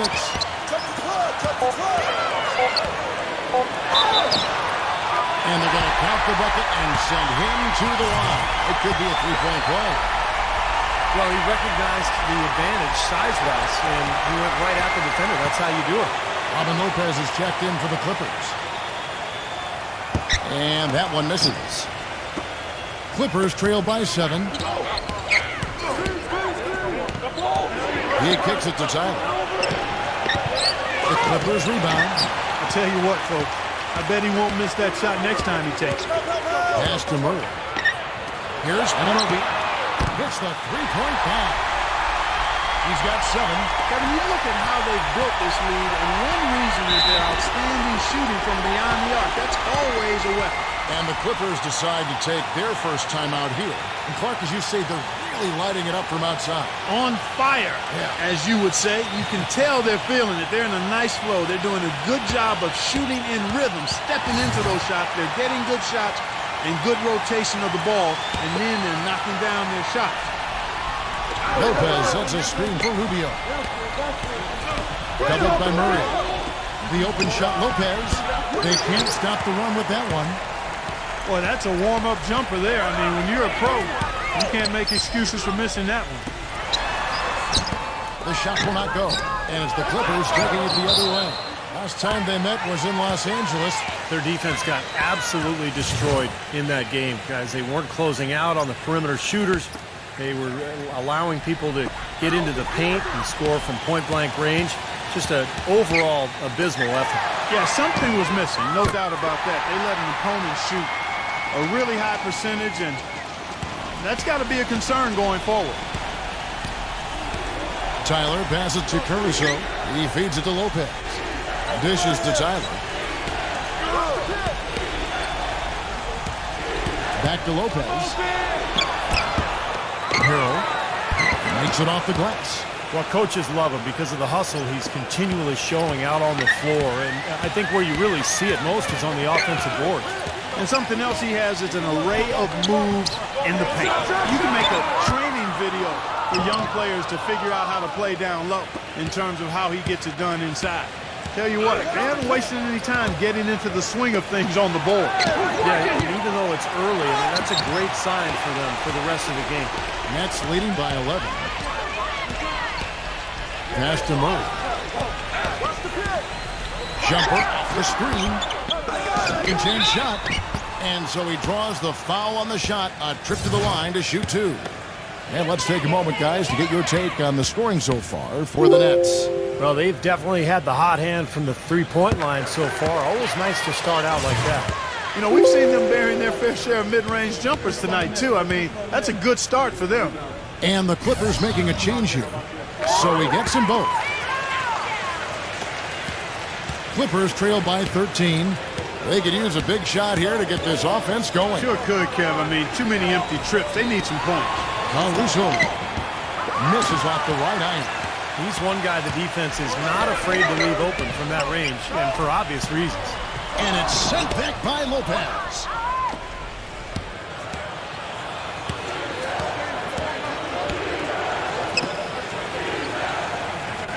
Pass to Caruso.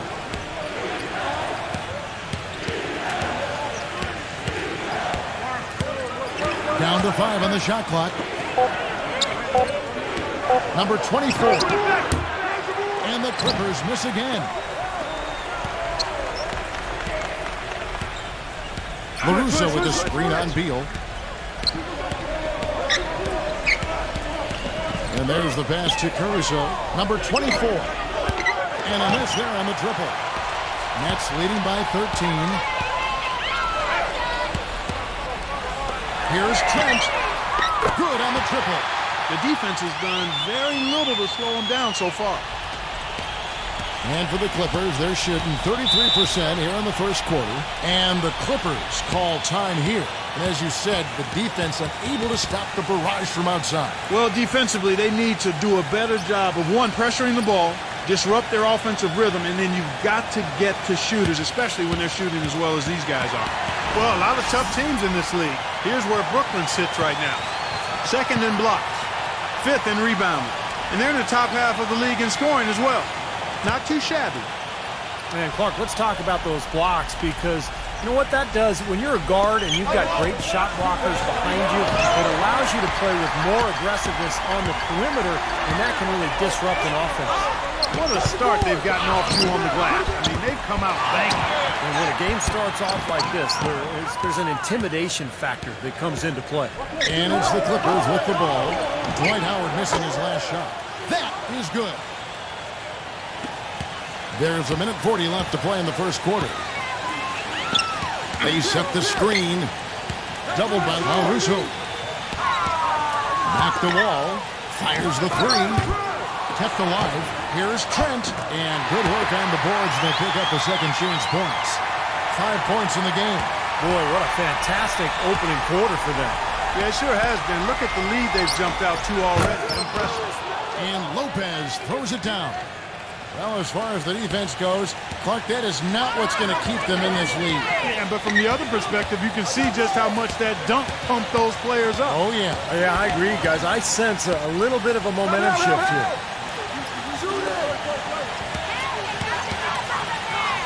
Shot clock at 5. Beal from long range.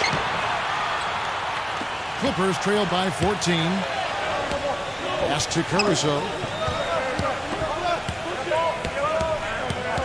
There's 37 seconds left to play here in the first. Beyond the arc. And the shot is good. Not a really great start for him, as he just isn't shooting the ball that effectively here early on. Wall dishes to Beal. Back to Wall. From past the arc. Wall with another miss. Schnarr. He's guarded by Howard.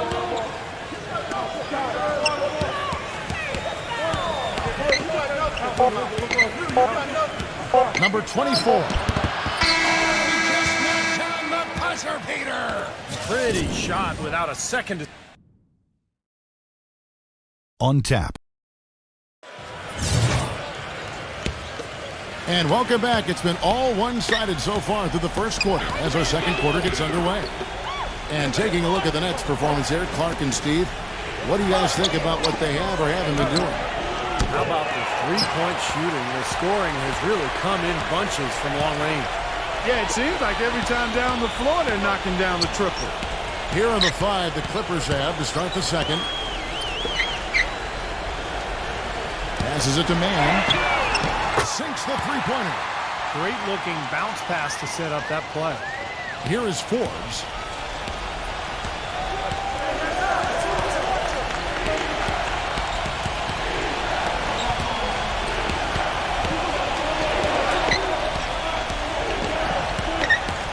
The feed to Lopez. He dishes it to Forbes. And they wasted no time getting those 3 points back. Right back at you. They immediately get those 3 points back. Trading punches, that's how you answer. Man, defended by Forbes. Fades away. That one off the back iron and out.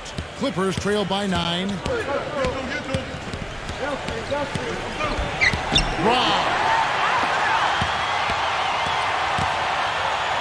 We're about a minute and a half into the second quarter now. Wrist. Another shot. The shot's good from front. And the Nets lead by 11. Boy, where was the box out? Too easy on that second chance opportunity. Yeah, no box out is what happened there. Those kind of mistakes on the glass will kill a team. Fires for 3. And another 3 for the Clippers. They're relying on their three-point shooting and getting pretty good results right now. Yeah, in fact, 3 of the last 5 makes are from beyond the arc. Doubled by Craig. Man passes to Beal. Christ. Lopez covering. And you can count it. He'll go to the line with a chance to make it 3. You know, that's been a big part of their offense in the early stages. I mean, their success working the ball inside and getting points from close range, right at the rim. And I would continue to do it. You know, force the defense to maybe send a double team. Now you've got other options to work with offensively.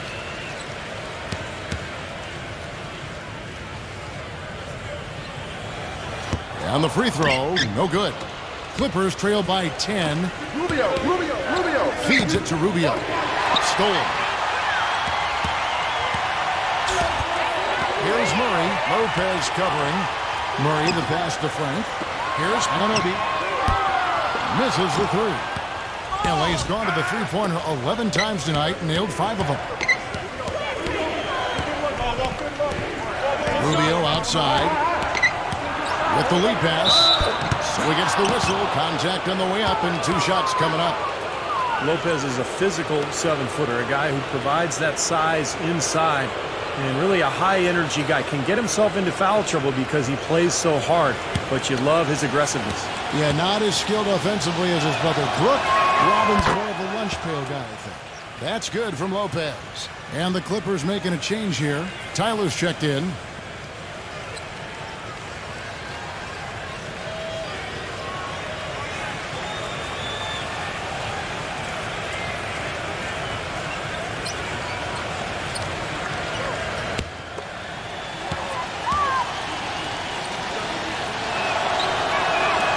And so he's able to get 1 of 2. They are really getting the work done inside with their rebound. Now, not giving up too many second chance opportunities, which is always important, and that's been one of the reasons they have the lead right now. With this break in the action, here's a look at the teams that have blocked the most shots in the NBA this last month. The 4th spot held by the Nets. They've been racking up the blocks lately, so, I mean, if they keep this up, they're going to be a very difficult matchup for anybody. Craig, defended by Frank. Rubio misses. Nets leading by 9. Here's Anunoby. Buries the long-range jumper. 10 points for him. Oh, you got to like his shot selection today. He set a good example for the rest of his teammates. Rubio outside. From the arc. Offensive rebound. Brooklyn's gone 2 of 4 from three-point range so far in the second quarter. There's the pass to Murray.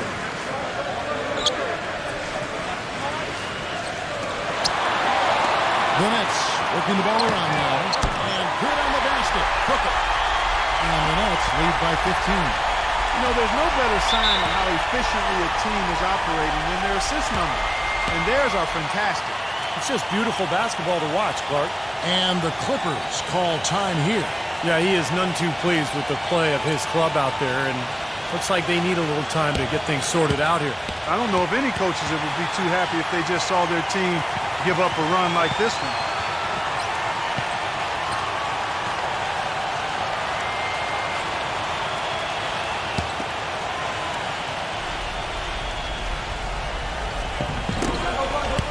And stolen by Murray. Here's Anunoby. And again, it's Brooklyn converting. Whatever their plan was defensively that time, it didn't work. Not if it results in that shot. Here's the dish to Tyler. They need this. It's rebounded by Murray. And they've got a big lead, not just on the scoreboard, but in the rebounding department too, Clark. Yeah, it's been a really gritty performance. They'll have some bruises and so forth, but that's the way it should be. You should feel that you competed when you do that work inside. Here's the three. That's good. Rubio's got his first 3 points of the game. Now they're not showing too much respect for him defensively, are they? Pass to Frank. Takes the three. Rebound by Tyler. Clippers trail by 16. Down low, number 15. And that one goes in as he is fouled. It'll be 3 points if he converts at the line. How about that play? Great body control. Still manages to finish the play despite the contact. You know, when that whistle blows, you're not done. Get greedy and find a way to knock it down.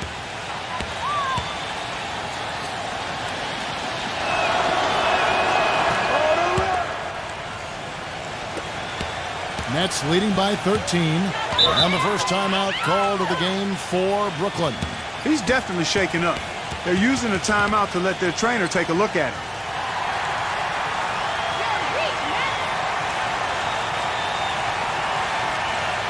You know, the last few weeks, you see how Brooklyn stacks up here. Third in blocks, fourth in fewest turnovers per game. And they're in the top half of the league in scoring as well. Not too shabby. And to me, what really stands out with all those numbers you talked about, Clark, are the blocks, because they're a physical team. They're dominant in the paint. And they've got great length. And when they're between you and the basket, it's tough to get a shot over these guys. Here's Murray, and it's blocked by Rubio. Clippers trail by 13. Jacks up a three. That's good. Rubio's got 6 in the quarter.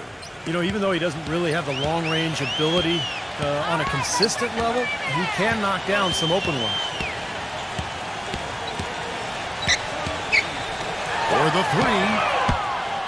Goes back up, and the layup is good. And the Nets lead by 12. Well, an 8-rebound advantage like the one they have now is always going to swing the score hard in that team's direction. And that's certainly been the case today. Their rebounding has made a huge difference. He passes to Craig. And he overshot that one, missing. He would have been lucky to knock that shot down. Yeah, that kind of shot will definitely get you the high eyebrows from the coach and maybe get you a seat on the bench, too. Passes it to Murray.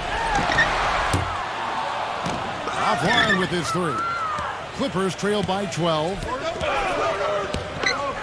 Kicks it to Tyler. The shot no good. And it's the Nets taking it the other way. He hit a three in the first, but so far has been unable to capitalize here in this quarter. Next matchup, they'll be home against the Suns. And that'll be the middle game of their 5 and their longest homestand of the year. I'll be looking forward to seeing how that Phoenix game turns out for sure. The pass to Craig from deep. Brooklyn with the rebound. Yeah, again, iffy shot selection there. Defender draped all over. Well, you got to understand who's guarding you in that situation. I mean, if he's on you tight, you can't just rise up and try to shoot over the top. The number of points they've scored in the paint already today is pretty eye-opening, Steve. Oh, it's off the charts. It really is. And defensively, I mean, they have to start shutting down some of those lanes to the hoop. He can't get anything to drop. And the way he's scoring, I'm not sure it's something he should try to shoot his way out of. No, that might only serve to make things worse, Steve. Sometimes the harder you try, the worse it gets.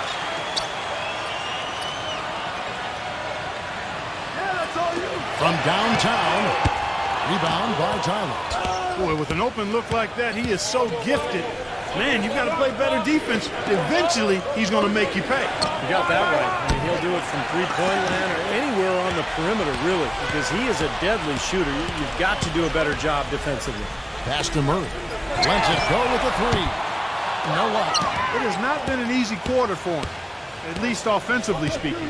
He kicks it to Rubio. Tyler.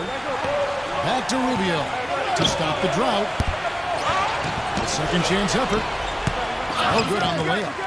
Yeah, he's surprised he didn't make that one because he had a pretty clean look at the hoop. Foul call that time on the way up. That'll give him 2 chances at the free throw line here. And the defense fouling there to prevent that layup, forcing 2 free throws here. Nice job that time of attacking the paint and drawing the contact. They'll take that. First free throw is good. Another shot from outside. They're not attacking. I mean, going in and seeking contact like they did in the first one, I'm not seeing that. Well, you can't play the score. I mean, you've got to play the game, and I think they've got to continue to attack. You're right, Clark. Got to mix it up a little bit.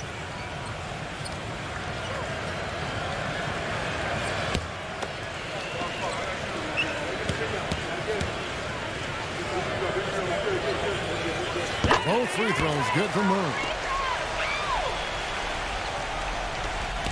1:49 left to play here in the half. Clark, they've been looking out of sync offensively. You know what? A basket here would do a lot for their confidence.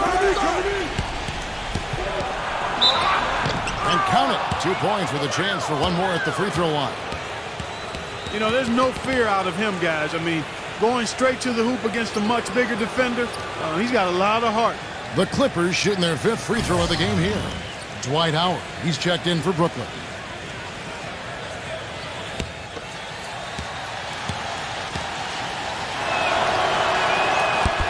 And that one misses.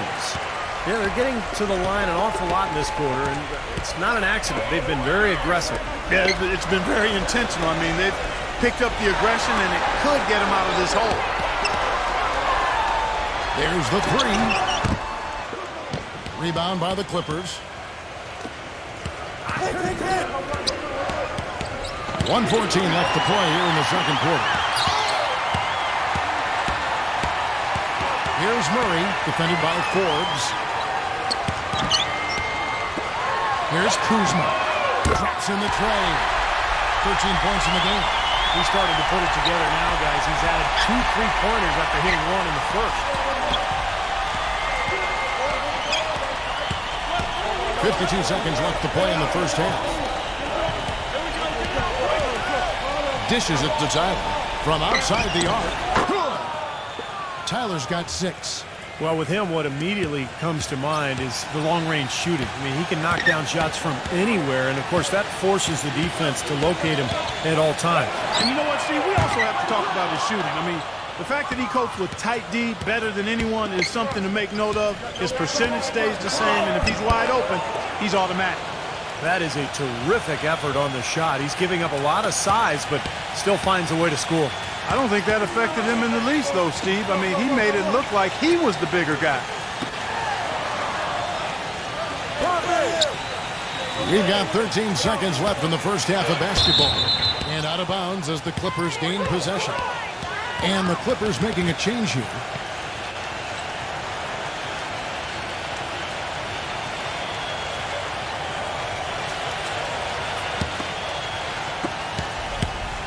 Here is Forbes. With 4 seconds on the clock. Great D that time from Murray.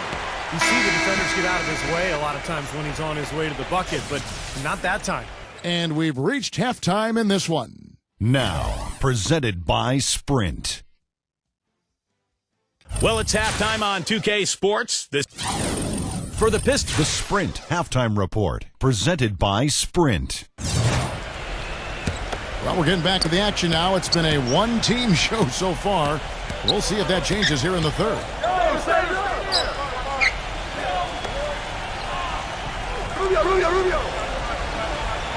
And he feeds it to Tyler. 6 to shoot. Tough break for the defense. He took the heat and drew the whistle. Yep, but when you get there late, that's what happens.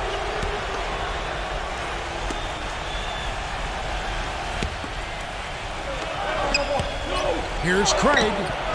Jump shot is good. They had that play ready to go. Well done on the inbound. Here's who Rick Carlisle is starting the second half with. Passes it to Murray. A 3-ball, and that one's good. 9 points in the game so far. Clippers trail by 15. Rubio with it. He passes to Craig. Clippers moving the ball around. There's the block. And he's able to get it back. And again, it's the Clippers from deep. And with a little over a minute gone, the second half is underway. Here's Murray, covered by Rubio. Launches a 3. Shot misses. The Clippers have gone 2 of 3 from the field to start the second half. Tyler passes to Craig. Rubio, and it's blocked. Rubio left side. Rubio can't get that one to fall. He has not been on his game, and their deficit isn't totally on him, but he has not helped the situation. The Nets have shot 5 of 8 from the foul line. Well, they've only shot 71% as a team for the season, so a lot of improvement necessary. And their performance at the line.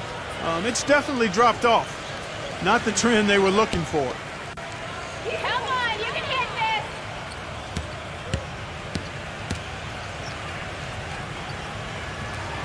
And he makes the first.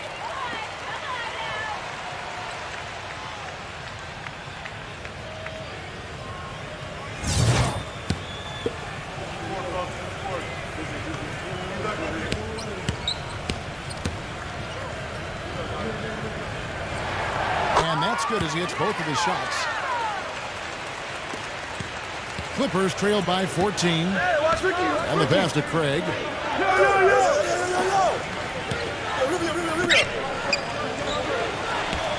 Harrell collects the two-pointer near the hoop. He has 6. And we're just around 2 minutes into the final half of play now. They set the pick. Here's Kuzma. No good on the 3. Nobody near him. He'll normally make that one. Tyler, no good. That's not an opportunity he fails to convert very often. Boucher. They get it again. And there's the call by the official. They'll count the basket here following the goaltending call. He thought he had that one clean, but the ref saw it differently. They'll count the basket. Not quite 2.5 minutes played here in the second half. Whoops, anticipated the pass. Turnover.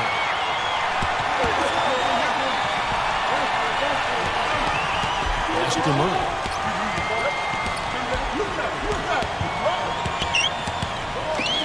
Goes up from the top of the key. Misses off the left iron. What was the defense doing there? I mean, he is not the guy to give an open look to, and yet they got away with it. Here's Rubio. And the Clippers miss again. He's playing selfishly now, guys. He's just trying to get as many shots up as he can. Doesn't look at all concerned about his teammates. Pass to Murray. Just 5 to shoot. No one near him. That's good on the jump shot. He's got 18. Third quarter of basketball here, and just a little under 3.5 minutes gone by. Los Angeles calls timeout. That was a good time to call the timeout to try to settle everybody down and get back into their offensive rhythm. They've been coughing up the rock an awful lot.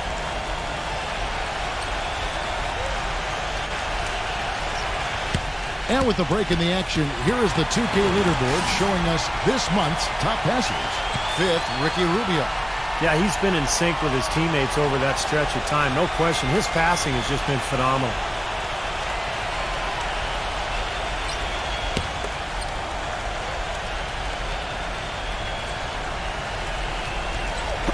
Third quarter action, and just under 3.5 minutes have gone. He dishes it to Tyler.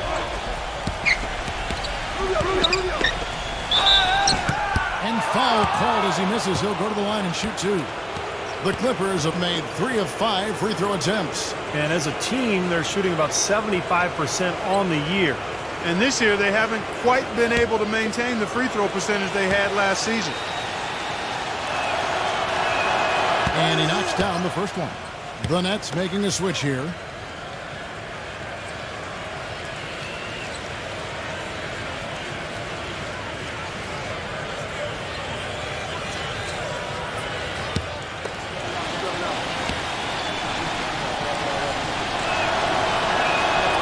That one is no good. Boy, they've really dominated on the glass, and of course they've done a lot of good things here tonight, but the rebounds have played a major factor. Hey, Steve, you know rebounding always one of the key barometers in determining the victor. Clippers trail by 15. Rubio left side. The 3. No good from Craig. Brooklyn's gone into a slump here from three-point range, shooting just 1 of 5 here in the third. Out of bounds, the Clippers take possession. And a chance here to see where the Clippers sit in the NBA statistically right now. 10th in three-point field goal percentage, 11th in field goal percentage. And they're in the top half of the league in blocks. That's pretty good. Not too bad. Yeah, this is a team that shoots the ball well, and I think the key is their accuracy from the three-point line. You look at that number in the top 10, as you talked about, Clark. You know, they've leaned on this of late particularly, and I think their success from the three-point line has really allowed their offense to open up and become more balanced. Here's Murray, covered by Rubio. Murray, good. He's got 11. Ran his man straight into that screen to open the lane up for the hoop. Clippers trail by 15. They need a good offensive possession. Yeah, they've had a number of empty ones, a long time without a basket. They got to find something, you're right. Cutting into that lead a little bit. Way to finish. And the basket is still shaking. Oh, man, he's got so much power. Doubled by Craig. Pass to Beal. Lets the free fly. That's good. Beal's got himself going with the triple, his first basket of the game. To the paint. Here's Craig. You know what? And it's the Nets taking it the other way. Earlier in the game, they had a 19-point lead. He's killing them with his poor shooting. The defense is more than willing to give him those shots now. Christ.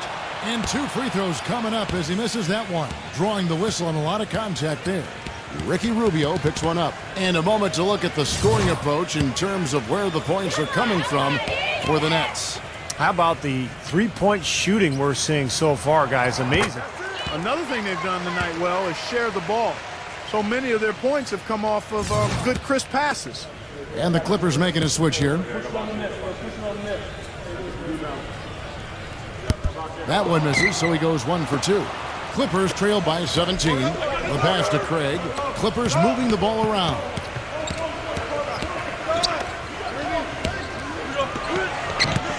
Rebound, Brooklyn. He's been wayward and just off on about everything he's put up in this period.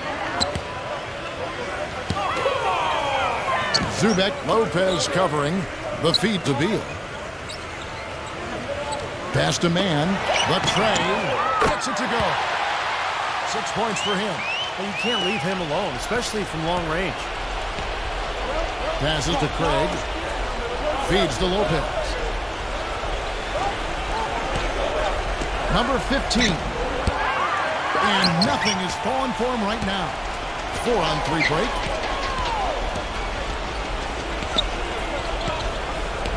Here's Trent. And the rebound goes to Lopez. Lopez has got his 6th rebound on the night. And Tyler kicks to Lopez. Inside, here's Craig. The lead pass was put in just the right spot. Really good example there of some fine interior passing before that basket. Beal with it. Now defended by Tyler.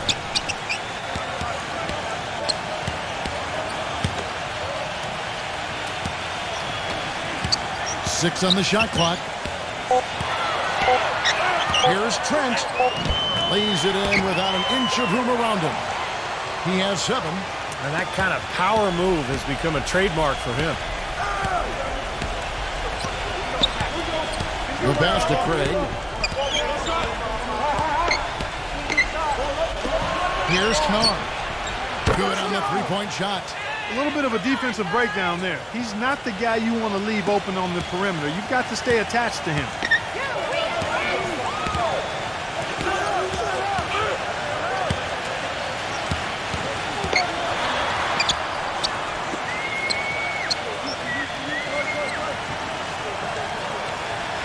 Pass to Man. Here's Trent. And he can't answer back. The three-pointer offline. Clippers trail by 17. Here's Tyler. 6 points for him. The dish to Lopez. Here's Knar. And again, it's the Clippers from deep. Right, he's really stood out for his club today. Even though they're struggling a little bit, he's doing his part. There's the pick. It's Beal on the wing. He passes to Mann. Kicks to Beal. Passes it to Mann. The offensive rebound. And uses both hands to jam it in. Look at that effort and energy as he creates the second chance and then converts. He doesn't just convert, Clark. He converts with maximum force. He could give lessons on the art of offensive rebounding. Already it's February. Let's see how the East is matching up. Taking a look at Chicago, earning the first place position with a terrific record. And we've seen them perform splendidly pretty much all season long so far, and they're definitely the team to beat. And, of course, there's the Nets. Not in the same realm right now in terms of their record. Well, I think for Brooklyn, their season hasn't been great, and it hasn't been terrible. It's been fairly pedestrian. A few times it's looked like they're about to turn the corner, but they just haven't been able to sustain that winning momentum. And I'm not quite sure why that is, because I think they've got the talent to be among the league leaders. But it looks to me like it's not going to happen for them this year. There's a good screen. From 11 feet away, uses the glass to drop it in. He's got 8. 35 seconds left in the third. Tyler passes to Craig. He kicks to Lopez. Dishes to Tyler. Lots of room. Another one falls for the Clippers. 17 seconds left to play in the third. Mann defended by Craig. Here's Mann. Nice D from Craig. Here's Tyler. Cannot hit. And as we end the third quarter, a double-digit deficit. This Tuesday, February 7th. Welcome back. Fourth quarter action starting up in what has been a one-sided show. Nets leading by 15. A moment now to reset the lamps. Brought to us by Gatorade. All fueled up here for the fourth quarter. And Brooklyn looking who they've got. And he'll shoot free throws here. Clearly fouled on that shot that time. The whistle blowing.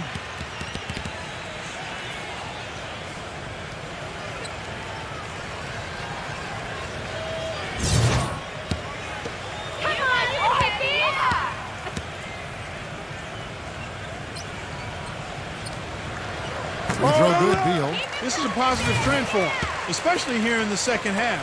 Shooting just above 80% right now. And that's more than respectable. That's good free throw shooting. He doesn't get the second one. Clippers trail by 16. And Tyler kicks to Rubio. Tyler back to Rubio. Good ball movement here by the Clippers. He feeds it to Tyler. Lopez outside. He dishes it to Tyler. On target from 13 feet. I'll tell you what, he's made more than a few of those in his career. Nets leading by 14. Pass to Beal. Here's the screen. Now the pass to Murray. Now the feed to Beal. With the teardrop. We've played just over 1 minute here in the fourth quarter. Tyler dishes to Rubio. Harrell. 5 to shoot. The Clippers need to get off a shot. Tyler. And they force the shot clock violation. Great D. And here's a quick look at how the Clippers' schedule is shaping up. Following this one, they get to host the Mavericks. And that's the first game in a string of 3 straight at home.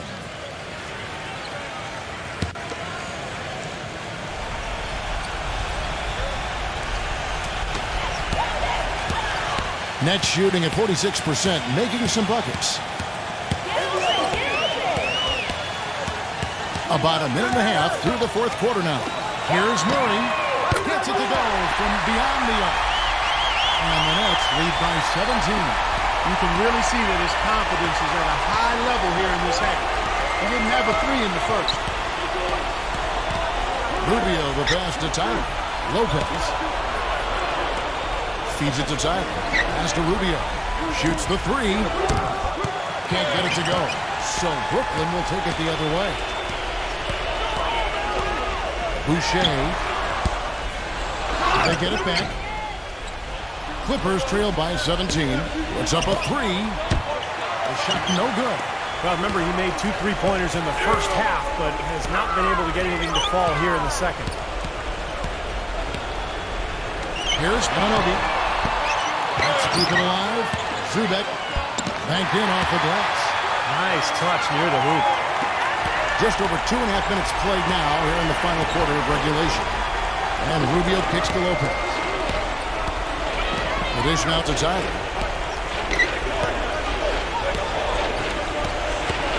Oh, trying for it. And it's going to be out of bounds. The Clippers will retain possession. Moment now to see how the schedule is looking for Brooklyn. Next matchup, they'll be home against the Suns. And that will be the 3rd of 5 straight played at home. And the Clippers making a change here.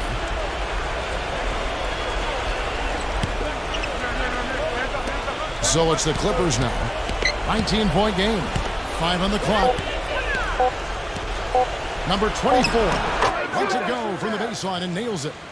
Well, he can squeeze himself into the box score every now and then. The Nets have gone 2 for 5 on field goal attempts in the 4th quarter. Boucher nailed from 3-point land. And the Nets lead by 20.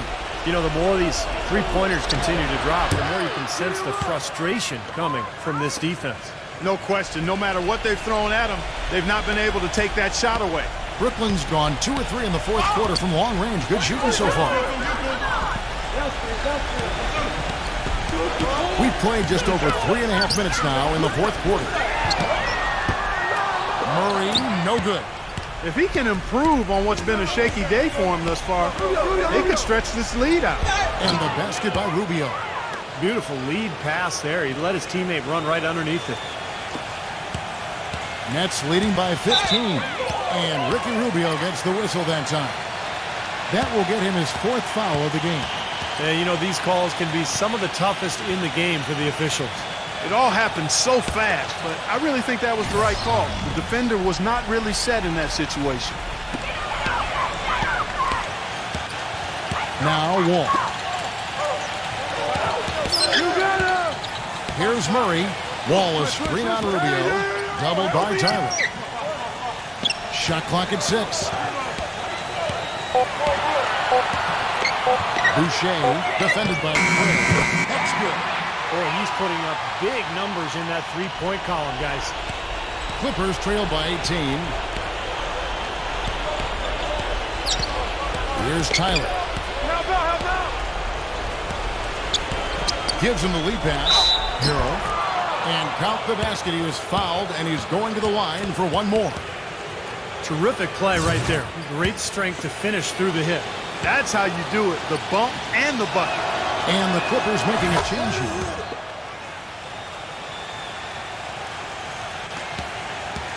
Nets leading by 15. Outside Wall. There's a screen.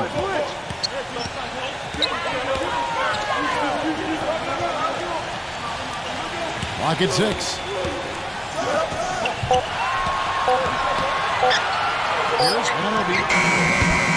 Misses the 3, and he used the pump fake well there, but he couldn't capitalize.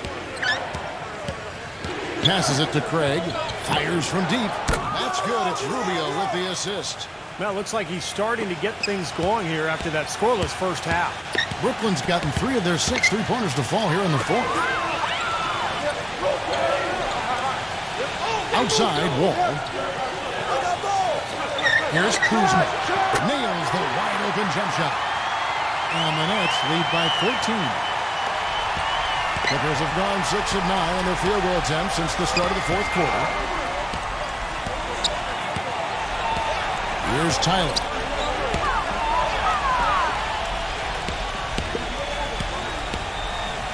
Hero. Kicks it to Rubio. And he was fouled in the act of shooting. Chance here now for a 3-point play. heard the whistle and still kept his focus, able to knock that down. And that is not easy, Steve. I mean, to take the bump, to maintain control of your body, and put it in the hole, tremendous play.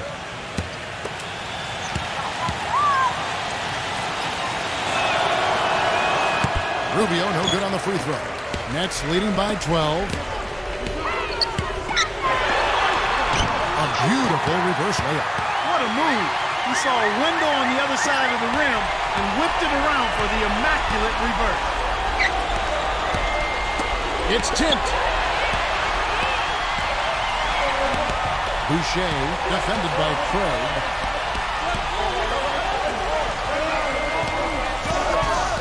Outside, Wall. Nice ball movement by Brooklyn.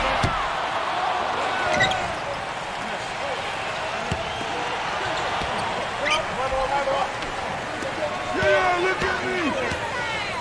Zubek, covered by Rubio. Gets it to go. Here's Tyler. He kicks to Rubio. There's the triple. That's good.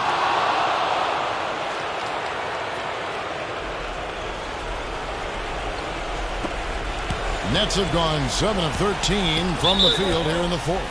Now a timeout called by Brooklyn. You can tell he's in a lot of pain. They'll take a timeout so that trainer can help him out.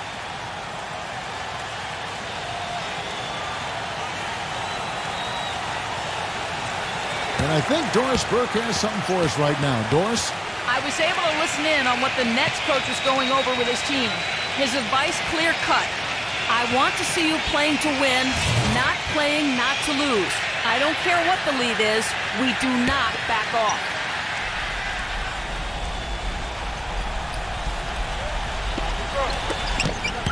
Goes up off the inbound. And that one hits back iron. Well, I guess they can get them when they need them. That's a good job of getting to the miss. Fires the three. The Clippers keep it alive. Dishes it to Tyler. He passes to Rubio. Tyler. That's in. Coming off an assist from Rubio. Tyler's got 5 points now in the quarter. Guys, a good chance for them to slow it down. Yeah, I agree. Got to use some clock here. It's Wall with the drop. Hits the bucket. Seems like he can make plays like that in his sleep, guys. You know, Clark, they've been out-rebounded by a big margin here today. Yeah, but still it's a close game, Kevin. It all comes down to maybe just a handful of plays here.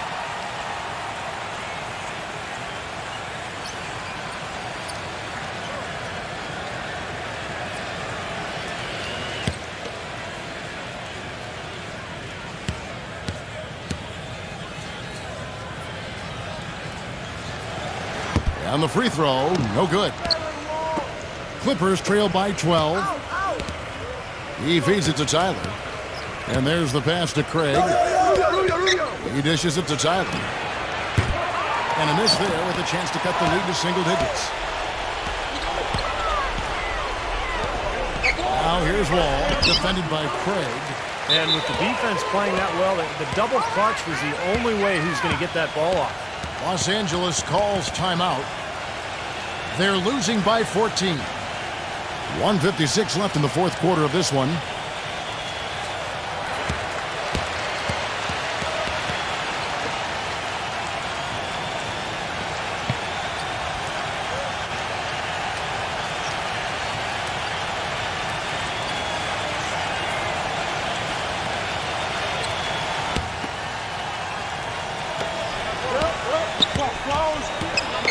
Rubio against Wall. And is out of bounds to the Clippers as the Clippers retain possession.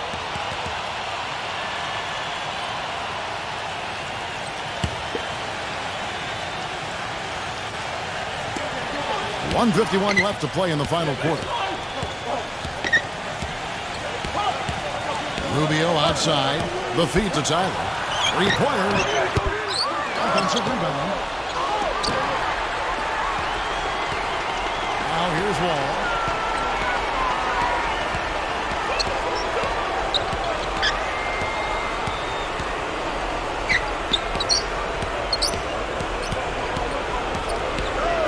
Six on the shot clock. Deflected. Here's Tyler, covered by Wall. Here's Craig. That three-pointer off the mark. Boy, they've really won the battle of the boards in this one, Kevin. They've gotten some good second chances here in the second half, and that kind of extra effort will go a long way into cutting into this deficit. Here's Kuzma. And the officials whistle a foul on the shot. The bucket's good. He'll go to the line. And you're right, their ability to get the rebound, a big help here. Always a big help, and because of that effort, they're going to win going away. Robin Lopez is checked in for the Clippers.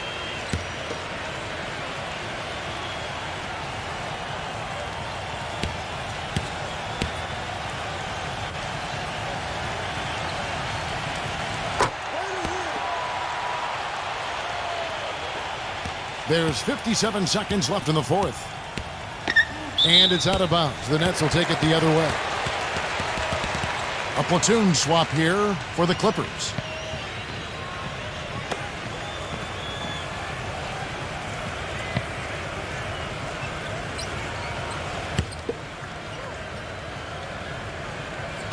And so it's Brooklyn with it.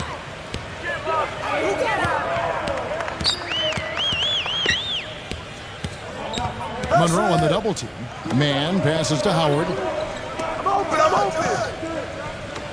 Pass to Wall. 6 to shoot. Shoots from 14. It's hauled in by the Clippers. That's a shot he's got to hit. I mean, you don't get too many better looks from that range.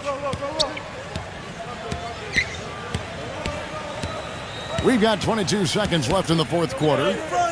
Number 24. And Monroe kicks to Forbes. From outside, off the mark.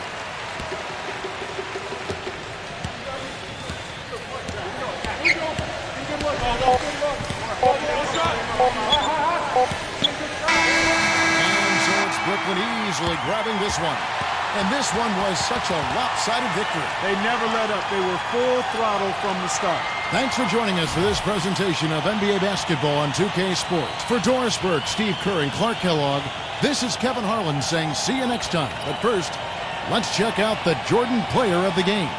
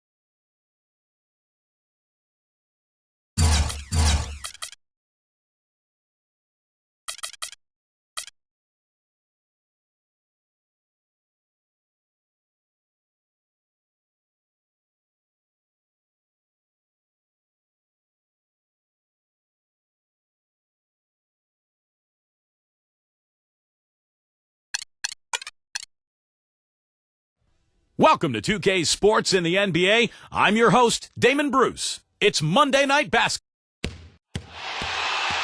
And just a minute or two here for the players to get warmed up before the start of the game. We'll be bringing you an interconference matchup in this one as the Spurs come into town. Bringing you some fun on a Monday night. It's the NBA on 2K Sports. Kevin Harlan here along with Clark Kellogg and Steve Kerr. And now we take a brief check at the matchups. Our starting five for both teams. And one of the guys we'll be seeing in this one, James Harden. Well, because of his passing ability, Kevin, I mean, if you're going to play with him, your only job is to get open on the floor because he will get you the ball, and he'll give it to you in rhythm so that you can get a good shot off. And here's something else, Steve. He invites contact when he's attacking the rim. He doesn't try to finesse his way through anything. He's going through bodies. It's on the road tomorrow as the Bulls wrap up this home stretch. Going up against a capable opponent, but you see their confidence. This one they feel they should win. They'll look to come out strong and show they're the better team. Little extra incentive here tonight, Kevin, because this is the last time they'll face this club. Just 2 meetings between the two this year, and they're 1-0 already. They'd love to sweep the series. That's exactly right, Steve. I mean, whether it's 2 games or 20, you love to go undefeated against an opponent over the course of a season. And, of course, just the opposite is true as well. Getting swept, no fun at all. And he can't make the second free throw either. Missing both. Last outing for Chicago, they won that game against the Trailblazers. Well, Kevin, they constructed a perfect offensive game plan going into that game, and it was quickly apparent how powerless the defense was to stop it. Powerless is a good way to put it, Steve. We're unlikely to see that many uncontested baskets again anytime soon. Now Harden, after the missed 3 from Ingram, hits the bucket. That finish brings me back to the old days, the silky smooth finger roll. And now Doris Burke has an update from the sideline. Well, I spoke with the head coach of the Bulls. His squad picked up a win in their first matchup against this team, and he said the game plan remains the same. Attack, attack, attack. We want to pound the ball into the paint and try to score the ball inside. Guys, it's certainly something the defense will anticipate, but will they have the length and athleticism to slow them down? We'll see. Thanks, Doris. Here is Harden after the made shot from Smith. It's Harden with the drive. Passes it to Wagner. Soft touch off the glass. Superb assist there. He played the role of the maestro on that one.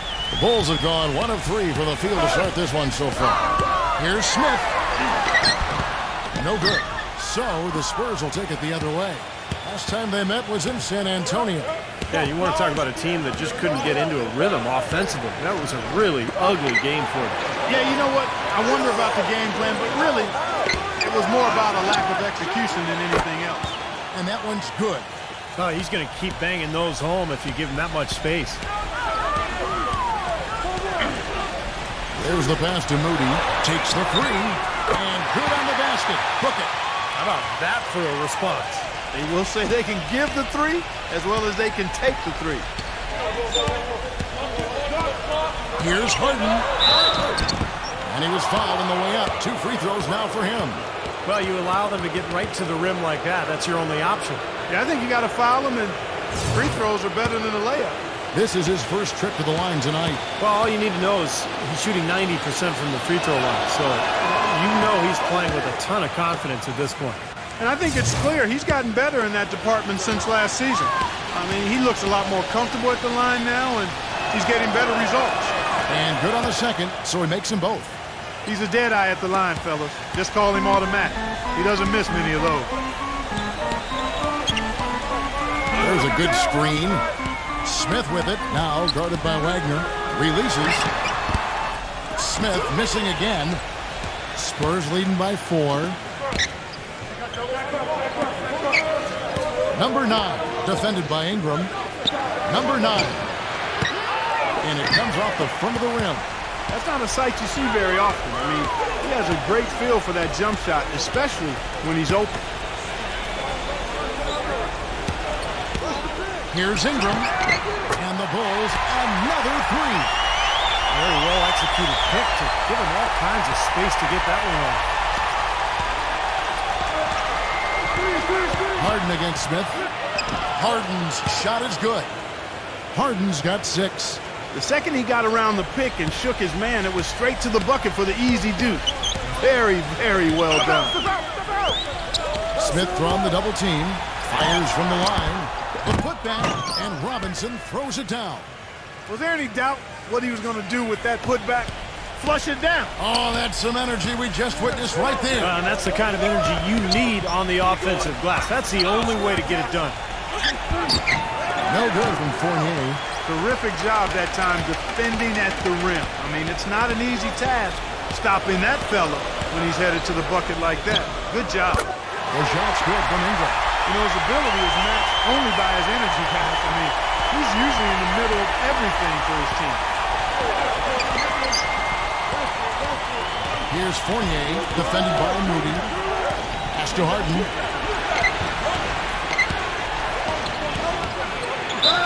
And a foul called on the shot. Got him on the way up that time, so he'll shoot two right here. The Spurs shooting their third and fourth free throw shots of the night.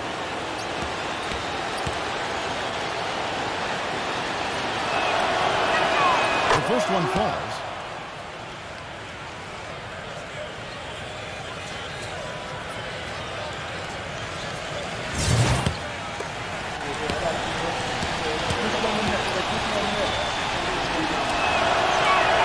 Harden hits them both. So it's Chicago now. They trail by one. Nice shot by Smith. Smith's got his second bucket tonight. Brought back the finger roll. That's a nice finesse move to pull off with the defense all over. Harden with it. Now Smith defending.